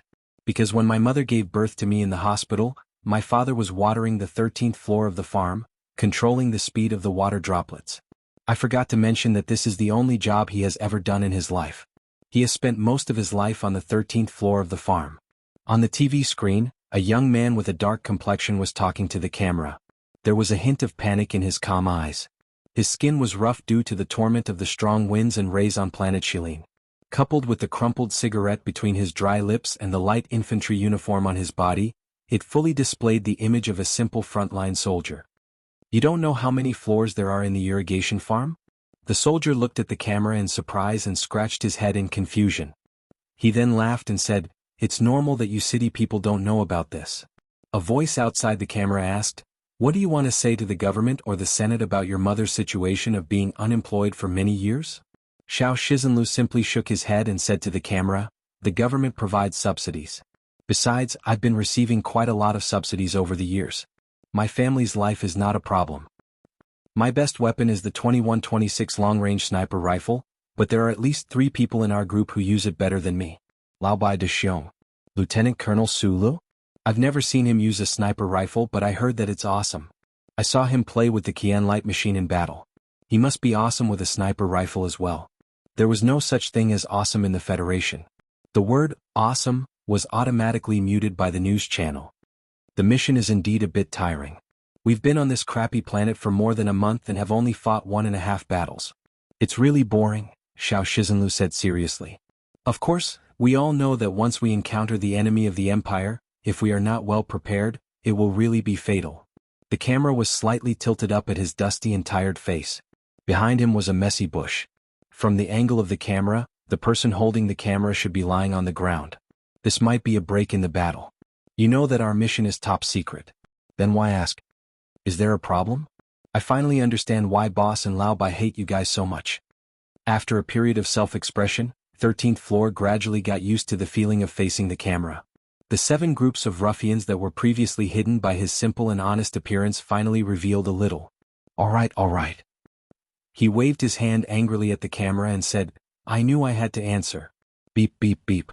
If I had known, I wouldn't have made that bet last night. Lu Jiao and those bastards insisted that I accept your interview. Yes, I have been in the army for many years. I am a veteran. What do you think of these new recruits? I have no opinion. That's right, this brat is now in the same dorm as me. You're asking me about my relationship with him?" 13th Wang glanced to the left of the camera and smiled mockingly. These new recruits are much stronger than before. What I don't like the most about this kid is that he loves to bathe too much. He is clearly a man, yet he makes himself smell good all day. The camera shifted to the left, and a young man's face that was distorted due to anger entered the camera. After seeing the camera, the young man panicked and quickly said, "Don't film me, don't film me." The camera didn't move away. Unable to win against the persistence of the camera, the young man had no choice. After a moment of silence, he angrily explained, I only bathe once every 3 days. The frequency has decreased a lot. I don't understand why these old soldiers don't care about personal hygiene. What I care about is being alive. 13th floor's disdainful voice came from outside the camera. My name is Da Vinci. The new recruit was silent for a moment. A slight smile rose to his face. I am 22 years old this year. Yes, my father is the governor of Wuxia State, De Qingren. I am now in the same dorm as the guy you just interviewed. Why did you choose this name? After mother stopped performing at Wuxia Theater, she fell in love with painting. On the day she gave birth to me, my father happened to be working at an excavation site before the catastrophe. Yes, it was the discovery that shocked the Federation 20 years ago. My father saw the archaeologists take out a pile of chains and watermelon knives with Da Vinci's name on them from the basement. Just wait. Junk, so he decided to name me Da Vinci. Da Vinci said with some sadness. Afterwards, it was proven that this was just another prank by Master Schiller. The voice outside the camera laughed and said, but this in itself is very valuable. Da Vinci chuckled and took a cigarette from 13th floor's hand. He lit it and said, yes. After being on the front lines for more than a month, do you feel any different? The voice outside the camera asked. Da Vinci seriously thought for a long time. He took a deep drag on the cigarette and said, the freedom and peace of the Federation require blood and sacrifice. This isn't a cliché, it's a real feeling. What do you think of these old soldiers? Well, they taught us a lot, not just combat skills. The governor's son shrugged. And to be honest, without them we might have died very easily. The weapon I'm best at? That must be DIDIDI, he said excitedly. However, it was a pity that this young master had spent countless nights mastering the manual air pressure valve. Because of the need to keep it a secret, he was forced to end up in the same pitiful state as the old soldier beside him. I can't accept that 13th floor doesn't wash his feet. His feet are very smelly. The sterile socks issued by the Ministry of Defense can't remove the smell. Da Vinci said seriously. Then he extended a fist outside the camera and hit him hard on the forehead. He rubbed his forehead, looked at the camera and laughed. And 13th floor has a life dream that makes people want to vomit. As he said this, he forcefully pulled 13th floor's hand away from his mouth and said loudly, he wants to be a general, but he doesn't even look at himself. The camera turned to 13th floor again. The soldier's face, which was red with anger, immediately became very serious. He said to the person behind the camera, you also think that the son of a farmer can't be a general? There was no answer. DIDIDI, isn't President Pabre the son of a miner in Donglin? 13th floor spat out a mouthful of saliva with the smell of tobacco. He laughed and said, besides, my boss will definitely be a marshal in the future. What's the point of me being a general and then retiring? The camera was obviously frightened by this arrogant declaration and turned to Da Vinci. Is there anything you want to say to your family?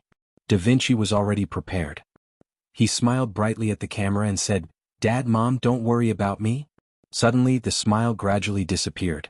The arrogant and childish face of the young master became more dignified and steady. He said slowly, we will do well on the front line. Also, my dear Shuerong, you have to wait for me to come back. The battlefield scene in the camera was gradually painted with a halo of homesickness. Just as some kind of warm thoughts were surging, 13th floor's dark face suddenly squeezed into the camera and said, Governor, if I can't become a general, you have to find me a good job for the sake of taking care of your son. The expression on Da Vinci's face became very interesting. He pushed and kicked this guy out of the camera. Who knew that at this time, 13th floor looked at him seriously and said, I remember that your parents and your fiancé would never allow you to smoke. Da Vinci, who had a cigarette in his thin lips, was stunned. His face was a little pale. He felt that the cigarette between his lips was like a thin and hot iron. His lips trembled and the cigarette but fell into the mud. A hand quickly covered the camera, leaving behind endless aftertaste for the hundreds of millions of viewers watching with relish in front of the TV. My name is Xiong Linquan. I come from the small town of Greenbow County in the 37th state. I don't know where it is. If you don't know, can't you check it out? Why do you care how old I am? I can use any gun. These little bastards, well, they are really good. At least they are much better than I thought. My name is Tsong Xiang. I come from the university town of Linhai State. I am 21 years old this year. Does my father's identity have anything to do with our battle on the front line? Well, he is indeed the president of Yue University. My name is Bai Yulan and then, that's it. My name is Shipeng. I was urgently called to the front line 71 days ago. At that time, no one knew the specific mission orders. The faces of the veterans and the new recruits kept appearing in the camera. It was obvious that the footage was not taken at the same time and place. After spending some time on the front line and experiencing the baptism of smoke and blood, it was difficult to distinguish the two completely different types of people from their appearance and temperament.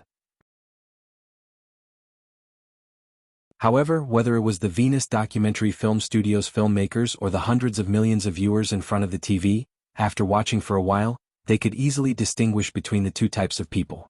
The eyes of the veterans of Group 7 were even colder and more ruthless. There was also a kind of frivolous indifference. More importantly, in their short self-introduction, there were even more profanities and curses than the new recruits. Countless muted beeps that represented silencing entered thousands of households in a manner that created a broadcast record for the Federation's news channel. It shook the eardrums of many people. A burning cloud suddenly floated across the camera. Bullets whistled past, hitting the bodies of Federation soldiers. Some soldiers fell, dirt was kicked up, and there were angry and hurried shouts and even more beeps. The camera began to shake violently. It was like the handheld camera technique that some movie directors deliberately used to create the atmosphere of a battlefield. However, all of this was real. There was not much blood that burst out, but it was particularly dazzling. The sounds of explosions were not really ear-splitting, but it seemed to make people feel the earth tremble. After 3 seconds of fading in and out, the camera returned to the military base. After the frantic medical treatment, it returned to the peace after the battle. This was a dusk that was as red as blood. The voiceover used a deliberately calm tone to slowly narrate everything that this team had experienced. The soldiers of Group 7, some of them came from poor families, some came from rich families, but they all had a common goal for the victory of the Federation, so they had to walk together. In the first episode, we once showed everyone the anger and conflict that was hidden in the beginning of this unit. However, a month and a half later, it seemed that some very wonderful and very good things were happening in this unit. We are very curious. If these very good things were happening in every corner of our society, what kind of positive power would that bring? This is the second episode of the Federation News Channel's documentary, Group 7. Thank you for watching. In the next episode, we will strive to have the highest commander of this unit, who has never spoken, talk about his legendary experiences and war stories. The camera focused on a figure in the Twilight military base, and then gradually faded into darkness.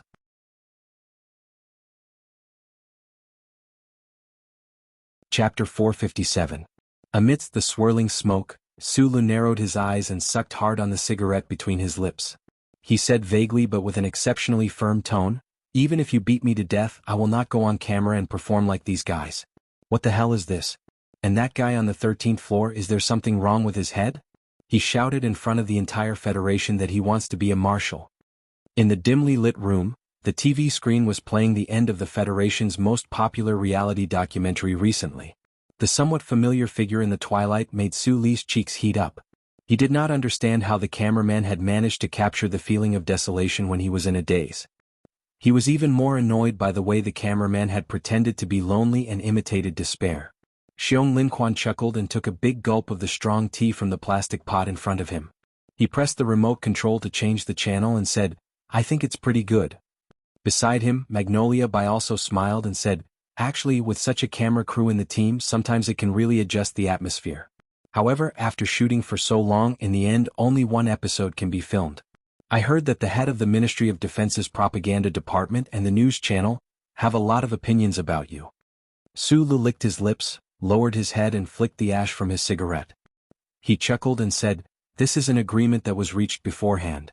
Don't worry too much about it. I think their main headache is that you have to wear sunglasses before you are willing to appear on camera, and that you are unwilling to accept a direct interview," Lan Xiaolong said with a shrug. Sulu shook his head, pushed open the door and walked out. The fresh air of the military camp flowed in with the wind, making him feel refreshed. In the barracks, the soldiers of Group 7 were gathered in groups. Like Sulu and the other officers, they had just finished watching the documentary. For many of them, when they first appeared on TV, they attached great importance to their own documentary. At this moment, many of them were reminiscing about how they looked on the camera and regretting that they spoke foolishly. From time to time, there would be bursts of laughter in the crowd. Further away, in the barracks of the ground team, Da Vinci and Xiao Shisan were having an exaggerated argument, which then turned into a wrestling match. In the end, without any suspense, the son of the governor was pressed down heavily by the son of the farmer, tossing and turning in pain, Looking at this scene, Sulu couldn't help but scratch his head and laugh. The anger he felt when watching the TV disappeared without a trace. The broadcast of the documentary series, Iron 7, was another important move by the President's office, the Ministry of National Defense and the Federation News Channel, after the unprecedented live broadcast of the Iron 7 Division's military operations. Unlike the previous live broadcast of the Northern Expedition on Planet 5460, this series of documentaries focused on the lives of the frontline troops and some specific details. The complexity of the composition of Group 7, as well as the natural conflict between the fierce civilian veterans and the noble young recruits, naturally had some kind of inherent drama tension. After the first episode of the documentary series, Iron 7, was broadcast, it immediately received the attention of the people of the Federation. While easily winning high ratings, it also sparked a heated discussion among the people on the capital planet. For the people living on the Peace Planet, it was the first time they had a close understanding of the specific days in the military camp. They were curious about the negative effects of the social class differences in the troops. Tonight was the second episode. At this time, more than 2 months had passed since Group 7 arrived on Planet 163, and more than 20 days had passed since the Venus documentary film studio finished filming. It was believed that after tonight, there would be a heated discussion in the entire Federation.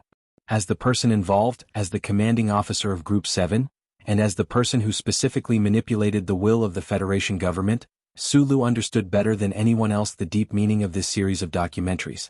The President and the military needed to use Group 7's movie-like experience on the front line to suppress the protests of some anti-war activists and to mend the huge gap between the rich and poor in the Federation. Based on this understanding, Sulu had never been enthusiastic about this matter. It was just a theatrical performance for the political needs of the Federation. No matter how he looked at it, there was always a sense of unhappiness. But today, seeing the excited reactions of the members in the military camp, his attitude changed a little. He stood on the stairs and quietly watched the veterans and recruits mingling together. He felt a little satisfied. Dozens of days of life and death together on the battlefield could indeed change a lot. This kind of complete trust of entrusting one's back and life to one's companions could even change the attitude of many people for life. Just like how Bayulan sighed with emotion after the end of the first mission.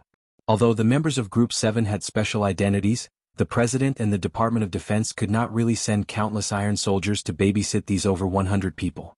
But perhaps there was something in the unseen world that was protecting this group that carried too many missions and meanings. Perhaps the creator of the constellation could not bear to see this nominally mercenary group become a tragic symbol under the eyes of hundreds of millions of people in the Federation. Group 7 had been on Planet 163 for 2.5 months, and had carried out 11 Bureau of Proclamation missions. But miraculously no one died. Only 6 recruits and 1 unlucky veteran who stepped on an anti-infantry mine buried by the Empire beside the Shy Tree were sent back to the main planet of the West Woods by the warship because their injuries were too serious. Among the 7 wounded, 4 of them had to be amputated. On the battlefield, someone could die at any time, but none of Group 7 was willing to die.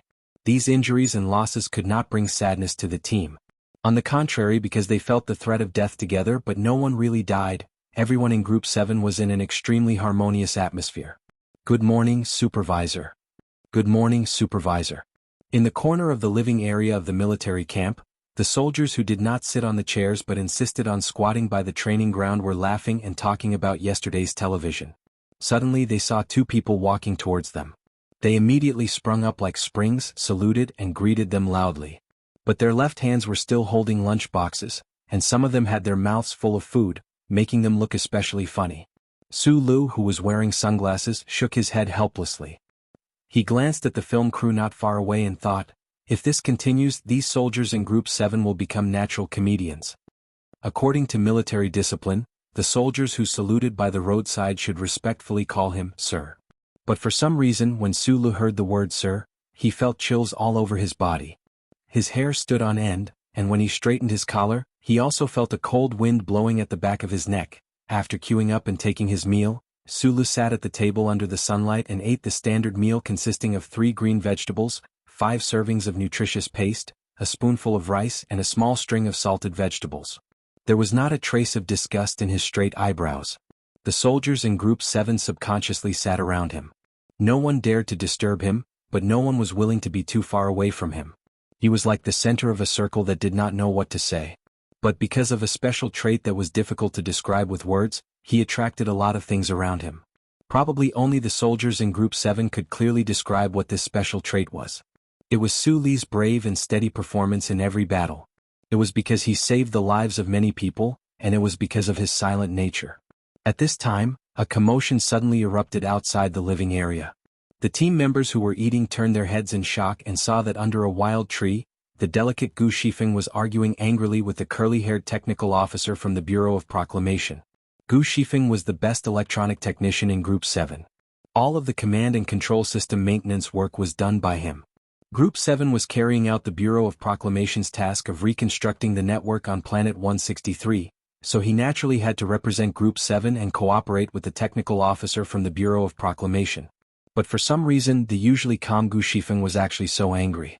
Sulu looked in that direction and put down the plastic spoon in his hand. He asked in confusion, "What's going on?" In the previous missions, the Bureau of Proclamation would always arrive at the target area before giving us the technical specifications and parameters. For the team members, not only do they have to avoid the eyes of the Empire's people, but they also have to take over at the last minute. This is too difficult. Bai Yulan glanced at him and explained, "This matter was mentioned in the last meeting. You asked Gu Shifeng to contact the Bureau of Proclamation official and try to obtain the specifications and parameters in advance. I think the other party's reaction will be very intense." Sulu nodded and looked in that direction quietly. With his extraordinary hearing, he clearly heard the words of the Bureau of Proclamation official. The Bureau of Proclamation official used confidentiality rules to coldly reject Group 7's request. But what really made Gu Shifeng angry was that the Bureau of Proclamation showed no regard for the lives of the team members. In the social structure of the Federation, the mysterious Bureau of Proclamation was always at the top. Somewhere in the clouds, the officials who served the Bureau of Proclamation naturally had an unpleasant sense of superiority and indifference. Su Li's eyebrows furrowed slightly, but he didn't say anything in the end. He just lowered his head and continued to eat. When Gu Shifeng walked into the cafeteria angrily, he gave her a comforting smile. He knew very well in his heart that a detached but extremely mechanical and bureaucratic organization like the Bureau of Proclamation, for the dozens of teams like Group 7 on this planet, was truly an unparalleled weapon that would make friends happy. However, even though he was the youngest lieutenant colonel in the Federation, in front of the Bureau of Proclamation, he still didn't have much power to speak. Under the gaze of the members of Group 7, he put down his plate and walked in front of the curly-haired Bureau of Proclamation official. After a moment of silence, he said in an extremely serious tone, "The Bureau of Proclamation has its rules and the army has its traditions. Since you are not willing to temporarily give up on those ridiculous confidentiality rules for the sake of the survival of your soldiers, then I must remind you that if my people pay the price of unnecessary casualties because of your stupidity and conservatism, I will seek justice from Director C." The official looked at Sulu calmly. He didn't back down at all because of this threat, nor did he show any fear because he mentioned Director C.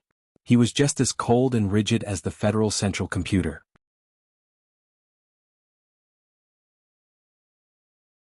Chapter 458. Cold and stubborn, like a stone thrown into the depths of Glacier 5460. Sulu was not unfamiliar with this personality. After leaving Donglin, he had met many people like this. He had made some guesses about the personality of the mysterious Bureau of Proclamation official, but he did not expect such a cold and stubborn official with absolute power to be able to remain so calm and silent in the past few days of work. He was so calm and silent that he did not even have a sense of existence. Until this sunny lunchtime, Sulu was shocked to find that he still could not remember the name of the person. It can't be a robot, right? He looked at the curly hair on the Bureau of Proclamation official's post with a bitter smile. There seemed to be no better way to deal with such a stubborn person other than to turn around and prepare for the mission in the afternoon. After lunch, the members of Team 7 who were already used to the mission process skillfully organized their light equipment and firearms. They divided into two teams, walked out of the gate of the military camp, and drove toward the relay base in military vehicles. The simple road outside the military camp was filled with all kinds of vehicles. On the hills in the distance, there were heavy military M52 mechas slowly moving forward. The speed of the fleet was much slower than usual. Sulu sat in the passenger seat and said worriedly, "Is the general attack about to begin?" But the progress of laying the net is still a long way off. Since 6 days ago, the federal fleet suspended in the space of Planet 163 began to send combat personnel and heavy equipment to the ground at a frequency that was several times faster than normal. For a few nights in a row, the sky was brightly lit by the lights of the heavy transport ships. Under the cover of the fierce aerial firepower, at least 7 mechanists landed in various areas of the planet. Team 7 stopped at the side of the road and made way for the multi-axle heavy truck in front of them. The team members looked at the missile on top of the heavy truck in silence. They were slightly excited but also a little nervous. The Westwoods military district is under too much pressure. The ground military operations of Planet 163 and Planet 3320 have been stagnant for more than 2 months. The Federation Parliament has been impatient for a long time, and the President can't let Commander Zhong drag this out forever. Bai Yulan lit a cigarette and continued, "This is a Hurricane 2 missile. The missile base behind the mountain should be on standby. The general attack will not be later than this week." "Why are you in such a hurry?" Sulu agreed and sighed. "With so many groups laying the net, the longer the net is laid, the more protection the soldiers will have during the general attack. They can't bring it forward because of political pressure." Bai Yulan took a puff of her cigarette and sighed softly. They were just ordinary members of the army and couldn't influence the overall battle situation. More than a dozen multi-axle heavy trucks that stretched for several kilometers slowly drove toward the missile base behind the mountain. More than half an hour had passed since the convoy started moving again. However, not long after the convoy started moving, they were forced to stop again. "Fuck." Tin Peng, who was sitting in the back seat, cursed angrily. After entering the front line, the nephew of the deputy speaker of the Federation was transferred to Su Li's side as a field commander and liaison soldier. It seemed that because of his identity, the people deliberately let him get close to the leaders of the army so that he would be safer. But in reality, everyone in Group 7 knew that this was not the case. In the few battles that occurred, Su Lu, as the highest military commander, would always appear in the most tense areas and be the last to leave the battlefield. Following behind this young master, not only did they not enjoy the treatment of the leader leaving first, but they also had to bear more dangers. Perhaps it was because of individual differences, perhaps it was because he felt the hostility of the officers in Group 7, or perhaps it was because he thought that they were deliberately torturing him. Tin Peng's mood was not as good as his companions. On the contrary, he was somewhat depressed. After being blocked for so long, he finally couldn't help but curse. "Shut up." Sulu turned around and glanced at him. He took off the sunglasses on the bridge of his nose, and a trace of anger and coldness flashed through his eyes. At the same time, the other people in the car also gave him a fierce stare. Tin Peng was stunned, but he didn't have the courage to refute. Group 7 was a strange team. Other than the direct military orders of the Ministry of Defense, all the rules were Lieutenant Colonel Su Li's words. This may be an unspoken rule, but it was an unspoken rule that no one in Group 7 dared to disobey. A lone military vehicle drove in front of the base. The body of the vehicle was old and shabby, and it was not eye-catching. However, including Group 7's fleet, hundreds of military vehicles stopped at the roadside at the same time, quietly and respectfully waiting for this military vehicle to pass. A trace of shock flashed through Tin Peng's eyes. He finally understood why the officers in the car looked at him with that gaze. The probing attack on the Rocky Mountain district began last night. Bai Yulan stared at the military vehicle and said in a calm voice, "More than 300 people died." After saying this, he pushed open the door and walked out. Sulu held his sunglasses tightly and also walked out. Then, everyone walked under the military vehicle and stood on both sides of the road. They took off the military hats on their heads and silently raised their hands in salute. On that lone military vehicle, there was a black coffin that only had a symbolic meaning. With the cruelty of modern interstellar warfare, it was very difficult to preserve the romantic scene of dying in battle. The federal military had always used this kind of simple ceremony to bid farewell to their comrades. The black coffin was covered with a bright Federation military flag. Countless bones were buried on this planet that in the back of Macho Mountain. Lady Tai turned off the television. She habitually picked up the moist and ancient fragrant agarwood and then put it down. She was silent for a long time. Tonight at the reception on Parliament Mountain, many people secretly cursed President Pabre for deliberately putting on this show in order to obtain political capital, Secretary Shin said calmly. Secretary Shin said calmly, "There are also some people who have made presumptuous comments in private. If His Excellency the President is truly a selfless person, he should throw the Crown Prince to Celine if he has the ability." Thinking of the news she had just received from the front line in the West Woods, Lady Tai's expression changed slightly, revealing a trace of mockery and tiredness. Her only son, who had an incomparably honorable status, had officially resigned from his position as the confidential secretary of the West Woods Commander's Staff Department 7 hours ago. He had landed on the planet's surface and entered the most dangerous Jolene base. The circle that she represented was indeed filled with incompetent fools and fools who had no foresight. However, as the head of the Tai family, she could never completely cut herself off from that circle, because that circle was her circle to begin with. At this moment, Butler Jean quietly walked in from the side and took out a few thin sheets of plant fiber paper. He placed them on the table and said softly, "The Federation Investigation Bureau has sent a message that several very professional people have illegally entered the West Woods from Bermuda. Their target may be Sulu." Lady Tai's expression was calm. She did not even look at the file. Instead, she directly asked Shen Li, "What do you think?" Secretary Shen was a person who was qualified to enter the Trinity Association. He did not spread the bloodshed in the West Woods like Du Xiaoqing, nor did he do those terrible things like Shi Qinghai. Since he graduated from No. 1 Hospital, he had been living peacefully in the Xiu Shu Foundation until he was promoted to Lady Tai's confidential secretary a few years ago. When he heard his wife's words, he was slightly stunned. His lips were dry, and he knew that he was finally going to enter the real decision-making circle of the Chenshur Tai family. After a moment of silence, Secretary Shen seriously replied, "At this time, the people who dare to have the idea of killing Sulu must be crazy but powerful. Sulu has offended many people, but within this circle, it should be Nan Mingxiu, Lin Dohai, Zhong Ziki, and Li Xiuzhu. The eldest son of the Li family has been very quiet recently." Butler Jean said in an old voice. Even after the scandal about Jian Shui'er came out, he did not do anything strange. After the presidential election, Li Xiuzhu has become more honest and has improved a lot. Even if he hates Sulu to the core, he would not dare to interfere in this matter. Lady Tai looked at the agarwood and gently rubbed her soft fingertips. She said, "Although the two most useless juniors of the 7 major families and the son of a bumpkin, although they are a bunch of useless people, they still have a strong background. When their anger is gathered together, it should be able to bring some warmth." She slowly closed her eyes. After a long silence, she sighed and said, "Even Tai Ziyuan could not persuade him." Does this little guy really think that he is the second old man? This kind of stubborn little guy who does not see the big picture and only knows how to ruin things should not exist in this world. Although he rejected the young master, this is after all the president's plan. It has little to do with him. Secretary Shen hesitated for a moment and bravely expressed his opinion. He is the successor chosen by the military god.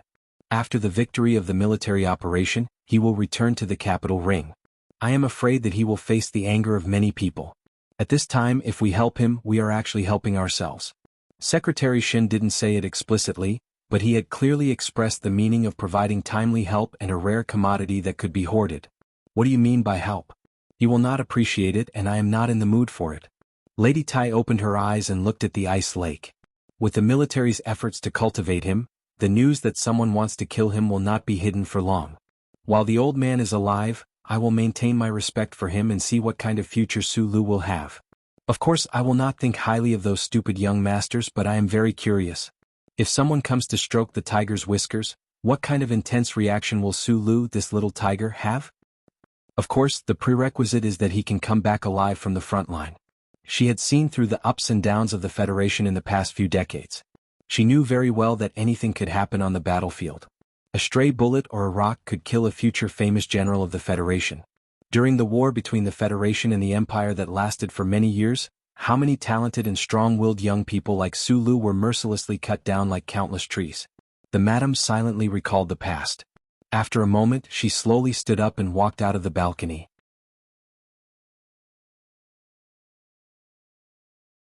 Chapter 459. Secondly, I'm taking leave today. It's not that I'm tired, it's not that I don't have time. I'm not tired at all today. I even went out to play for a while in the afternoon. I definitely have time to write. Even if I start writing now, I'll definitely be able to write 3,000 words by tonight. It's just that my mood isn't right. In the evening, I drank 2 glasses of wine with my father and chatted for a while. I suddenly remembered that when I was young, I often heard my father talk about his old days as a soldier in Tibet. There's nothing to be sentimental about. It's just that the story of the spy is about to enter a more hot-blooded phase.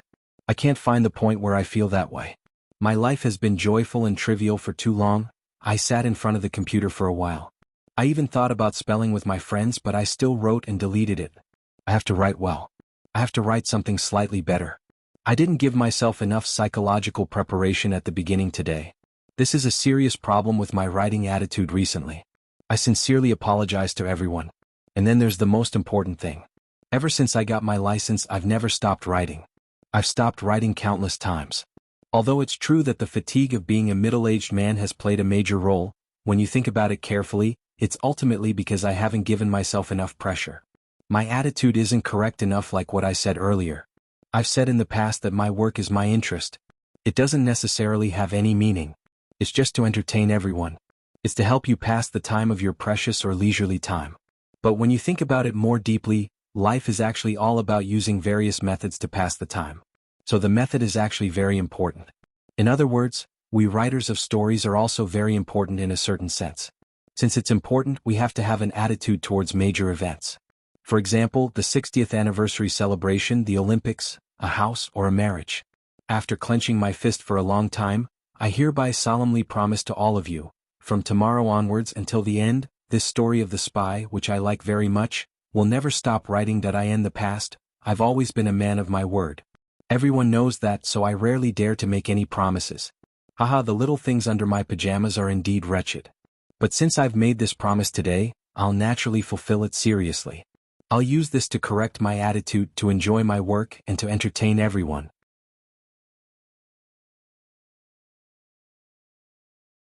Chapter 460. The convoy left the base and passed through the Golden Forest. Everyone got off the vehicles and equipped themselves with individual weapons. They carried light work equipment and entered the long-awaited light battleships. They charged into the clear sky and glided toward the dark red sunset in the distance. They landed in a remote corner of the Rocky Mountain Range. Throughout the entire process, Team 7 was silent. The lone military vehicle that entered the base and the black coffin on the vehicle seemed to be still in the eyes of all the members. Their minds were heavy and cold. The high temperature and terrifying destructive power of modern warfare made it difficult for the brave soldiers to keep their dignity intact after death. Most of the soldiers' bodies would not be brought back to the main planet of the West Woods or the capital ring. Instead, they would be buried on these remote planets. This was the usual practice of the federal military. From the marshal to the ordinary soldiers, all the people of the Federation firmly believed that the place where they finally fell and died was the land of the Federation. After leaving the light battleship, the 100 or so people rested for a while. Then they began to follow the mission details they had just received. Under the cover of the twilight, they walked toward a deep valley in the Rocky Mountain Range. A slightly strange atmosphere still shrouded the silent Team 7. Along the way, only the sound of military boots stepping on fallen leaves and the soft chirping of birds and insects could be heard. Shipeng carried the heavy workbench and followed the team with difficulty. His gaze passed through the transparent infantry helmet and fell on Su Li's back. After staying on the front lines for so many days, he could already erase the cold arrogance and tyrannical attitude of the speaker's son. However, he still kept a lot of it in his bones. But for some reason, when he looked at Su Lu now, it was very difficult to summon the hatred that could spontaneously arise at any time. There was indeed nothing to hate. In these days of missions and battles, Su Lu had kept his promise and always stood in the most dangerous place. Thinking of the black coffin ceremony he saw on the road, Shipeng's expression became slightly solemn. The troops had a probing attack last night, and hundreds of comrades had died.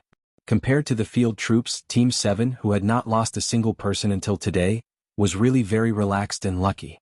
Because of the military vehicle and the black coffin, there were many new recruits who felt emotional and inferior like Shipeng. That was why the team in the valley was so silent and calm. Su Lu turned his head to look at his teammates at the woodlands. He noticed that many of them were breathing heavily, but their expressions were more relaxed. He couldn't help but feel a little more relaxed. After going through 10 days of brutal training in the Westwoods military camp, these guys also knew that they had taken the initiative to train more in the past 2 months. Their military qualities had improved a lot. These young men who were still young soldiers 2 months ago could now carry the technical components of the Bureau of Proclamation that weighed dozens of kilograms and march for 1.5 hours on foot. This kind of progress not only won the silent praise of the veterans, but would also become a beautiful memory in their own lives in the future. The temporary resting area was a gentle slope with trees covering the top. The sunset on the horizon had long been blocked by the mountains, and the world was filled with a slightly gloomy atmosphere. Sulu knew why such a remote place would become one of the areas selected by the Bureau of Proclamation to reconstruct the surveillance network. No matter whether it was in terms of geography or the military arrangements between the Federation and the Empire, this should be a forgotten area. The only exception was the simple and ancient road by the woodlands that seemed to explain some problems. Curly Hair just gave us the details of the mission at the top level. Gu Shifeng walked over and picked up the mini electronic booklet. 284, 822. 13 square kilometers of the axis to lay a network over a 7.3 square kilometer area. It's a Type 3 composite surveillance network. It won't be difficult to install it, but the key is that there are a few spots that might need to be installed on the rock walls. Just treat it as a vacation. Lan Xiaolong held a cigarette in his mouth and shrugged. In this kind of place where birds don't shit, even if we go rock climbing naked, the Empire's patrolling soldiers probably won't see us. No one paid him any attention. Bai Yulan took the electronic booklet from Gu Shifeng's hands. A second ago, Shi Peng had quickly turned on the workbench and then obediently retreated to the woodlands in the distance. Only Su Lu, Bai Yulan, and a few others were qualified to access the specific mission details of the Bureau of Proclamation's 7 groups of soldiers. He wasn't included. The electronic booklet was connected to the workbench. Su Lu and the others huddled together and looked at the display on the screen. They couldn't help but furrow their brows. It wasn't because the mission today was too heavy or because they had to take risks behind enemy lines. On the contrary, it was because the mission this time was so simple and easy that it didn't seem to require all 7 groups to be mobilized. Sulu narrowed his eyes and looked at the flashing dots on the screen. His finger tapped lightly to enlarge the field of view of the map. At the same time, he silently moved the fixed areas of the previous missions that he had stored in his mind through the back door. He gradually outlined a more complete map. It was indeed the back door. After every mission, the officials of the Bureau of Proclamation would destroy all the records left on the workbench of 7 groups. The complicated data couldn't be remembered through the human brain. Sulu went through the back door through the old man. He used the first sequence authority that he didn't even understand to ask the central computer in the distant capital ring to send the data back through the back door of the chip behind his neck. Just now they said that the general attack should be within a week. I think it will be earlier than we thought. He pursed his dry lips and forced a smile as he voiced his judgment. In fact, the Federal Army had already gained an overall advantage on Planet 5460. On Planet 163, they had also begun to take the initiative. However, it was said that on Planet 3320, the troops of both sides were still fighting fiercely. It's been more than 2 months. There are many teams like 7 groups on this planet. I've calculated carefully. At least 70% of the surface area has been successfully rebuilt. But why hasn't the charter been used in the recent military operations? Lan Xiaolong said with a frown. Su Le glanced at the officials of the Bureau of Proclamation who were smoking silently by the rock in the distance and said, "If the electronic surveillance network is used in a small-scale battle, the people of the Imperium will monitor it. As long as the location of the equipment we buried is confirmed, they will destroy it at all costs. The idea of the Ministry of Defense and the Bureau of Proclamation is very simple. They will slowly arrange the net neatly and fully activate it during the general attack." He smiled, held the cigarette in his mouth, and ignited the windproof lighter with a snap. There was a slight light in the dark mountain forest. When the time comes, the Bureau of Proclamation will say, "Let there be light." Then this planet will have light, and the evil ghosts of the Imperium will die when they see the light. In the last twilight, in the beginning of the night, between the slightly bald cliffs on both sides of an old road, the faint sound of drilling machines could be heard from time to time. Rocks were drilled away, soil was turned over, and trees were cut down. In the distance and near, if one looked carefully with the naked eye, one could see many Federation soldiers in colorful military uniforms silently but quickly. They were installing the electronic equipment of the Bureau of Proclamation, which was originally as strange as a monster but was now as familiar as a first love, into this 7 square kilometer area. The infantry suits on them had an automatic cooling camouflage effect. They could effectively hide from the Imperial Expeditionary Force's high-altitude reconnaissance aircraft that rarely escaped Federation's destruction.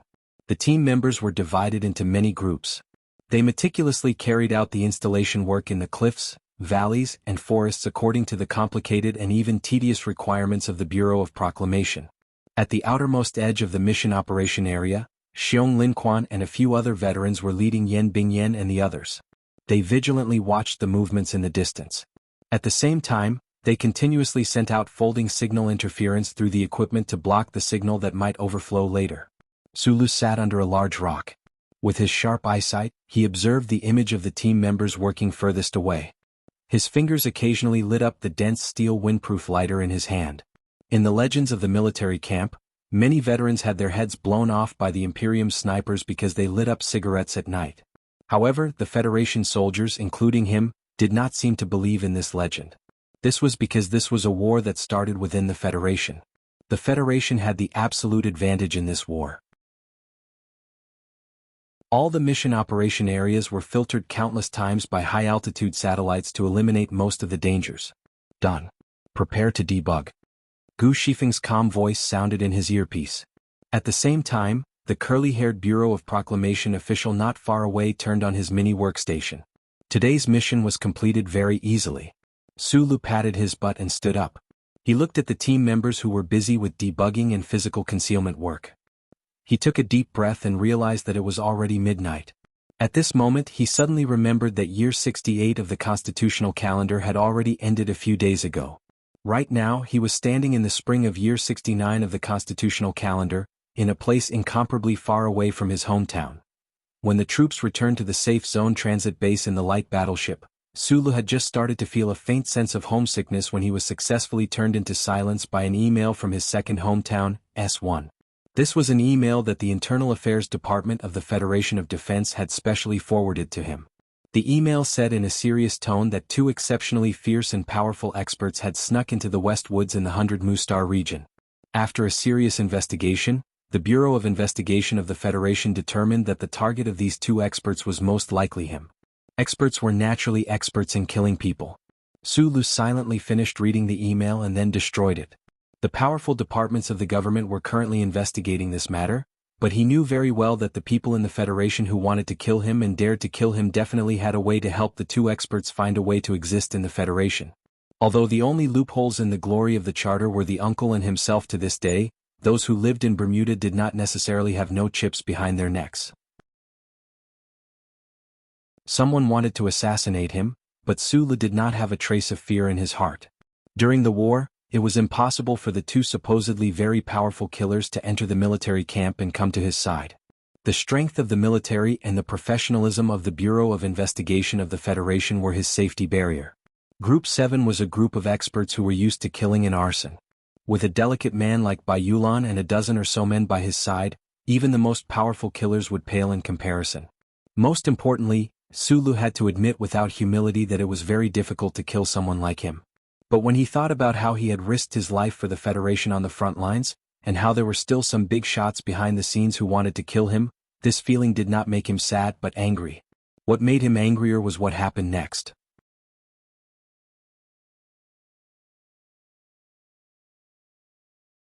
Chapter 461. It was 6 in the morning, and the white willow trees on the horizon were beginning to fill the sky. Most of the world was still in darkness. The Federation's lightest feather model warship, which was still incomparably large compared to a human's body, blocked out the daylight and sunk the darkness, reflecting Suli's unconcealed anger on his face. The Bureau of Proclamation had unimaginable high-level authority, even on the battlefield. This mysterious organization had assigned Group 7 a new mission. From a certain perspective, it was a military order. As a soldier, Sulu had no reason to refuse, let alone be angry. However, after a night of high-intensity network installation, the members of Group 7 were already quite tired, and they hadn't made any preparations for the Bureau of Proclamation's sudden mission. In addition, it was already daylight, so the new mission would have to be carried out during the day. The level of danger would increase by a lot and there might be serious casualties. And from the cold attitude of this curly-haired Bureau of Proclamation official, it was obvious that he didn't care about the lives of his team members, so Suli's anger was undisguised in his eyes. The curly-haired Bureau of Proclamation official ignored the anger on Suli's face. He took out a miniature workbench from his black overalls, opened a top-secret electronic map and said coldly, "The time of the general attack is set for this evening. The installation of the electronic surveillance network has been basically completed. Your mission is to head to the central junction and carry out the final test of the net-like data connection." Sulu didn't reply. He slowly put his hands behind his back and his straight, thick eyebrows raised slightly, but he stubbornly refused to say a word. The central junction is at 832. 113. 47. It will take 1 hour, 12 minutes and 34 seconds to get there from the central base. I request that you complete the final test mission before 2 o'clock in the afternoon. Under the shadow of the warship, only the two of them were there. The soldiers of Group 7 looked at them from afar, and their eyes gradually became suspicious. The officer from the Bureau of Proclamation could clearly sense the conflicting emotions hidden in the silence of the lieutenant colonel in front of him, but he did not care. He lowered his head and quickly demonstrated the operations that Group 7 would need to perform later. In his opinion, he was only representing the Bureau of Proclamation and the Ministry of Defense to issue orders, and all military personnel had to obey orders. Sulu looked at him and suddenly said, "Fuck you, the most advanced technological civilization in the entire universe. Do you still need someone to personally activate it? Although I'm not a technical officer of the Bureau of Proclamation, don't forget that I'm still an engineer from Nutshell, not a university graduate from liberal arts." The official was slightly startled. He slowly raised his head and looked at Su Li's face. Only then did he remember the background of the officer in front of him. His heart twitched a little. An unnatural smile appeared on his face as he explained, "The glory of the charter has returned to the fallen star. Of course, it is impossible to manually activate it. However, before the final activation, a certain operation needs to be performed." Sulu didn't answer. He just looked at him coldly. After a moment of silence, the curly-haired officer forced a smile and said, "You understand." If it wasn't for the fact that Sulu had several backers behind him, all of whom were the most magnificent scenery in the Federation, a high-ranking officer from the Bureau of Proclamation would never speak softly like this and take a step back. However, Sulu didn't appreciate his kindness. He stared into his eyes with a serious expression and scolded softly, "What do you know? Don't tell me you still expect this young master to leave you an email address so you can send me a few pornographic videos? Group 7 will definitely accept the mission, but you have to tell me the truth." Su Li's voice was full of undisguised oppression and threat. Although he didn't know what would happen to him after the war if he didn't tell him the truth for some reason, this Bureau of Proclamation official really did open his mouth after a moment of silence. Since the end of the last Great War, the Bureau of Proclamation hasn't carried out any work of laying a network on the surface for more than 10 years. In particular, the installation of a network that covers the entire surface of a planet like 163 and 3320 is something that hasn't been done in several hundred years. The officer said with a trace of awkwardness and silence, "Although the Bureau has a complete installation manual, there was still a problem." "What problem?" Sulu asked nervously with a slightly hoarse voice. "Last night, when the command ship and the Bureau of Proclamation were doing signal debugging, they discovered that there might be a data error in the link chipset installed at the central junction." The officer saw Su Li's expression become extremely ugly and immediately continued to explain, "But the Bureau has already given me full authority. The relevant technical operation procedures and important parameters are all on the workbench. We only need to carry out some repair work. It won't be difficult." Su Li's expression gradually returned to normal, but he couldn't stop sucking in cold air inwardly. The Federation had already decided to launch a general attack on the planet today, but the most important all-around surveillance and command network was in danger of not being able to be activated. The date of the general attack involved many complicated aspects such as command, combat force deployment, logistics planning, and many others. If the date was changed or delayed, not to mention whether the Empire would find out, the self-destruction of the huge project of war would cause the Federal Army to pay an even heavier price. He took off his sunglasses and rubbed his aching forehead. He looked at the high-end workbench in the officer's hand and said, "Give me the operation specifications and parameters." "No, this is top-secret data. Only I can keep it." Once it involved the regulations related to the charter, the curly-haired officer returned to his rigid and unyielding attitude. Sulu was silent for a moment. He knew that there was no point in arguing over this matter. He gave Bai Yulan, who was under the shadow of the battleship, a look. The next moment, Bai Yulan, Lan Xiaolong, and the other officers of Group 7 gathered around Sulu. Everyone gathered around the workbench and listened carefully to the mission description given by the Bureau of Proclamation official. Everyone's expression became more and more serious. Sulu didn't look at them. He put on his sunglasses again and stood outside the crowd with his eyes closed. He looked like he was resting, but in fact, he was secretly communicating with the old man to confirm whether what the Bureau of Proclamation said was true. In the end, he received confirmation from the flashing light in his left eye. Without any hesitation, Group 7, who were filled with astonishment and anger at the noble and mysterious Bureau of Proclamation for making such a childish mistake, boarded the battleship again and headed toward the target area. Before leaving, Sulu asked the Bureau of Proclamation official a question. Why Group 7? The Bureau of Proclamation official replied, "The Bureau of Proclamation and the Ministry of Defense only trust you and your team." The bright sun was suspended above the bright atmosphere. The silent soldiers who were carefully advancing along the outer edge of the smooth river kept wiping the sweat from their foreheads. The team was deliberately stretched into a long line like a gray snake. Under Su Li's request, the team members who were carrying out the last mission before the Federation's general attack were reduced to 40 people. The rest of the recruits were led by Lan Xiaolong and returned to the base. Lieutenant Colonel Su Lu, thank you for supporting our work. The curly-haired Bureau of Proclamation official had already unbuttoned his collar. He stood beside a smooth rock and said seriously, but his hand was tightly holding the top-secret workbench. He absolutely refused to put it down. Su Lu didn't pay attention to him. He frowned to prevent the sweat from seeping into his eyes. He cautiously scanned the surroundings. He felt that both sides of the river were too quiet at the moment. He didn't know if it was because the sun was too hot, but there were no traces of animals. A dozen steps away, Xiao Shisan and Da Vinci were using their eyes to ask if they could smoke. However, their leader didn't light the cigarette between his lips for a moment, so they couldn't make any unnecessary movements. The cigarette between Su Li's lips swayed up and down, but he didn't light it. This was the best time to have a good line of sight. No one could estimate the risk of maneuvering along the river. Lieutenant Colonel Su, my surname is Xie. My name is... The Bureau of Proclamation official seemed to want to ease the tension between himself and Group 7.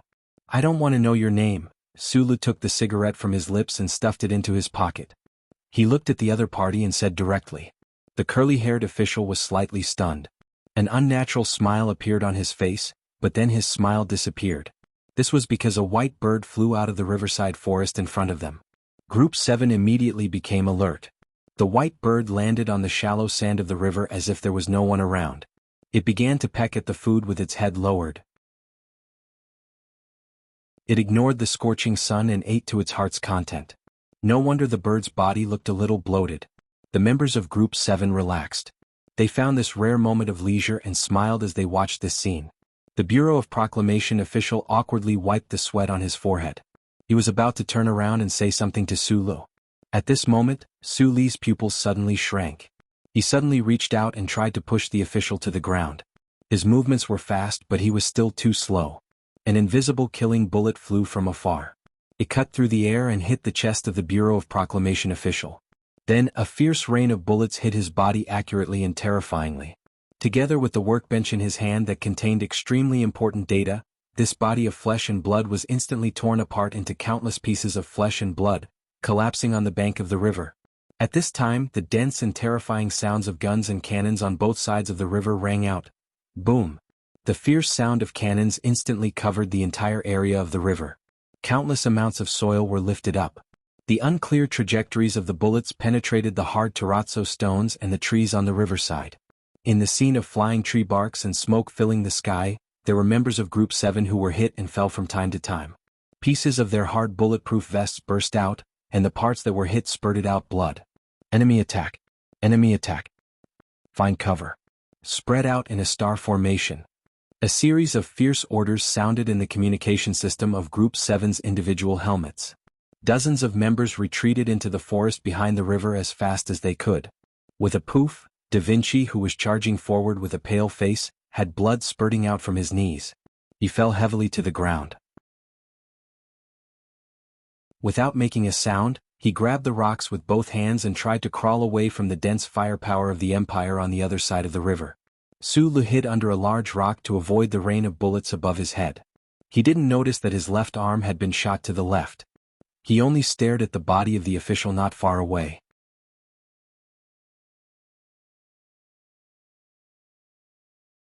Chapter 462.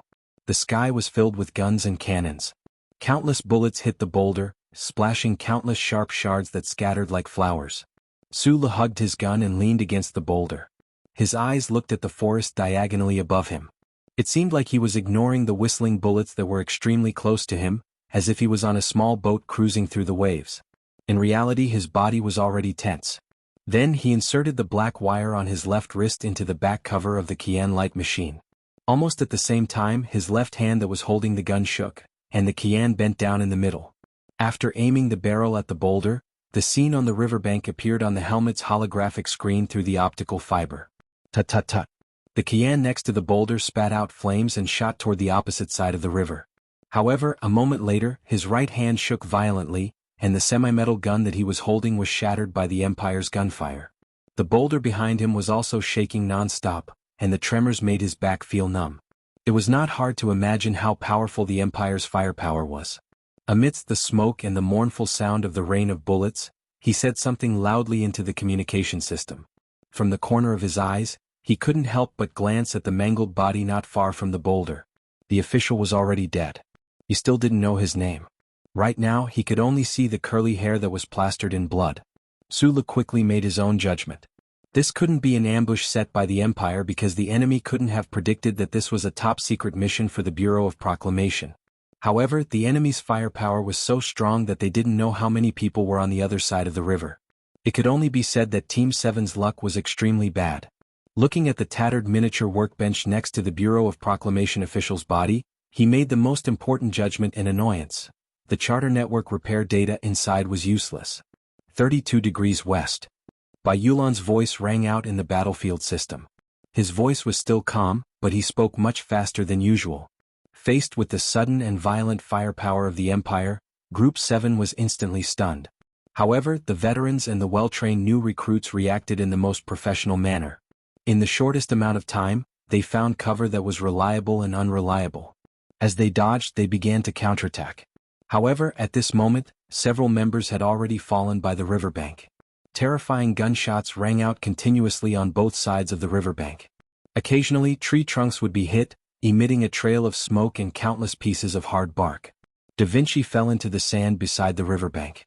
His left knee was hit, and he tried his best to use his elbow to crawl to the side of the forest.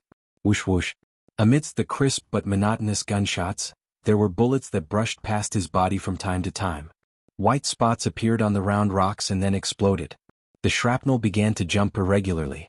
In just an instant, there were a few more holes in his hard ceramic bulletproof vest, and there were a few more bloody holes in his legs. Da Vinci's eyes widened as he looked at the forest that was right in front of him, yet seemed so far away. It represented temporary safety, and a strong sense of unwillingness and fear rose in his heart. He used his hands to grab the sand, elbows to the hard rocks, and crawled desperately, but he was suppressed by the rain of bullets on the other side of the river. His facial features became pale and distorted due to the pain, but this son of the governor of Shixia State clenched his teeth and didn't make a sound. He bravely and valiantly remained silent, unwilling to distract his comrades who were organizing a counterattack.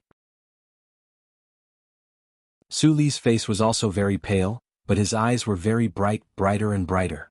This was because he realized that he and his team had entered a desperate situation. In the distant forest, there were shadows moving. It should be the Empire's soldiers who had crossed the riverbank from downstream and were preparing to flank their escape route. A fierce expression flashed across his face that was full of smoke and dust. He fiercely tore off the data cable connected to the back of the Qian machine gun. With a click, he mechanically loaded the gun and pulled the trigger. Amidst the bursts of gunfire, leaves flew up and shadows fell. Just as Sulu had predicted, the desperate battle by the riverbank was not an ambush by the Empire. Since the beginning of the war between the Federation and the Empire, Planet 163 had always maintained a large scale of peace. However, the Empire's people could clearly smell the sinister and terrifying smell under the peace. Especially in the past few days. The glory of the Charter was like a noose. Although they couldn't see where this black noose would land, they could feel that this noose was getting tighter and tighter. On this planet there were dozens of teams like Group 7. They abandoned heavy equipment that could expose their location and silently and cautiously carried out the surveillance network repair work like ants. How could the Imperial Expeditionary Force not notice and be vigilant? It was just that they couldn't find these guys who suddenly appeared and disappeared like wandering souls. The Empire soldiers wanted to know where the damn surveillance equipment was, but the Federation had never activated it. Fortunately, they had soldiers who were not afraid of death and were not afraid of hard work, so they used the simplest and most primitive method, which was the human wave tactic. On both sides of the Rocky Mountains that span the north and south of the planet, the Imperial Expeditionary Force sent out countless small teams to the dangerous forests, rivers, and plains. It was like gambling with their lives, and they hoped that they could win this gamble. During this process, most of the Empire's teams either waited for more than 10 days and nights until their supplies were exhausted, or they were discovered by the Federal Army and attacked to death. However, the Empire's team by the riverbank was obviously luckier. They just waited there helplessly, but who knew that they would really encounter a Federation team, and this team had an official from the Bureau of Proclamation. How could they let go of such a good opportunity? After half a minute of silence, the Empire's mobile mountain grenades started to bombard again. The ground on the riverbank began to tremble, and the loud noise almost covered the command in the communication system. Broken limbs flew on the sand, and explosions sounded in the forest from time to time. The dry leaves under the hot sun began to burn vigorously. Screams of Group 7's team members could be heard occasionally in the forest, and the counterattack gunshots kept ringing. A team of Empire soldiers was approaching from the forest downstream, and Group 7 was in danger of being pincered from the front and back. A sharp beeping sound rang in the earpiece. Fortunately, there was no mission area at this time, so the signal connection was not cut off. Group 7 had been desperately calling for air support from the Federation. After killing the two closest soldiers of the Imperium and suppressing the soldiers of the Imperium downstream with the firepower on the right, Sulu breathed quickly and leaned against the trembling rock again. Feeling the numbness on his back, he lowered his head and began to count seriously. 7, 6, he was calculating the firing interval of the Empire's sharp Rabbit Mountain cannon.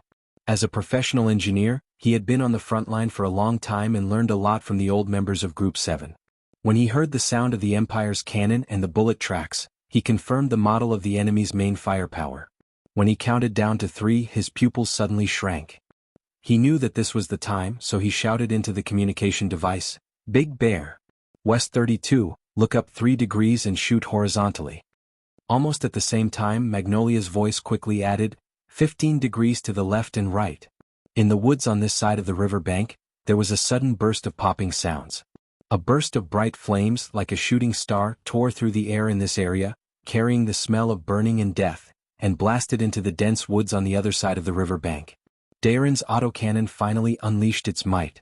Within a 50-meter radius of the forest opposite the river, countless trees cracked and crumbled, slowly falling down. Those ferocious bullets exploded with a loud bang, like white clouds of smoke. These clouds of smoke swept from left to right, forming a straight white line. The firepower on the other side was instantly suppressed by this fierce barrage. Who knew how many Empire soldiers were torn apart and turned into flesh and blood? Just the heavy trees that fell and burst apart crushed more than 10 Empire soldiers to death. Xiong Linquan crouched behind a horizontal tree in the forest, his eyes wide open. His entire body trembled along with the vibration of Dalin's autocannon. However, his powerful arm strength and shooting ability allowed Dalin's 6 lines of fire to not deviate from the direction that Sulu and Magnolia were pointing at. The 3 old members of Group 7 crouched beside him, quickly and continuously supplying the chain magazine. At the same time, they used their own bodies to protect Xiong Linquan's safety. From time to time, stray bullets would hit their helmets or bodies, causing them to tremble. However, in the next moment, they would fearlessly crouch back up and continue with their work. Their faces were cold and incomparably silent. The firepower of the Empire soldiers on the other side was suppressed. Taking advantage of this short period of time, Sulu was like a stone. He suddenly shot up from behind the large rock and rushed into the forest. While escaping into the forest, he stretched out his right hand and tightly grabbed onto a wounded soldier that he had been observing for a long time. He brought that person along and quickly left the exposed river bank. He didn't pay attention to who the wounded soldier was. He only knew that at the beginning, that person had been hit by the Empire's armor-piercing bullets and couldn't move due to his heavy injuries. Using the same simple reason, he escaped the shooting range of the Imperial Army like a cheetah and ran into the forest. He didn't notice that his butt had gone numb for a moment. The forest was filled with smoke and gunfire. Sulu stared in the direction of the river bank. He knew that Group 7 had to retreat immediately. However, the problem was that compared to escaping danger, his first priority should be to complete the Bureau of Proclamation's mission. It had nothing to do with repairing or many other things. He was very clear that if Group 7 couldn't complete this mission, then the Federation's reconstruction of the glory of the Charter would have a huge problem. Perhaps the fluttering flag of the Federation wouldn't be able to fly at all. Instead, the black hibiscus flag of the Empire would be dazzling and eye-catching. The person who was carelessly rescued by Su Lu was Lu Jiao. She had been shot in the abdomen, and there was a terrifying wound in the blood. He turned around and was about to brace the rain of bullets from the Empire to rescue the wounded soldiers of Group 7. However, in front of him on the right, a veteran arched his body and quickly rushed out. He rushed towards Da Vinci, who was in the sand and didn't dare to raise his head due to the rain of bullets. That person was Xiao Shizenlu.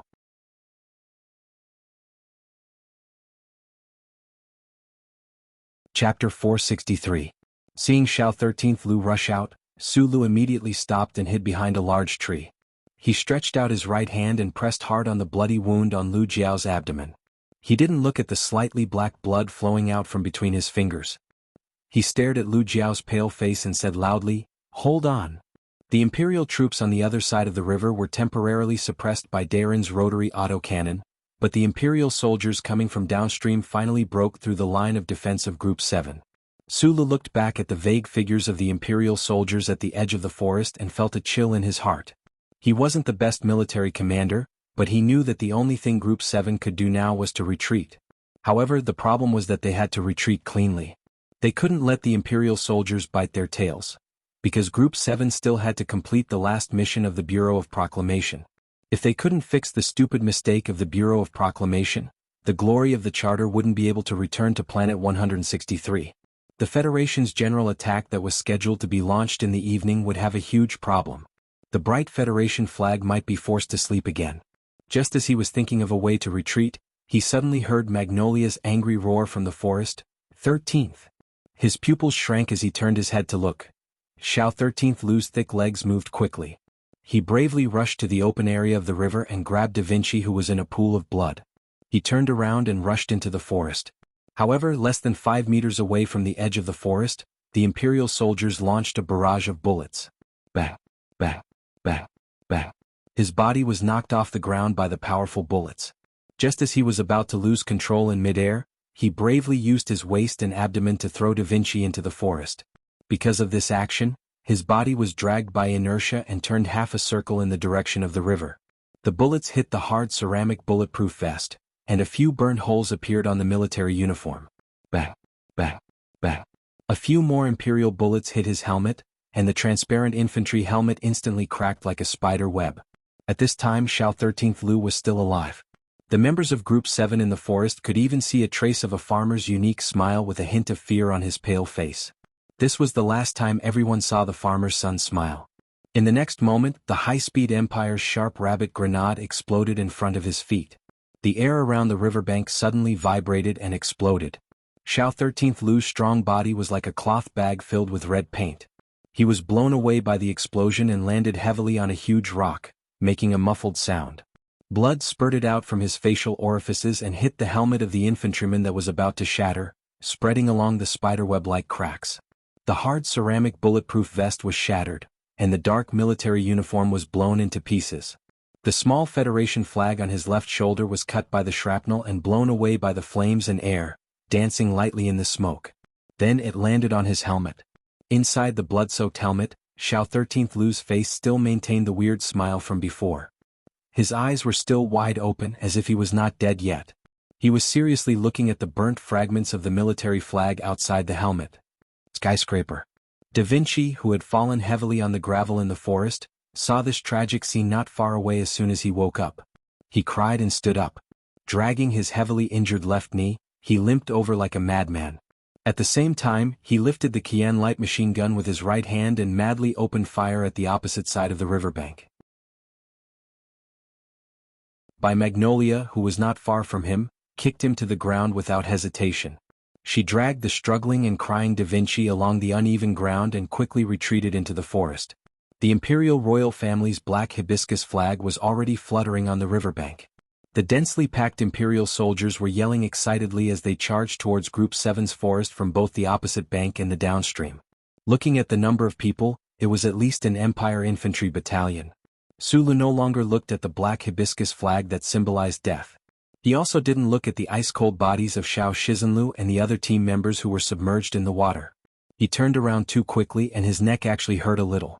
He stuffed the first aid kit into the arms of the semi-conscious Lu Jiao and let a passing recruit drag Lu Jiao to the back of the forest. He stood up and shouted at Shi Peng, who had been crouching behind a bush, "Retreat!" The gunshots on both sides of the riverbank were too loud. The pale Shi Peng looked at Sulu absent-mindedly. He did not hear what Sulu said clearly, but Su Li's command made him suddenly wake up. His whole body trembled. He immediately used the secret battlefield command system and quickly shouted to all the team members, 3 seconds of map transmission. Time synchronization. Regroup at the old location. Everyone retreat quickly. Blazing plan, cover the rear. The wristwatch beeped lightly. The synchronization before the retreat was completed. According to the orders issued by the higher-ups, the members of Team 7 who were scattered in the riverbank forest quickly took out the high-efficiency explosives from their waists and threw them at the person who was crouching in the forest. Then they used silence to suppress their sadness and anger. They carried or supported their injured comrades and quickly retreated to the depths of the mountain behind the forest. Shi Peng did not retreat. As the messenger of Team 7's commander, Su Lu, he had gotten used to his role in the past 2 months. He issued clear orders according to Team 7's battle arrangements. According to his gloominess, cowardice and selfishness, he should not have stayed. But he felt that his legs were a little heavy today. The lives and blood of too many comrades made his lips dry. The anxious fire in his chest burned his body and made his body tremble slightly. There was a feeling of disdain when he first joined the army that rushed into his brain. "Ah!" He screamed crazily with a trembling voice. He followed behind Su Lu and rushed to the edge of the forest. He raised his gun and fiercely opened fire, killing the Empire soldier who was charging at the front. Su Lu saw Shi Peng's figure from the corner of his eyes.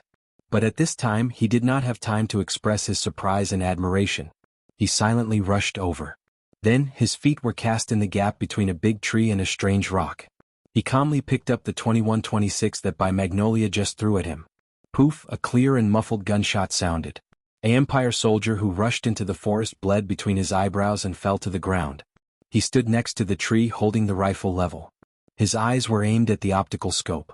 He quickly panned his view again. Almost at the same time when he moved to his position, his index finger pulled the trigger. Another clear gunshot sounded. Another Empire soldier was knocked to the ground with his limbs facing the sky. Shi Peng was lying on the rock, howling crazily while spraying bullets with all her might.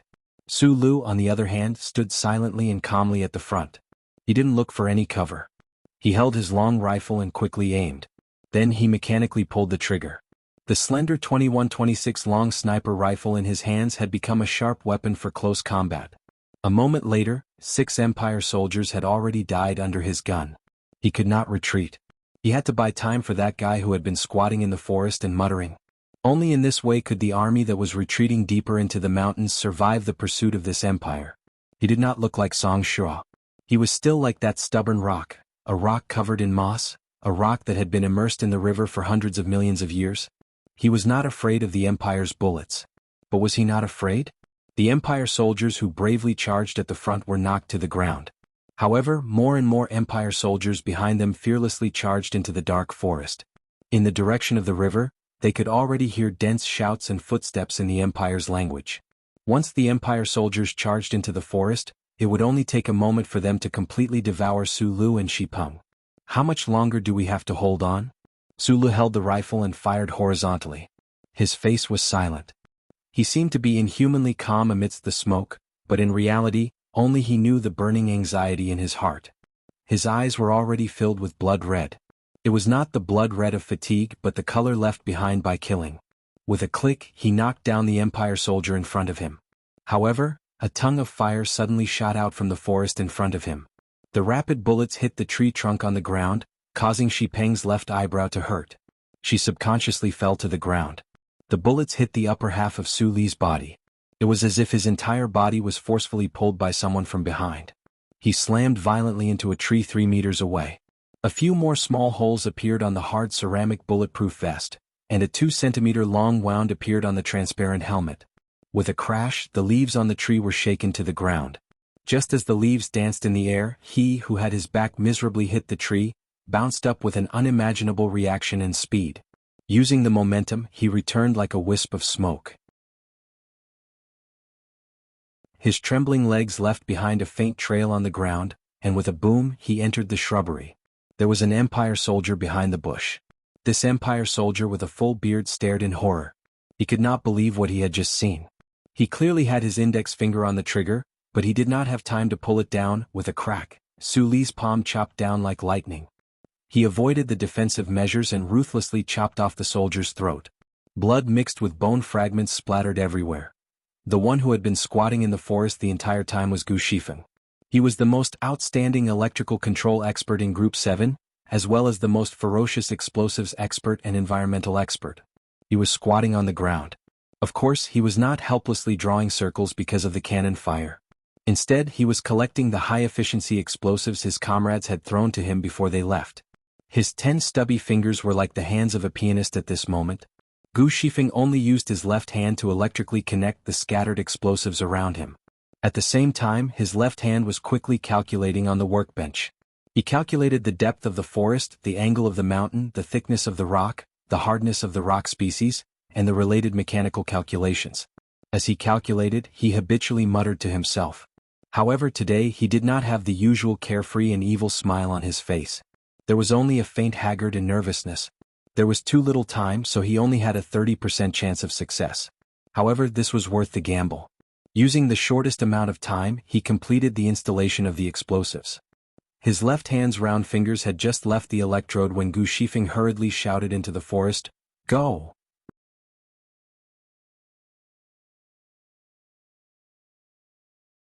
Chapter 464. When he heard Gu Shifeng's roar, Su Li's pale face moved slightly. A burst of bullets swept over. In front of the beautiful gunfire, the leaves in front of him were cut into pieces and shrapnel flew everywhere. The Imperial soldiers who had just charged into the forest were all forced to the ground. He released a muffled groan. His military boots dug deep into the earth. The countless pairs of muscle fibers on his legs suddenly collapsed and loosened, erupting with powerful strength. He turned into a gray shadow as he retreated backwards. While he was retreating, his right hand shot out like lightning, grabbing Xipeng's neck. Like a hunter carrying a rabbit, he charged into the gloomy forest. With just a few leaps, his figure already rushed out of the dense forest by the river. Carrying a few slightly curled leaves, he charged like a storm into the rugged mountain rocks, immediately catching up to Gu Shifeng. Fuck. Gu Shifeng, who had already thrown away all of her equipment and even her heavy helmet, looked at the gust of wind that rose around her. She looked at her boss who had passed her. She gasped for breath and cursed. Her fingers spun the wristwatch in a complete circle, and then she suddenly threw herself into a crack on the side of the mountain road. An extremely weak explosion sounded from the forest not far below. Immediately after, a second explosion that was slightly louder, a third. In a short second, the 11 bullet burying points between the forest and rock quickly exploded one after another. Like firecrackers, not a single gap was left. In the end, that string of explosions condensed into a fierce and deafening noise. The entire riverbank was shaken up. It was as if a powerful gust of wind had swept up from this place. The dense forest by the riverbank suddenly collapsed, collectively bending over. Some of the thinner tree trunks were even directly blown apart, revealing the fresh but ugly tips of the tree hearts. The crushed rocks that were blown up were like bullets, not distinguishing friend from foe, not distinguishing between friend and foe, shooting in all directions. It was like a torrential rain hitting a wide leaf, making pawpaw sounds. It was unknown how many layers of smoke were scattered, how many layers of bloody earth were penetrated. After an unknown amount of time, the aftershock of the explosion gradually subsided. The cries of countless Imperial soldiers in pain echoed in the woods. 2 burning bodies fell to the ground, twitched a few times and then stopped moving. Gu Shifeng removed her hands from the back of her head and wiped away the dust on her face. She widened her eyes and quickly swept her gaze down the mountain. After confirming the aftermath of the explosion, a trace of joy and fear appeared in her eyes. She did not notice that the back of her hand was already drenched in blood. It was a hasty explosion, but the explosion produced a perfect result. This kind of luck that he didn't dare to believe before made him sigh with emotion. Were the souls of his companions who had died by the river blessing him? The forest between the rocks in front of them became much sparser, and a sharp whistle faintly sounded.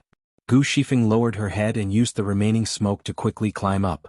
Dozens of meters behind her, the rugged mountain path that was difficult to traverse had already been completely covered by the collapsed rocks. The bullets fired by the Imperial soldiers whistled past the shattered rocks, but they were no longer a threat to the retreating Group 7. The mountain collapsed, fiercely blocking the path of the Imperial soldiers pursuing them. This explosion cut off Group 7's path of retreat, and also left behind the corpses of their comrades by the river. In the battle command room of the Federation battleship in outer space of Planet 163, the situation on the surface of the planet was constantly changing on the huge holographic screen. The senior officers of the Federation were in a hurry, and their expressions were solemn. A sense of urgency like an arrow on a bowstring silently filled the huge space.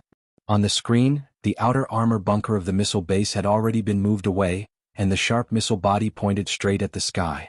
The fighter jets on the simple military airport had already slowly taxied out of the hangar and were preparing to enter the runway, ready to take off at any time. Countless heavy armors were silently parked in the valley, waiting for the last shadow of the setting sun to cover their bodies.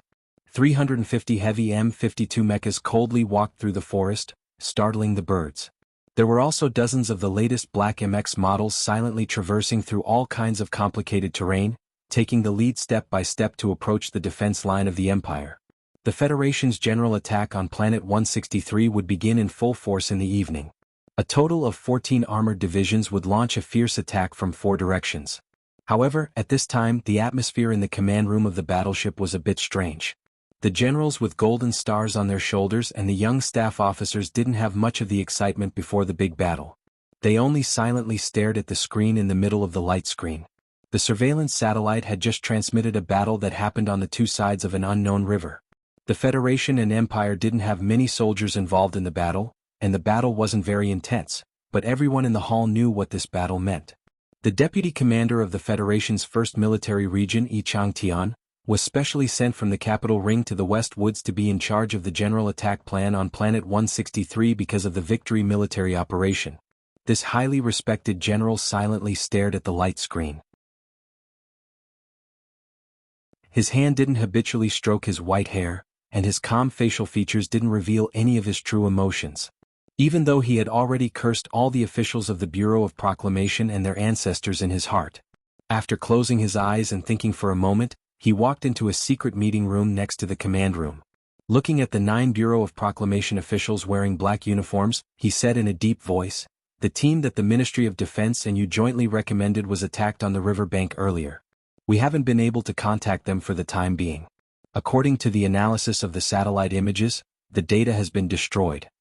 The walls of the battleship room made of high-energy plastic mixed with alloy gave off a trace of a cold feeling. The 9 Bureau of Proclamation officials in the room were male and female, but they were all relatively young. When they heard this, they all stood up in shock. Looking at the expressions of these Bureau of Proclamation officials, Deputy Commander Yi's eyes narrowed slightly. He sighed in his heart. Who would have thought that when the Federation's general attack was imminent, the Empire would suddenly go crazy? They didn't care about the loss of lives at all and sent countless guerrilla battalions into the Rocky Mountain region. In the end, it was that team that had extremely bad luck. General, you also know that the Federation hasn't entered a large-scale network like this for many years. I'm not defending the Bureau of Proclamation's mistake, but, since a problem has appeared, we must immediately solve this problem. A female Bureau of Proclamation official said coldly. She had a face that could be considered pretty, but because the outline of her face was too obvious, she appeared a little stiff. Even with a pair of round glasses, there was no way to improve her appearance. This wasn't a defense, but this cold and matter-of-fact tone showed the Bureau of Proclamation's extraordinary position in the Federation's structure. Facing an important general of the military, the Bureau of Proclamation official was still so unyielding. Right now, the network is already 86% complete. Once it is activated, this general attack will definitely be victorious. This female official frowned and said, "We need to fix that small problem. The problem right now is that the only team that can make it to that area is that team."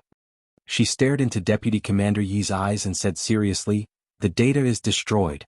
We can apply for permission to transmit it again, but that team must continue to move forward and complete the mission." Deputy Commander Yi was silent for a few seconds. He reached out and pulled up the holographic screen on the table. Looking at the video of the previous battle on the screen, he said, "This team has already suffered heavy losses. The 9 Bureau of Proclamation officials in the room didn't say anything. They just looked at him quietly, using this silence to express some kind of firm attitude. A bitter smile appeared on Deputy Commander Yi's lips. As a soldier, he had seen too many Federation soldiers die, but Group 7 was different. In this group that suffered heavy losses, there were many children of important people in the Federation, and that's Sulu.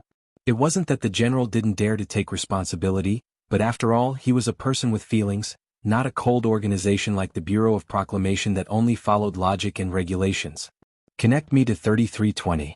I want to talk to Commander Zhong, the general said in a deep voice. A trace of confusion appeared on the face of the Bureau of Proclamation official. He didn't understand why a simple mission would alarm the highest commander on the front line of the Westwoods. A moment later, Ning He, the second-class staff officer of the headquarters, walked in quickly and said quickly, "Group 7 signal has been connected.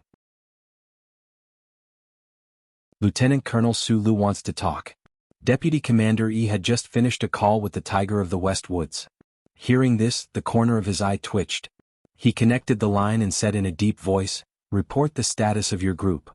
Su Li's hoarse and tired voice sounded from the communication device. 11 dead, 4 seriously injured. Our group is located at 12 bases to the right of the Chiqiao mountain range. The geographical deviation is 300 meters. We urgently need backup and medical assistance. The screen on the table immediately showed the satellite map of Group 7's location. However, due to the electronic interference of the Empire, the real-time image was a bit blurry. One could only vaguely see some gray rocks and green plants with some black dots scattered in between. Ning He stood quietly behind Deputy Commander Yi. His eyes fell on the screen, but his right hand was clenched tightly behind his back. On that bald mountain were his closest friends and comrades, but now he couldn't help them. He even had to send them to a more dangerous place. Deputy Commander Yi thought of the previous phone call and the opinion of the Bureau of Proclamation. Without hesitation he ordered, "I order you to continue to the designated operation area to complete the mission. Before entering the signal isolation area, the Bureau of Proclamation will send the relevant data. Please keep the signal channel open." The other side of the communication device was silent for a moment. Then Su Li's tired and slightly mocking voice sounded again. "That's the data of Level 2 clearance. Given the rigidity of the Bureau of Proclamation, will they be able to apply for clearance in time?" Hearing this, the expressions of the Bureau of Proclamation officials in the room turned a bit ugly. One of the officials who was constantly exchanging information with the Bureau of Proclamation in the capital ring raised his head and said, "There shouldn't be a problem." Everyone in the room sighed in relief. However, at this time, Su Li's tired voice sounded from the communication device again. "Many of my people have died." Before Deputy Commander Yi could say anything, the female Bureau of Proclamation official with a poker face pressed the call button and said coldly and forcefully, "I don't care how many of your people have died. You must arrive at the designated location in 47 minutes.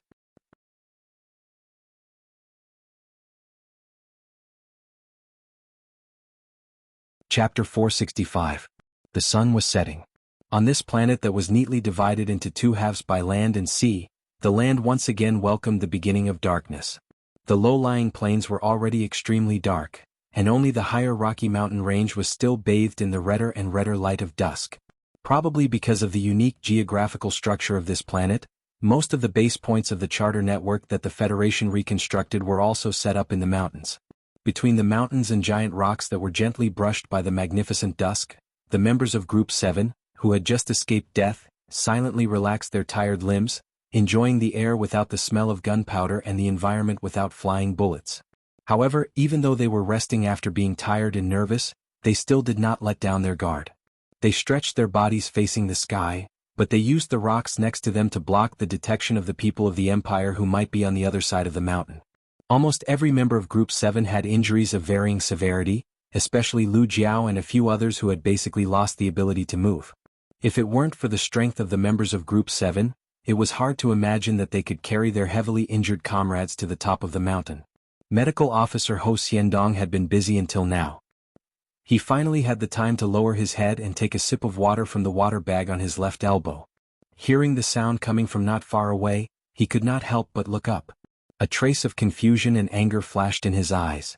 The confusion and anger were not directed at Sulu, but at the officers in the Bureau of Proclamation who were remotely controlling the battlefield from the Bureau of Proclamation.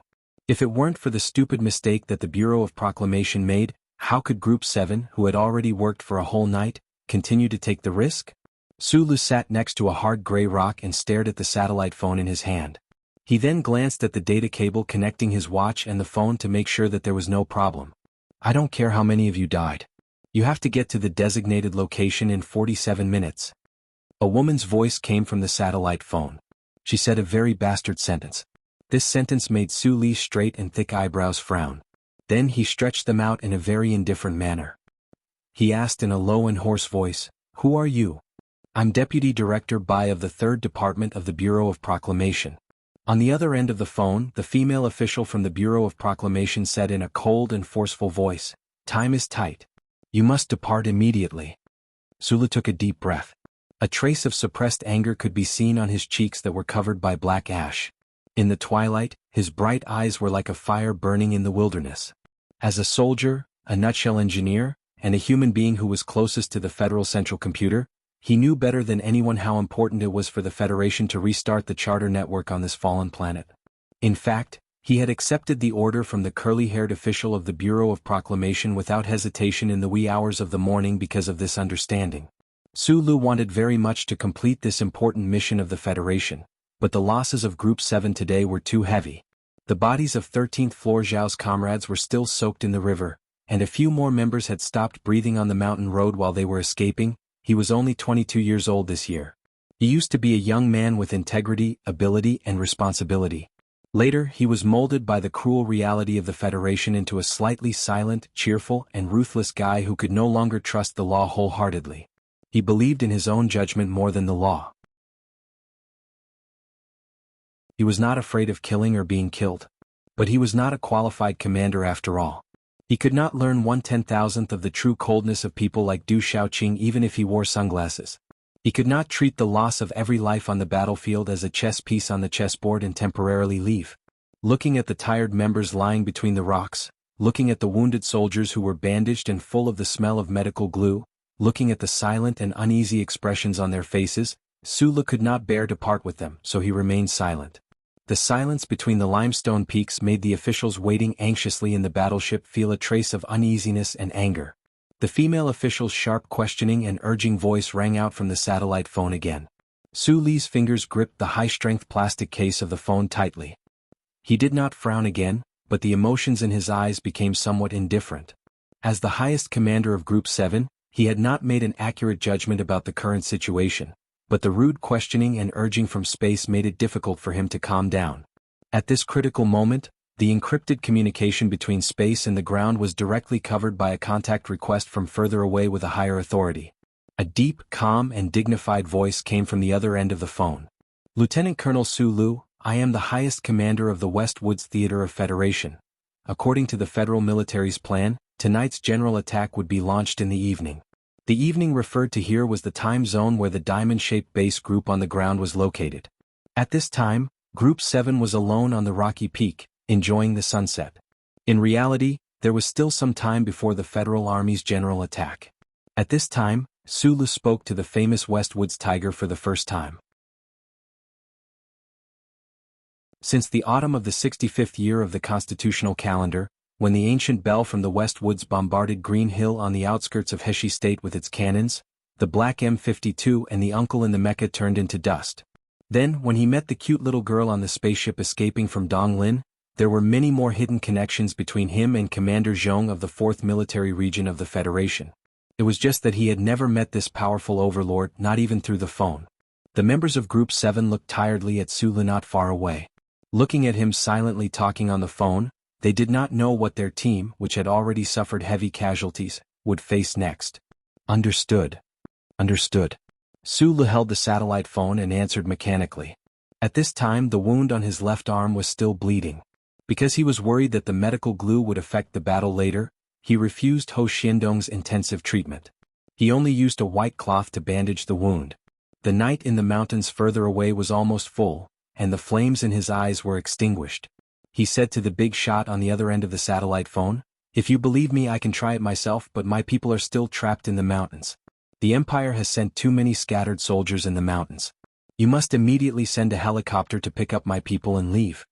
The person on the other end of the phone was the Supreme Commander of the Federation's Victory military operation. He was just a small lieutenant colonel with hundreds of people under his command and hundreds of guns. The difference in military rank was huge, but at this moment he was bravely bargaining with the other party. It was unknown what was said on the other end of the phone. After Sulu hung up the phone, he directly put the heavy satellite phone into the military backpack behind him. Then he took off his watch and exchanged it with Magnolia's watch. You take these guys and wait here. The higher-ups have promised me that they will send a helicopter to support you in half an hour. Sulu tidied up the tools he needed to bring. He lowered his head and whispered to Magnolia, the general attack is about to begin. We are the only team that is still trapped in the war zone. It is already good enough that they are willing to send a helicopter. Magnolia looked at him silently. She could easily tell what this little boss was going to do from his movements.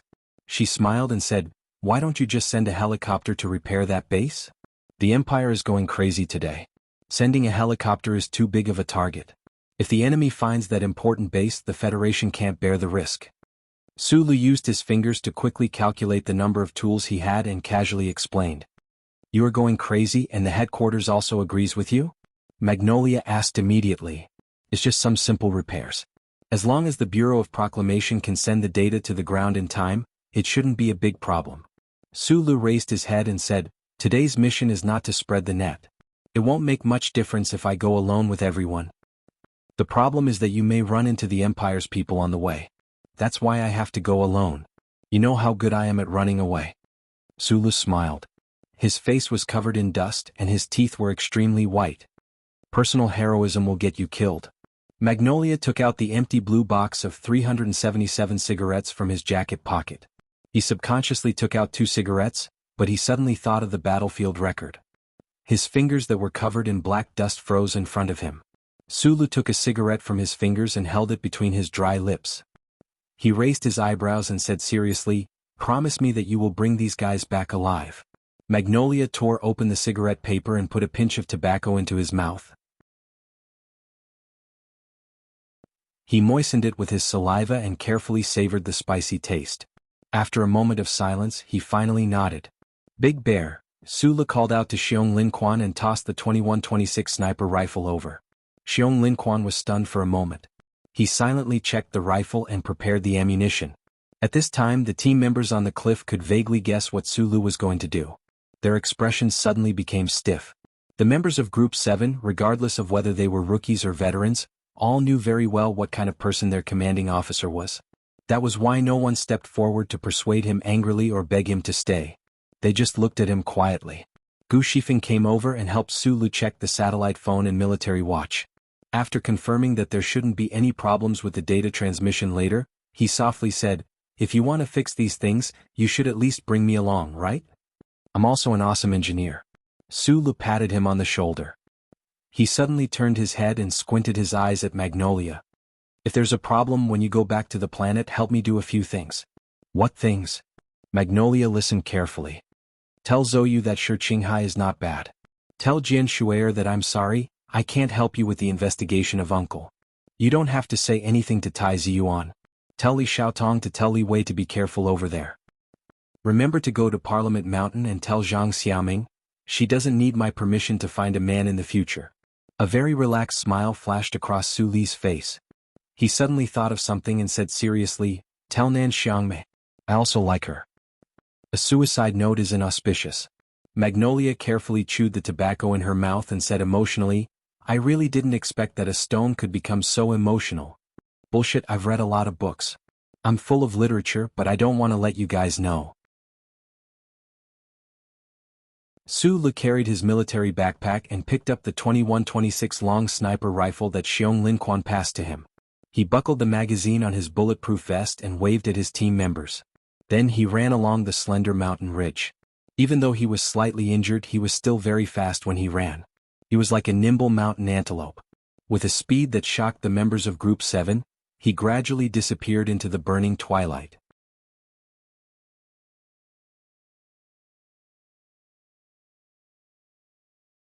Chapter 466.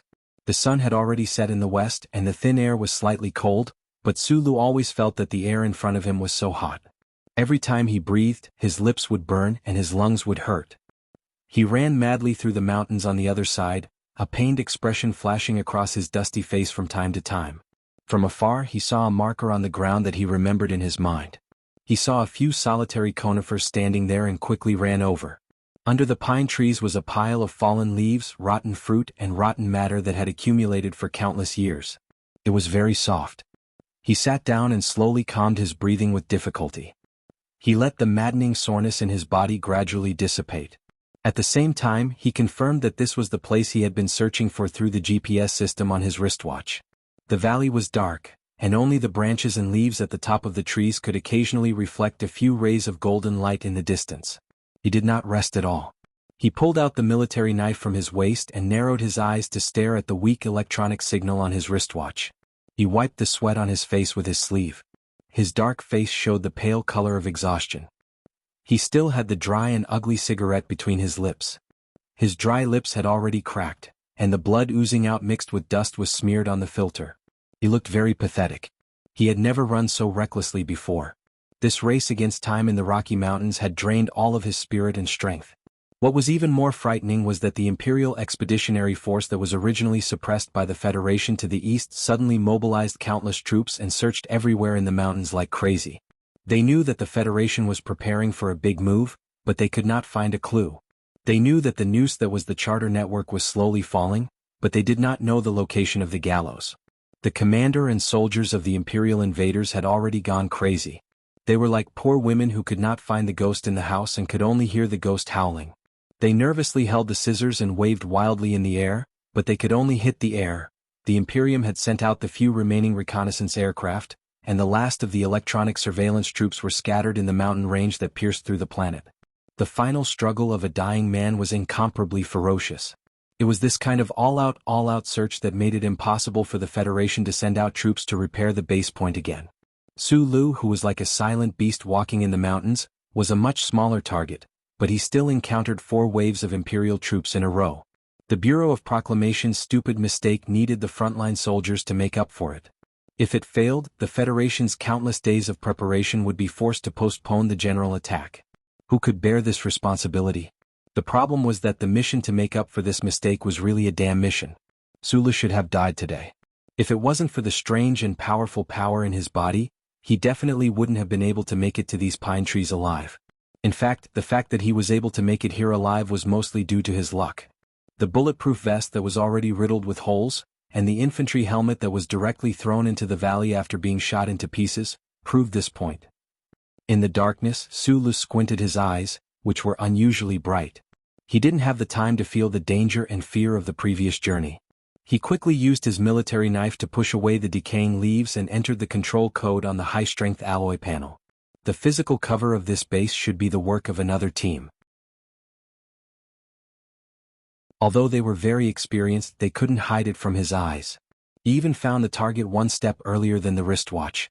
Taking out all kinds of tools from his military backpack, Sulu took a few deep breaths to calm himself down. He began to operate the complex components that he had never seen before. The satellite phone's light screen flipped through pages of top-secret blueprints at a constant speed. Sulu quietly and quickly followed the blueprints. The mechanical engineering genius that he had shown when he was young, and the skills that Feng Yu had taught him were fully displayed at this moment. The repair tools that seemed more complex than the underground components were as obedient as chopsticks in his hands. The low hum of the motor could be heard from time to time in the quiet forest. With a light click, the core section of the base equipment surrounded by fallen leaves opened. Sulu looked at the exposed chip circuits in front of him. He looked at the extremely thin channels that glowed with a faint metallic light.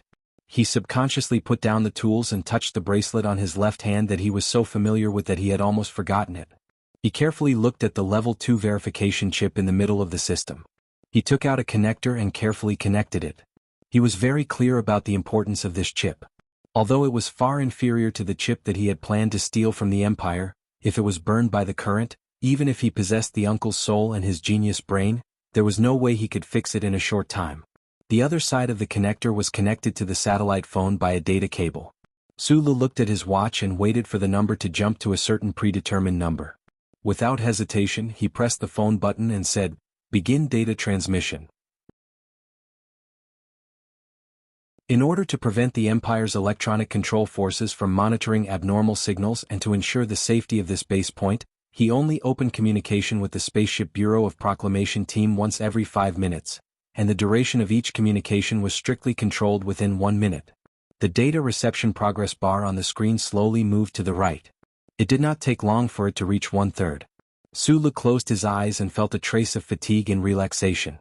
After experiencing the battle at the riverbank, the death of his comrades, and running for his life in the forest, he thought that he had enough patience to wait for some things to happen. And from the looks of it, the error in this base point's core was not serious, and the data used to cover it was not large. The communication channel closed and opened again. 21 minutes later, all the data was sent. Next was the technical operation manual. However, Su Li's pupils suddenly shrank because he realized that the transmission speed of the last document was extremely slow. What's going on? Why is it so slow? He asked in a low voice. There was a slight noise in the phone. A slightly panicked female voice replied, "Be patient. It should be in time. It's just the operation manual. Why is it so slow? Are you stupid enough to package all the documents and send them over? Hurry up and split them," Sulu said angrily. The deputy director of the Bureau of Proclamation, who was far away in the spaceship, became angry. She said coldly, "This is a Level 1 document. The network control is only a temporary part of the authorization. We don't have the authorization, so we can't even look at it. Of course we can't split it." Idiot. Sulu did not have time to curse because the 2 minutes were up. The satellite phone fell into silence, and the progress bar that only moved a little bit froze at the front. He stared at the progress bar, and after a little calculation he knew how long it would take to finish the transmission of the damn technical manual and complete this damn mission. A cold emotion occupied his heart. Group 7 had sacrificed so much. If they still failed, he would not be able to forgive himself. This kind of depressed emotion made him have the urge to smash the satellite phone on the tree. But in the end he did not do anything. He just silently fell into deep thought. At this time, an ominous sound faintly came from the forest in the distance. He suddenly got up, put on the night vision goggles and looked into the distance. He vaguely saw a group of Imperial soldiers. At the same time he heard a series of chattering sounds. This group of Imperial soldiers did not seem to be afraid of exposing their tracks. They were very arrogant, but in fact, it was a kind of last madness before despair. He did not understand the Imperial language, but he knew that the countless ant troops that the Imperial people desperately scattered in the mountains were really effective. What was even more troublesome was that the time of the Federation's attack was approaching step by step. If only the old thing was here. Sulu once again lay back on the ground. Like a biologist observing the daily life of a cave animal, he stared at the motionless progress bar and thought in his heart. It was a pity that the charter network on this fallen star had not been activated yet. Even the lowest level of the monitoring network did not exist. At this time, even if there was an electronic wall that surrounded the bison in the East Forest region, Sulu believed that he could still contact the omnipotent central computer. Thinking of this, a trace of ruthlessness flashed across his tired face. With a whoosh, he took out the spare Serene Farmer energy bar from his backpack and connected it to the satellite phone. It took more than 10 seconds to open the back of the phone. With a few simple wires, Sulu forcibly increased the power of the satellite phone. The message segment forcibly passed through the thick atmosphere and came to the space battleship in space. It opened the channel in reverse and began to contact. At this time, there were still more than 3 minutes before the agreed 5-minute signal annihilation period. On the other side of the phone came the screams of the people on the battleship, and the annoying female official nervously and angrily rebuked, "You will expose your position. I order you to close the channel immediately." Even if Sulu actively closed the channel, the command ship in space could forcibly close the channel. He stared at the phone and said in a calm voice that made people's hearts palpitate, "Keep the channel open. If you close it, I will give up this mission." The other side of the phone fell into silence. The progress bar on the satellite phone slowly increased, but Sulu did not care about this at all. He stared at the phone and silently shouted in his heart, "Old thing, find me." After about a moment, like a star blinking, a white light dot appeared in the vision of his left eye. Here. It seemed that in the military satellite phone, there was indeed a verification chip that could monitor the chip of a human. Sulu knew that he had won half the bet. He forcibly suppressed the excitement in his heart and quickly said in his mind, "The problem with the network base points, You check it yourself and then give me the technical manual. Use the fastest way. The Federal Central Computer quickly showed a line of words in his left eye. This is a top-secret document with Level 1 clearance. You know, I'm just a poor computer. Without the authorization of a human, I can't take the initiative to do anything. You said that I have Level 1 clearance. I will authorize you. This seems to work, but the problem is that we haven't seen each other for a long time. Don't you want to talk first? Get lost. Su Le gave a concise and powerful reply with a hint of Zhou Yu's unique charm. In the time it took for a simple conversation, the central computer had completed the work that countless humans could not complete after years of work. It found the reason, intercepted the most concise and correct relevant technical specifications, and transmitted them to the planet's surface through the battleship. The drawing paper and the operation flow were quickly transmitted to the chip behind Su Le's neck through the verification chip in the satellite computer, and then into his brain.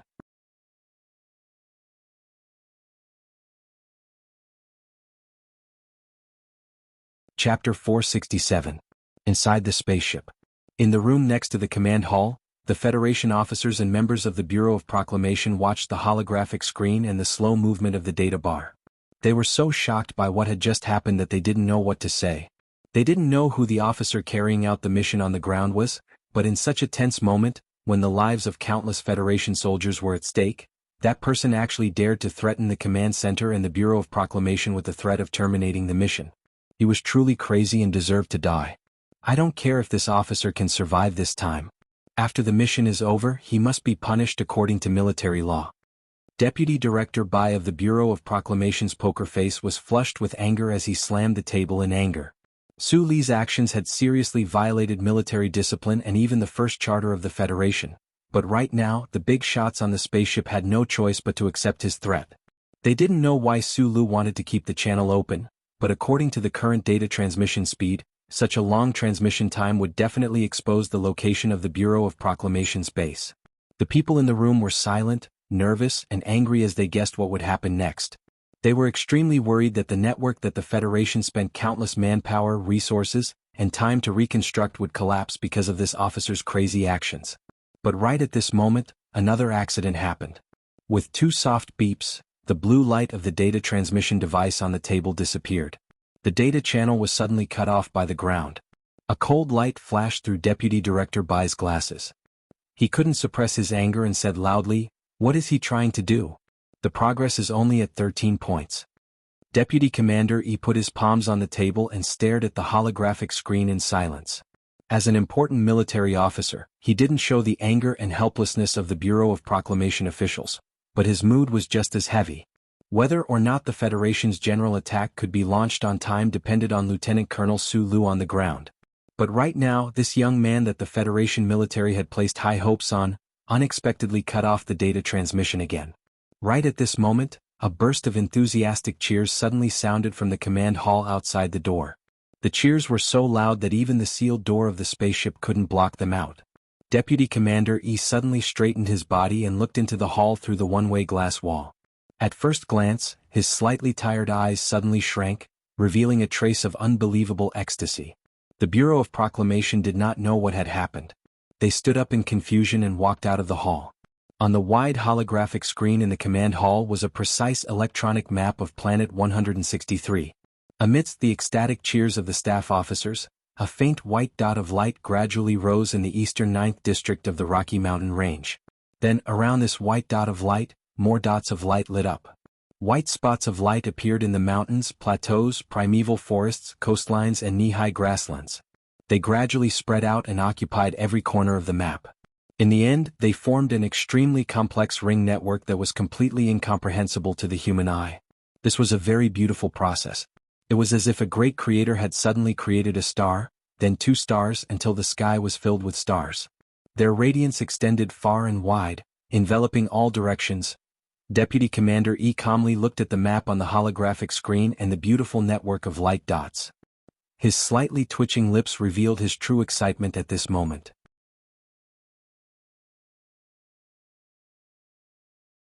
He ordered in a hoarse voice, "Scan from east to west. Do a comprehensive scan." "Yes, sir." The cheers in the command hall stopped. The staff officers operated the workstations in front of them as fast as they could. Following their operation, the images on the planet below the spaceship quickly appeared on the holographic screen one after another. Those images penetrated into the Imperial Expeditionary Forces control area and clearly showed the distribution of military forces and the electronic signal strength of the Empire. The Bureau of Proclamation teams standing at the door looked at each other in confusion. Deputy Director Bai especially opened her mouth wide. She was so shocked that she couldn't speak. She couldn't understand how that damn disciplinary officer had completed the mission when the technical manual had not been sent to the ground. What made her and the other Bureau of Proclamation officials feel even more cold was why the monitoring network on the planet had automatically activated before they had even entered the top-secret activation command. The inspection ended very quickly. Deputy Commander E was finally completely relieved. He sat in the big chair in the front of the hall and quickly said, "Send the message to the base and the troops on the ground. Ask the command departments at all levels to immediately synchronize the data. We are ready to begin." "Yes, sir," the staff officers replied. Deputy Commander E took off his military cap and rubbed his white hair that was wet with sweat. After a moment of silence, he said with a smile, "Begin the calculation and draw up the battle plan."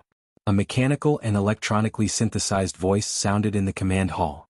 "Yes, sir."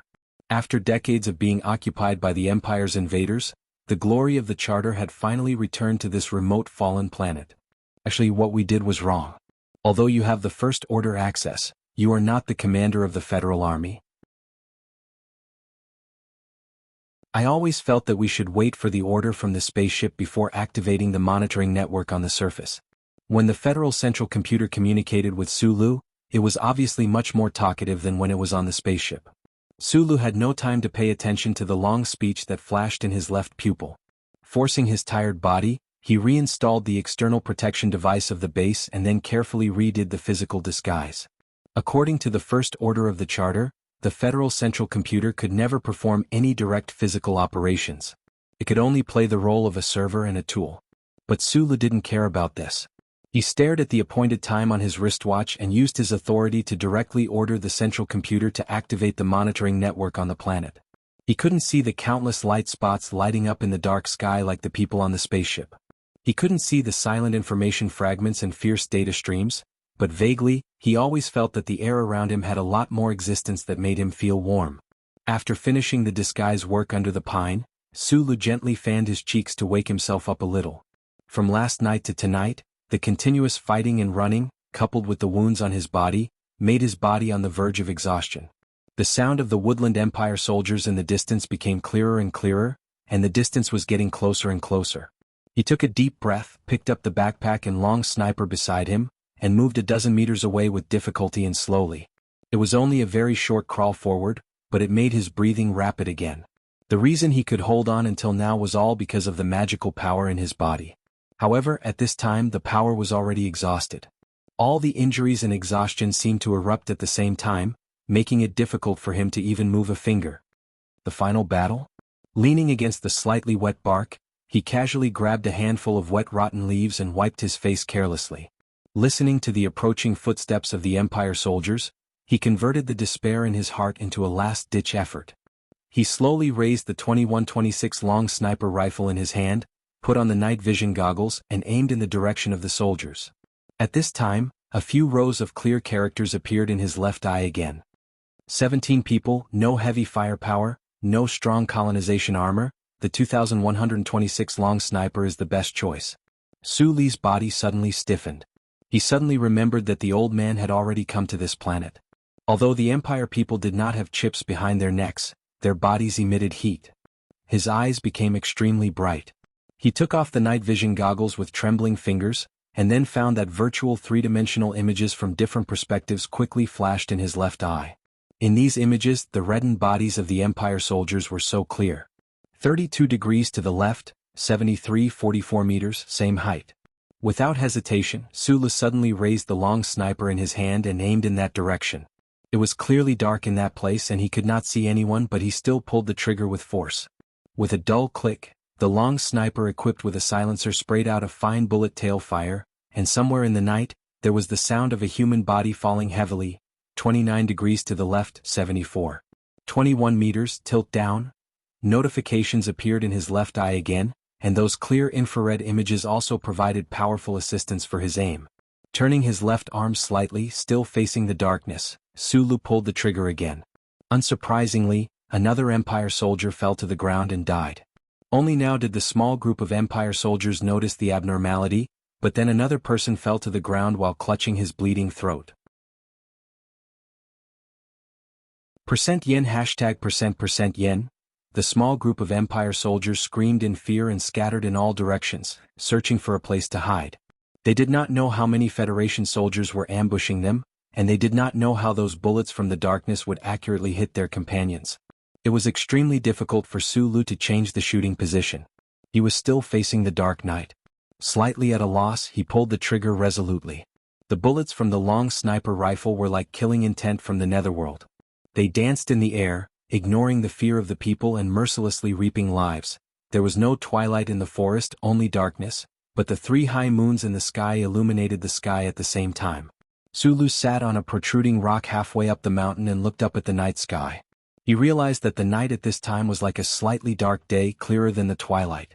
He did not know if the Federation's choice of a general attack tonight had anything to do with the 3 bright moons, but he felt that the clouds in the sky were exceptionally clear and beautiful. In the forest, all 17 Empire soldiers died under his blind shots, just like in the S2 Foundation building. The killing on the battlefield seemed to have become a game. Until now he was still a little confused about what had happened, but the feeling of happiness that occupied his entire body and mind made him know how wonderful it was to survive a disaster. Suddenly the quiet moonlit night was broken by a loud roar. Countless missiles came from the west, dragging a mournful line, and attacked the position of the Imperial Expeditionary Force with incomparable terror. Then a dense group of Federation fighters appeared in the night sky and attacked with a roar. The Federal Army's attack officially began. Sulu knew that in places where he could not see, there were countless Federation tanks and mechas rumbling and crushing the trembling earth. A trace of true relief flashed across his pale and black cheeks. In the silver moonlight, he turned his head to look at the Empire's position in the east. Looking at the explosions that were like fireworks, he was silent for a long time before softly cursing with a hoarse voice. His body was a little cold. He trembled as he took out a lighter and lit the dry cigarette between his lips that he had been holding for a long time, stained with traces of blood. The spicy smoke poured into his lungs, choking him and making him cough a few times. He could not help but rub his eyes, and then looked at the sky full of bullets and fire, silent.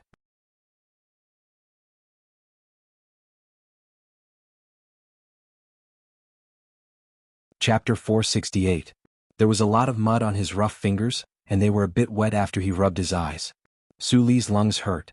He did not know if it was because the bullets of the Imperium did not penetrate his hard bulletproof vest but broke his ribs.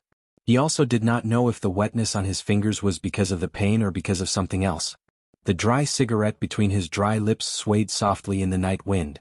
Looking at the trembling cannons in the sky, he asked silently, "You should be calculating the massive data on the command starship, making suggestions and controlling the overall situation. But instead you came to chat with a lone ghost like me. Will anything go wrong? I'm everywhere. One of them stopped by your side and saved your life. Are you grateful?" The Federation Central Computer answered the question in a mechanical manner. The latter half of the sentence was boring. Sulu took off the burning cigarette. This inadvertent action cut off a piece of his lip. He frowned in pain and said angrily, "Go to hell." The silver light on the rocks was beautiful and the night wind was cool. He sat on the rocks alone and watched the magnificent war like a spectator. It was hard for him to feel proud of himself for causing all this. Instead he felt a bit lonely. Fortunately there was a boring but interesting program chatting with him. A self-mocking smile appeared on his face. He sighed in his heart. "If you couldn't find me today, I would have been dead. I've always been curious. You should be deep underground in the Bureau of Proclamation. Even if the information passed through the mini-twisting hole, it would take at least 2 to 3 minutes to reach you. How could you be so fast?" "I am not afraid of time," the old guy answered philosophically with the light talisman. "I am everywhere I can. Returning to this planet again, I feel that I am full of strength." Sulu had been used to the more and more nonsensical expressions of the supposedly cold central computer. He was never bothered by the state that he could not explain, so he did not feel scared or frustrated. On the contrary, he understood the answer easily. After a moment of silence he said mockingly, Won't you be schizophrenic if you have thousands of incarnations? The fierce battle occupied every inch of land on the east side of the planet. Every second, soldiers fell and died, turning into mindless flesh and ashes. The battle was too intense. Sulu hid alone in the rocky peak until noon the next day. The federal military finally pulled out a combat helicopter and picked him up from the mountain. The loud roar of the helicopter covered the loud question of the pilot. The pale-faced Sulu was half leaning in the cabin full of the smell of engine oil, looking at the mountains and grassland below. The closer they got to the Federation base in the west, the more troops they saw on the ground. Looking down from the sky, countless torrents of steel occupied all the space in their field of vision. They were slowly but firmly pressing toward the territory controlled by the Empire. It was a magnificent sight. The helicopter stopped about 10 kilometers away from the rhombus-shaped base and immediately took off again to join the tense battle. At the airstrip, there were already military vehicles waiting for Sulu. The violently shaking military vehicle drove along the quick-solidifying cement military road toward the base. Along the way, Sulu saw many small troops like himself, moving against the torrent of large troops and converging toward the base. These small troops were like Group 7, special teams that carried out net-laying work on the planet. Looking at the tanned and haggard faces of his comrades, Sulu quickly recognized that this included most of the combat teams of the three major security companies of the Federation. The combat experts of Whitewater, Blackhawk, and Bluebird seemed to have all gathered on this planet.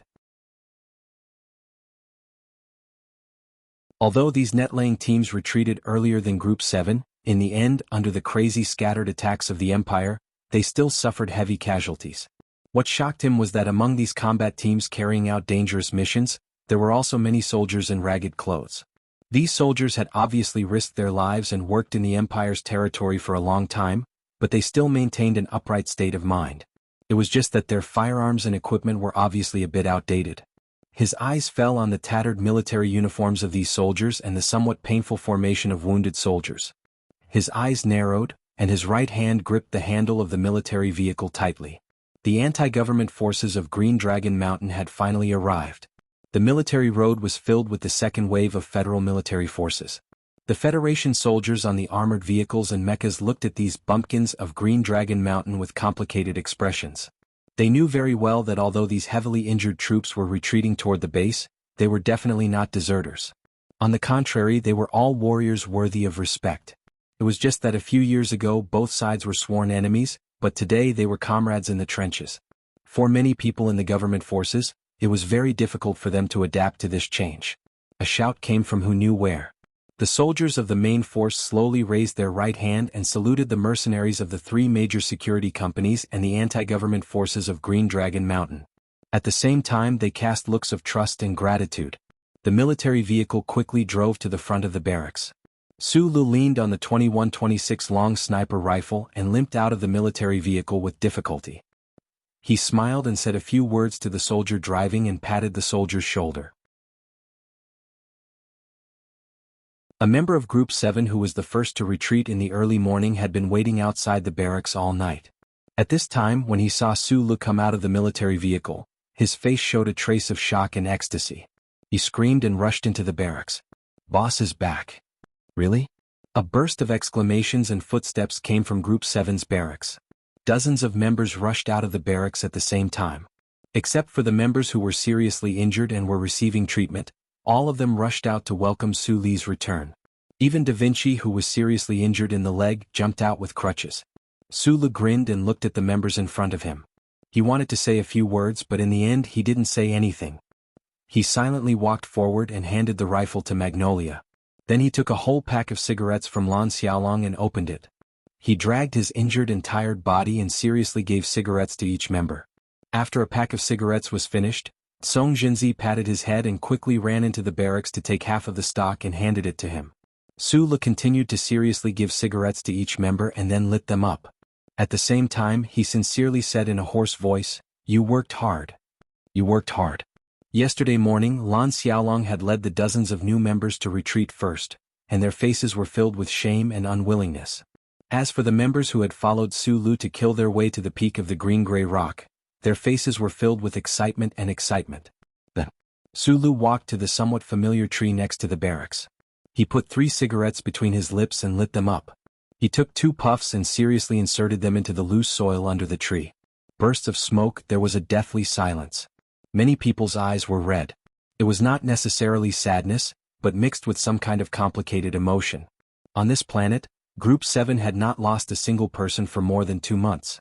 However, in the last mission before the Great Counterattack, they were ruthlessly slashed by the Imperium. In the river bank and the subsequent retreat, more than 10 of their brothers fell into eternal slumber. In this deathly silent atmosphere, some new members could not help but cry. Immediately they were fiercely yelled back by their companions. The team members fiercely smoked one cigarette after another, like burning paper rolls between their lips. This was the life of the Empire people. The entire barracks was shrouded in silence and the pungent smell of 37 brand cigarettes. Da Vinci smoked the most fiercely. He silently squatted under the eaves of the barracks. He thought of the big guy who lived in the same room, the farmer's son. He thought of the helmet sprayed with blood on the river bank. He thought of not being able to smell the smell of that guy's feet in the future. His eyes had long since turned red.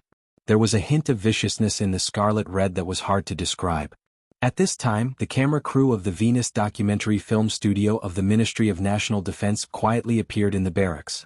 The buzzing sound of the equipment operating woke up the team members who were immersed in the sad atmosphere. There were only 2 people in the camera crew. Yesterday they withdrew halfway through the mission, so they did not film the fierce battle on the river bank. At this time, of course, they did not want to miss the scene that was enough to move all the people of the Federation. Stop filming. Sulu stood up with the help of a tree trunk. He glanced at his left arm that was bleeding and said to the cameraman. The cameraman hesitated and looked at the host next to him. Fuck, I told you to stop filming. Da Vinci stared with his bloodshot eyes and rushed over like a tiger. He kicked the cameraman away, grabbed the camera and slammed it on the ground, shattering it into pieces. Sulu lowered his head and waved his hand.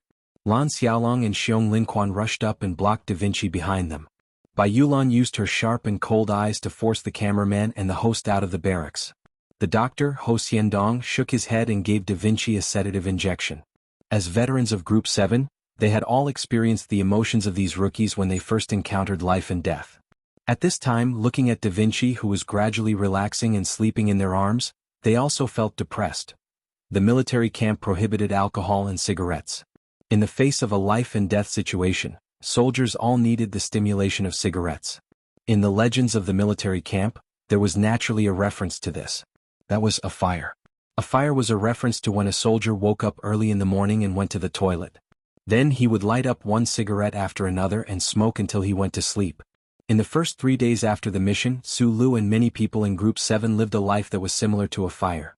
The laughter of their dead comrades, the exhaustion after the fierce battle, and the trembling of surviving a disaster could only be slightly relieved by the company of cigarettes. Sulu also hid a fire in his heart. If it wasn't for the stupid mistake made by the Bureau of Proclamation, Group 7 wouldn't have had to take that last risk. Those men would have been happily chatting in the barracks and smoking like him. Sulu knew his weakness. If he couldn't avenge his comrades who didn't deserve to die, the fire in his heart would never be extinguished.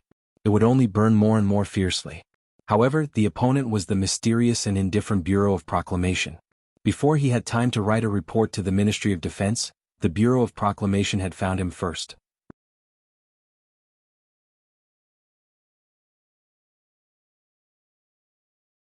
Chapter 469. During the mission to repair the base, Sulu knew that his actions had violated many military rules. For example, disobeying military orders was a serious offense. Especially when he forcibly went through the underground tunnel to communicate with the base at the end, it was a very serious offense. However, it had been 3 days since he returned to the military camp. The white ash from the cigarette was spread 3 feet under his feet, but the higher-ups of the military did not say anything. He thought that the mission was successfully completed. The higher-ups glanced at the mountains behind him and were ready to leave the matter unsettled. Who would have thought that there was actually a secret investigation targeting him? Interesting. Sulu began to pack his luggage with a calm expression. He followed the officer from the Bureau of Proclamation and walked out of the barracks. The military vehicle was waiting for him at the gate. The members of Group 7 who had just received the news immediately went into a frenzy. They wore their hats askew, wore military shoes and had cigarettes in their mouths. They looked like gangsters from Bermuda. They grabbed all kinds of guns and rushed out of the barracks, blocking the military vehicle that was just about to leave.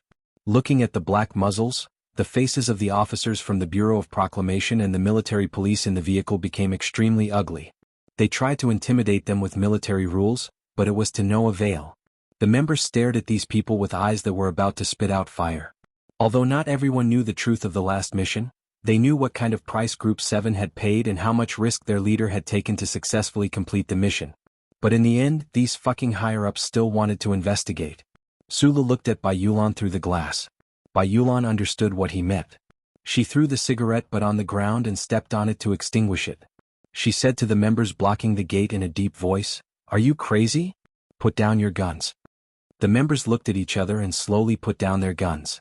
However, they still stared at the people in the military vehicle with cold and ruthless expressions. It seemed that if the officers from the Bureau of Proclamation did not immediately let Sulu out, countless bullets would be fired at the vehicle in the next moment.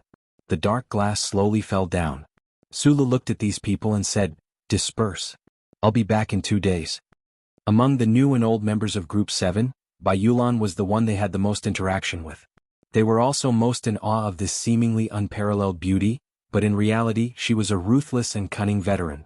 On the contrary, in the past few months of military life, Sulu did not spend a lot of time with his team members. He spent most of his time buried in his office and rarely worried about the cruel training and the bustling life. He was not like an excellent general who would undress and push food to maintain his authority and degree of respect in the team. What was amazing was that once Sulu spoke, no one in Group 7 dared to disobey him. This was because he had perfectly fulfilled his promise before the battle. As the saying went, charge at the front, retreat at the back. I'll be the scapegoat, but I'll still be the one to face the mountain of knives. He didn't say much, but he did a lot. A commander like this was like a big rock under their buttocks. It was very easy for his team members to feel at ease and trust him completely. So at this time, when Sulu asked everyone to disperse, although the members of Group 7 were very unwilling, they still quickly dispersed and made way for the military vehicle to move forward. Then they fiercely spat countless mouthfuls of thick spittle in the direction of the fleeing military vehicle. "Staff Officer Ning, I want to see Deputy Commander E." I don't understand why that officer clearly violated so many military rules, but the command center is still unwilling to come up with specific punishment measures. In my opinion, a rogue officer like this who has no regard for military rules should be removed from our team. Deputy Director Bai of the Bureau of Proclamation adjusted the square glasses on the bridge of her nose. A trace of coldness flashed across her poker face. Her angry voice sounded particularly rigid.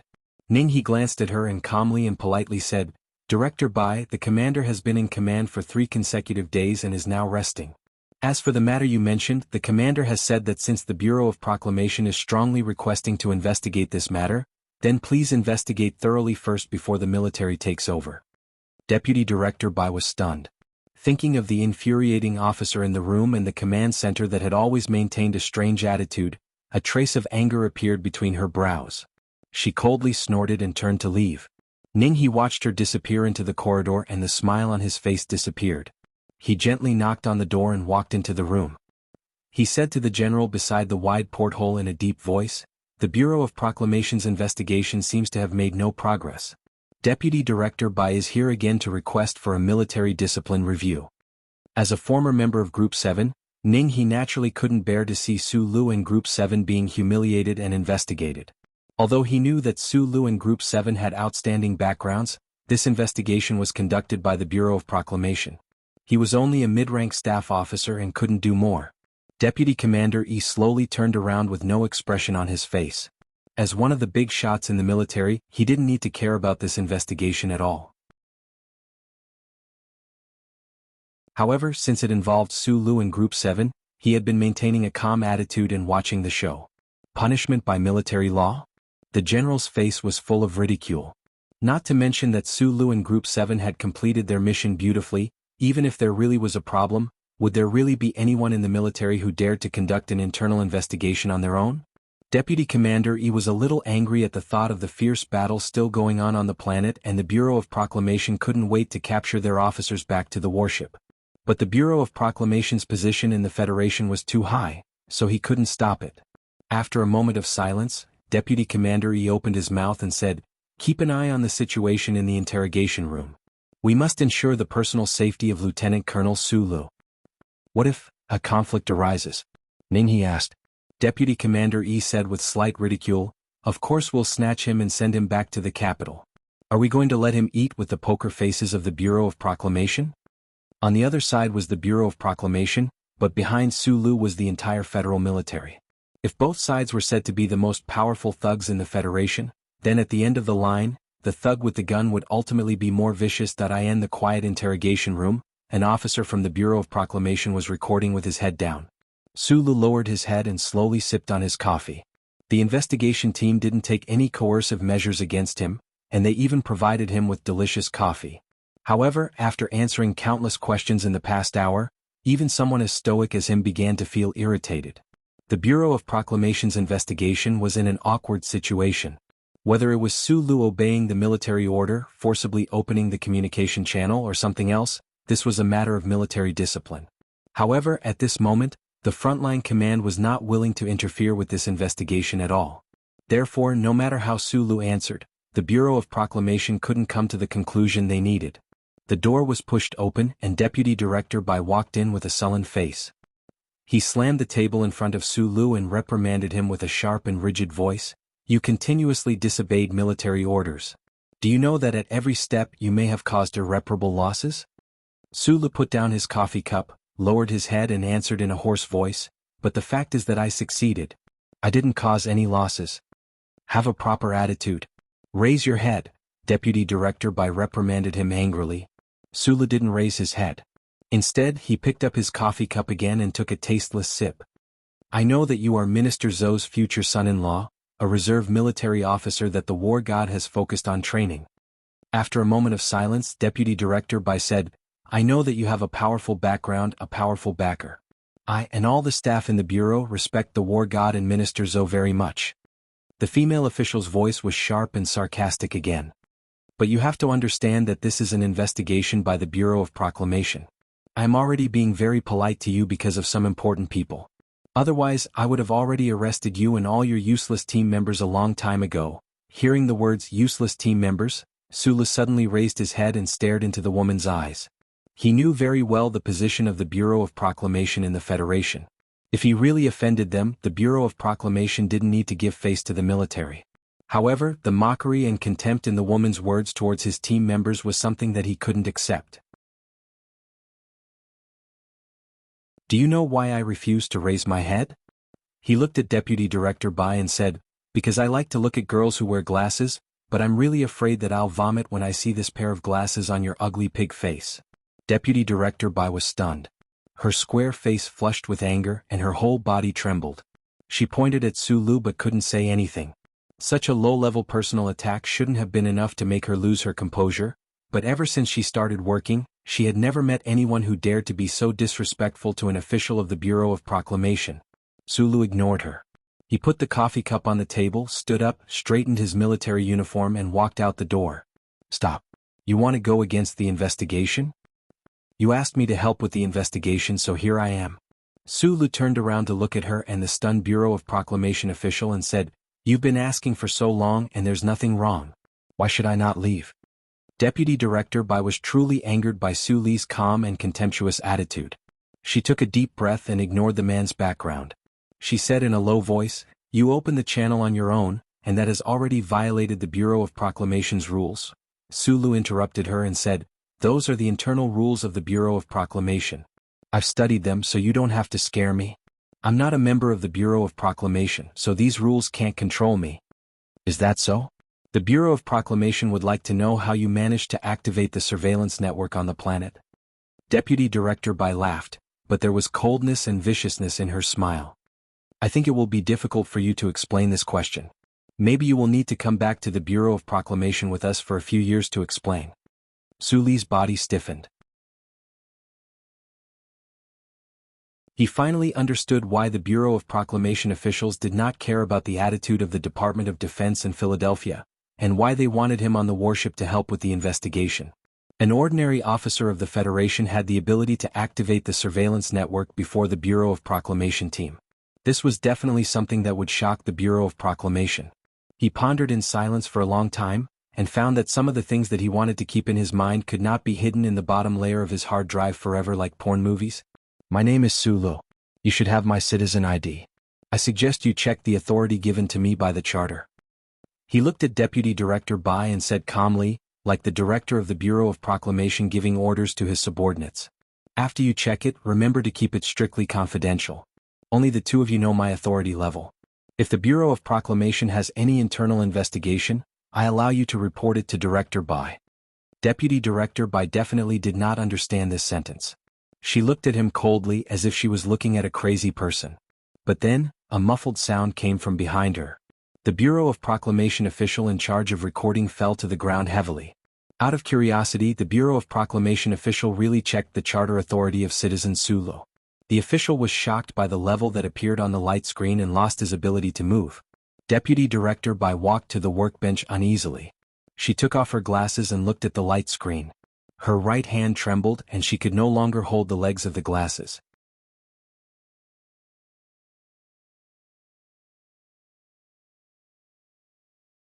Chapter 470. Deputy Director Bai had a square and old-fashioned face, and her life was also very square and old-fashioned. However, when she saw the authorization number on the screen today, she suddenly thought of herself before she entered the Bureau of Proclamation. She was in the prime of her life in the Department of Mathematics of Capital University, guiding stars and lamenting about her life. She also thought of the poem that was engraved in her heart during her youth. A black flower bloomed on a pale mountain. The petals were engraved with years of dust to show the ruthless time. Time flowed in the woman's eyes. With a blink of her eyes, she shattered the forever pale cliff. It was very inexplicable and indescribable. However, at this moment she remembered this poem that had nothing to do with the current situation. Her gloomy and angry square face suddenly became as pale as the cliff in the poem, as cold as the great computer in the underground of the building. Her heart, which believed in order and rules, could no longer be controlled and beat violently. Her whole body was cold as she realized that the years had passed, and the black flowers were covered in dust. Things in this world were already like the ignorant little poem, which was too abstract and absurd. The first order of authorization? What was the level of authorization of President Pabre? What was the level of authorization of Director Pai and Assistant Shui? What was the level of authorization of Military Godly Pifu? This was not a routine internal examination of the Bureau of Proclamation, and the level here was not the stairs of the Bureau of Proclamation building. It represented power that was more dazzling than the stars. This matter is confidential. Sulu silently requested the Federation Central Computer to seal his authority level as he spoke to the two officials in the room who were so shocked that their faces were about to become paralyzed. The uncle gave him the burning and sour magical power in his body. The Federal Central Computer gave him the high-level authorization. His body was about to become a powerful machine.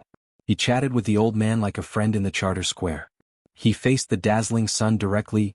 A lot of things that happened to him made him feel ridiculous. He felt that he was a monster. Therefore, in his daily life he contacted the old man less and less, and he did not want people to be able to touch the edge of his monster. If it were not for the sharp investigation of the Bureau of Proclamation, which could not explain the activation of the entire Planet 163 network, he certainly did not want the Bureau of Proclamation to know his authorization level.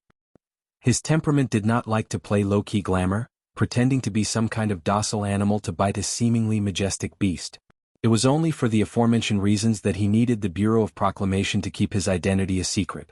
Following his request, or rather order, the light screen of the Bureau of Proclamation's workbench on the table quickly turned dark. From this moment on, it would be very difficult for anyone to check his level of authority. This scene shocked Associate Chief Physician Bai, who had not done anything, and the official who was crawling up from the ground.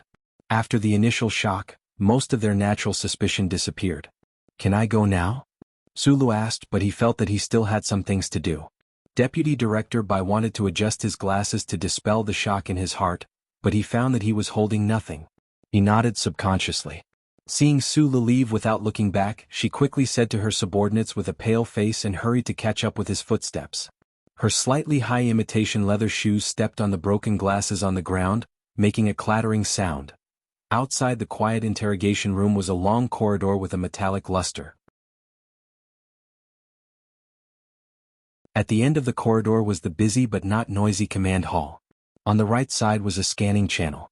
At the end of the branch channel was the Joint Data Processing Center of the Bureau of Proclamation and the Command Center. The center was responsible for all the data feedback of the monitoring network of the planet below the battleship, as well as the complex tactical deduction conclusions made by the Federal Central Computer to the command center for reference. It was very important. Su Li's body paused for a second. He suddenly remembered what he was going to do. He turned around and walked towards the quiet and serious room. 3 light blue waves of light shot out from the scanning door and scanned his body. The door opened with a beep. Deputy Director Bai, who was following closely behind him, changed her expression again. She knew better than anyone else the level of authority required to enter the data center. Even the high-ranking officers in the headquarters needed temporary authorization from the Constitutional Bureau. However, the lieutenant colonel in front of her walked in boldly and decisively. What this meant was already very clear. The triple door opened. Sulu walked into the room. Looking at the busy officers and the indifferent black-clothed officers of the Bureau of Proclamation, he directly asked, "Who is in charge of the processing of the G-2337 base point?" Inside the room, countless high-performance computers were performing parallel calculations. The air was filled with an indescribable smell, as if countless pots of cactus were mutilating themselves at the same time, releasing a faint but sharp smell. The officers of the Bureau of Proclamation were commanding the officers to perform the operation. The quiet environment was instantly destroyed by Su Li's question.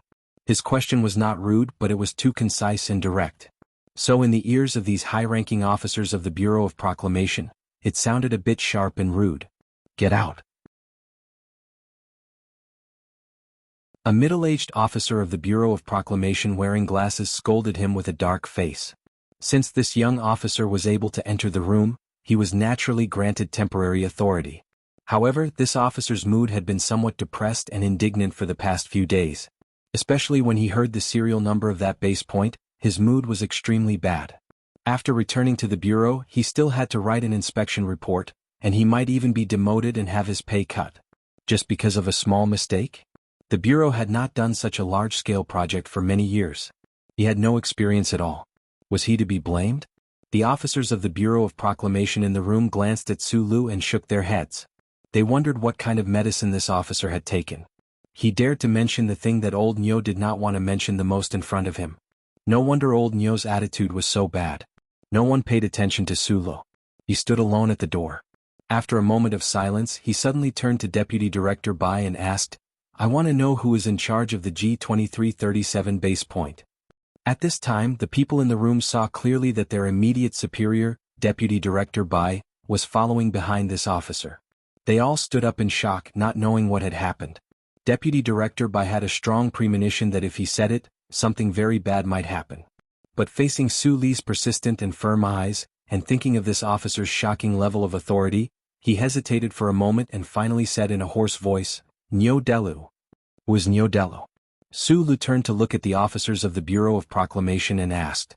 No one answered him, but he followed their gazes and narrowed his eyes. He stared at the middle-aged officer not far in front of him. It was this officer who had angrily yelled at him to get out. "I am in charge of that base point." Nyo Delu looked at the young officer in front of him. His thoughts were slightly chaotic because of the arrival of Deputy Director Bai, but his voice still showed the unique coldness of the officers of the Bureau of Proclamation. "What's wrong? What's the matter? If there's nothing, then hurry up and leave. I'm not in the mood to talk about this nonsense right now." Su Lu looked at the face full of indifference in front of him without blinking. It was as if he wanted to remember every detail of this face. He was a Federation officer. Even if he had many opinions about that stupid Bureau of Proclamation official, he only wanted to follow the established procedures and report to his superiors. When he walked into the data center, he only wanted to see which stupid bastard had killed so many of his brothers. He didn't plan to do anything directly. But now that he looked at this official's face, he knew that he was wrong. The Bureau of Proclamation was the Bureau of Proclamation. The officials under the protection of the Great Radiance did not care at all how many Federation soldiers their mistakes would kill. There was no regret, sorrow, or guilt in their hearts. On the contrary, they were angry at the loss of face brought by their own small mistakes. So, the heat from the countless cigarettes that had been lit for several days finally began to boil in his chest. It burned his heart until it became hotter and hotter, and his narrowed eyes became brighter and brighter. "Are you a pig? How could you make a mistake with a technical manual?" He looked into Nyo Delu's eyes and said with an indifferent tone, "The Federation spends so much money to support people like you. Can't you be a bit more professional?" The room was silent. The Bureau of Proclamation officials and officers looked at this person who suddenly appeared and the anger they could not understand. What did you say? Nyo Delu's eyes widened in disbelief. He was about to sneer out of anger. Sulu ignored him and said, "We are soldiers. It is our duty to obey orders. My team members have never been afraid of death, but we should not pay such a terrible price for your stupidity. Do you know how many people have died because of your stupidity? You are Sulu from Group 7? Nyo Delu finally reacted. His expression changed slightly, and then he said in a furious and angry voice, "This is a standard error. It is the allowable error in the manual. What does a soldier like you know? You are under investigation. What right do you have to question me?" Deputy Director Bai felt that the situation was about to get out of control. He hurriedly walked behind Sulu and said uneasily, "Lieutenant Colonel Sulu, we have sent the relevant report back to the Bureau. There will definitely be a solution that you will be satisfied with. I believe that the Bureau will definitely inform you and your unit at the first moment." Nyo Delu and the officials of the Charter Bureau, who had also begun to feel indignant, looked at their superior in astonishment. They thought to themselves, "These days, you were the one who was angry at this officer for not following military discipline and his undisciplined behavior, and strongly demanded an investigation. Why did you suddenly change your mind?" "I originally only wanted to report to the Ministry of Defense and complain about Xiaohe, but now I suddenly understand. Your Bureau of Proclamation is used to being the biggest in the world. How will this officer be dealt with? Write a sincere self-criticism, or be sent to a mineral planet to check the equipment for 2 or 3 months. Sulu said calmly with no fluctuation in his voice, "But many of my people have died." After saying this he fell silent. His fist, which was as hard as a rock, moved and smashed viciously in front of him. The fist smashed into the face of the Bureau of Proclamation official, sending another pair of glasses flying. A stream of blood flew angrily onto the roof. The man fell to the ground with a heavy thud. Then he kicked heavily again. The clear sound of bones breaking echoed cruelly in the quiet room. No one knew how many of the Bureau of Proclamation officials' ribs were broken. You're tuning in to the Han Li's Wuxia Adventures YouTube channel. We're so grateful for your support, and don't forget to subscribe to join us on this incredible journey through captivating stories. Your generosity through donations truly makes a world of difference, as it's the primary source of revenue that allows me to expand and enhance this channel for you. Thank you from the bottom of my heart for being a part of this adventure.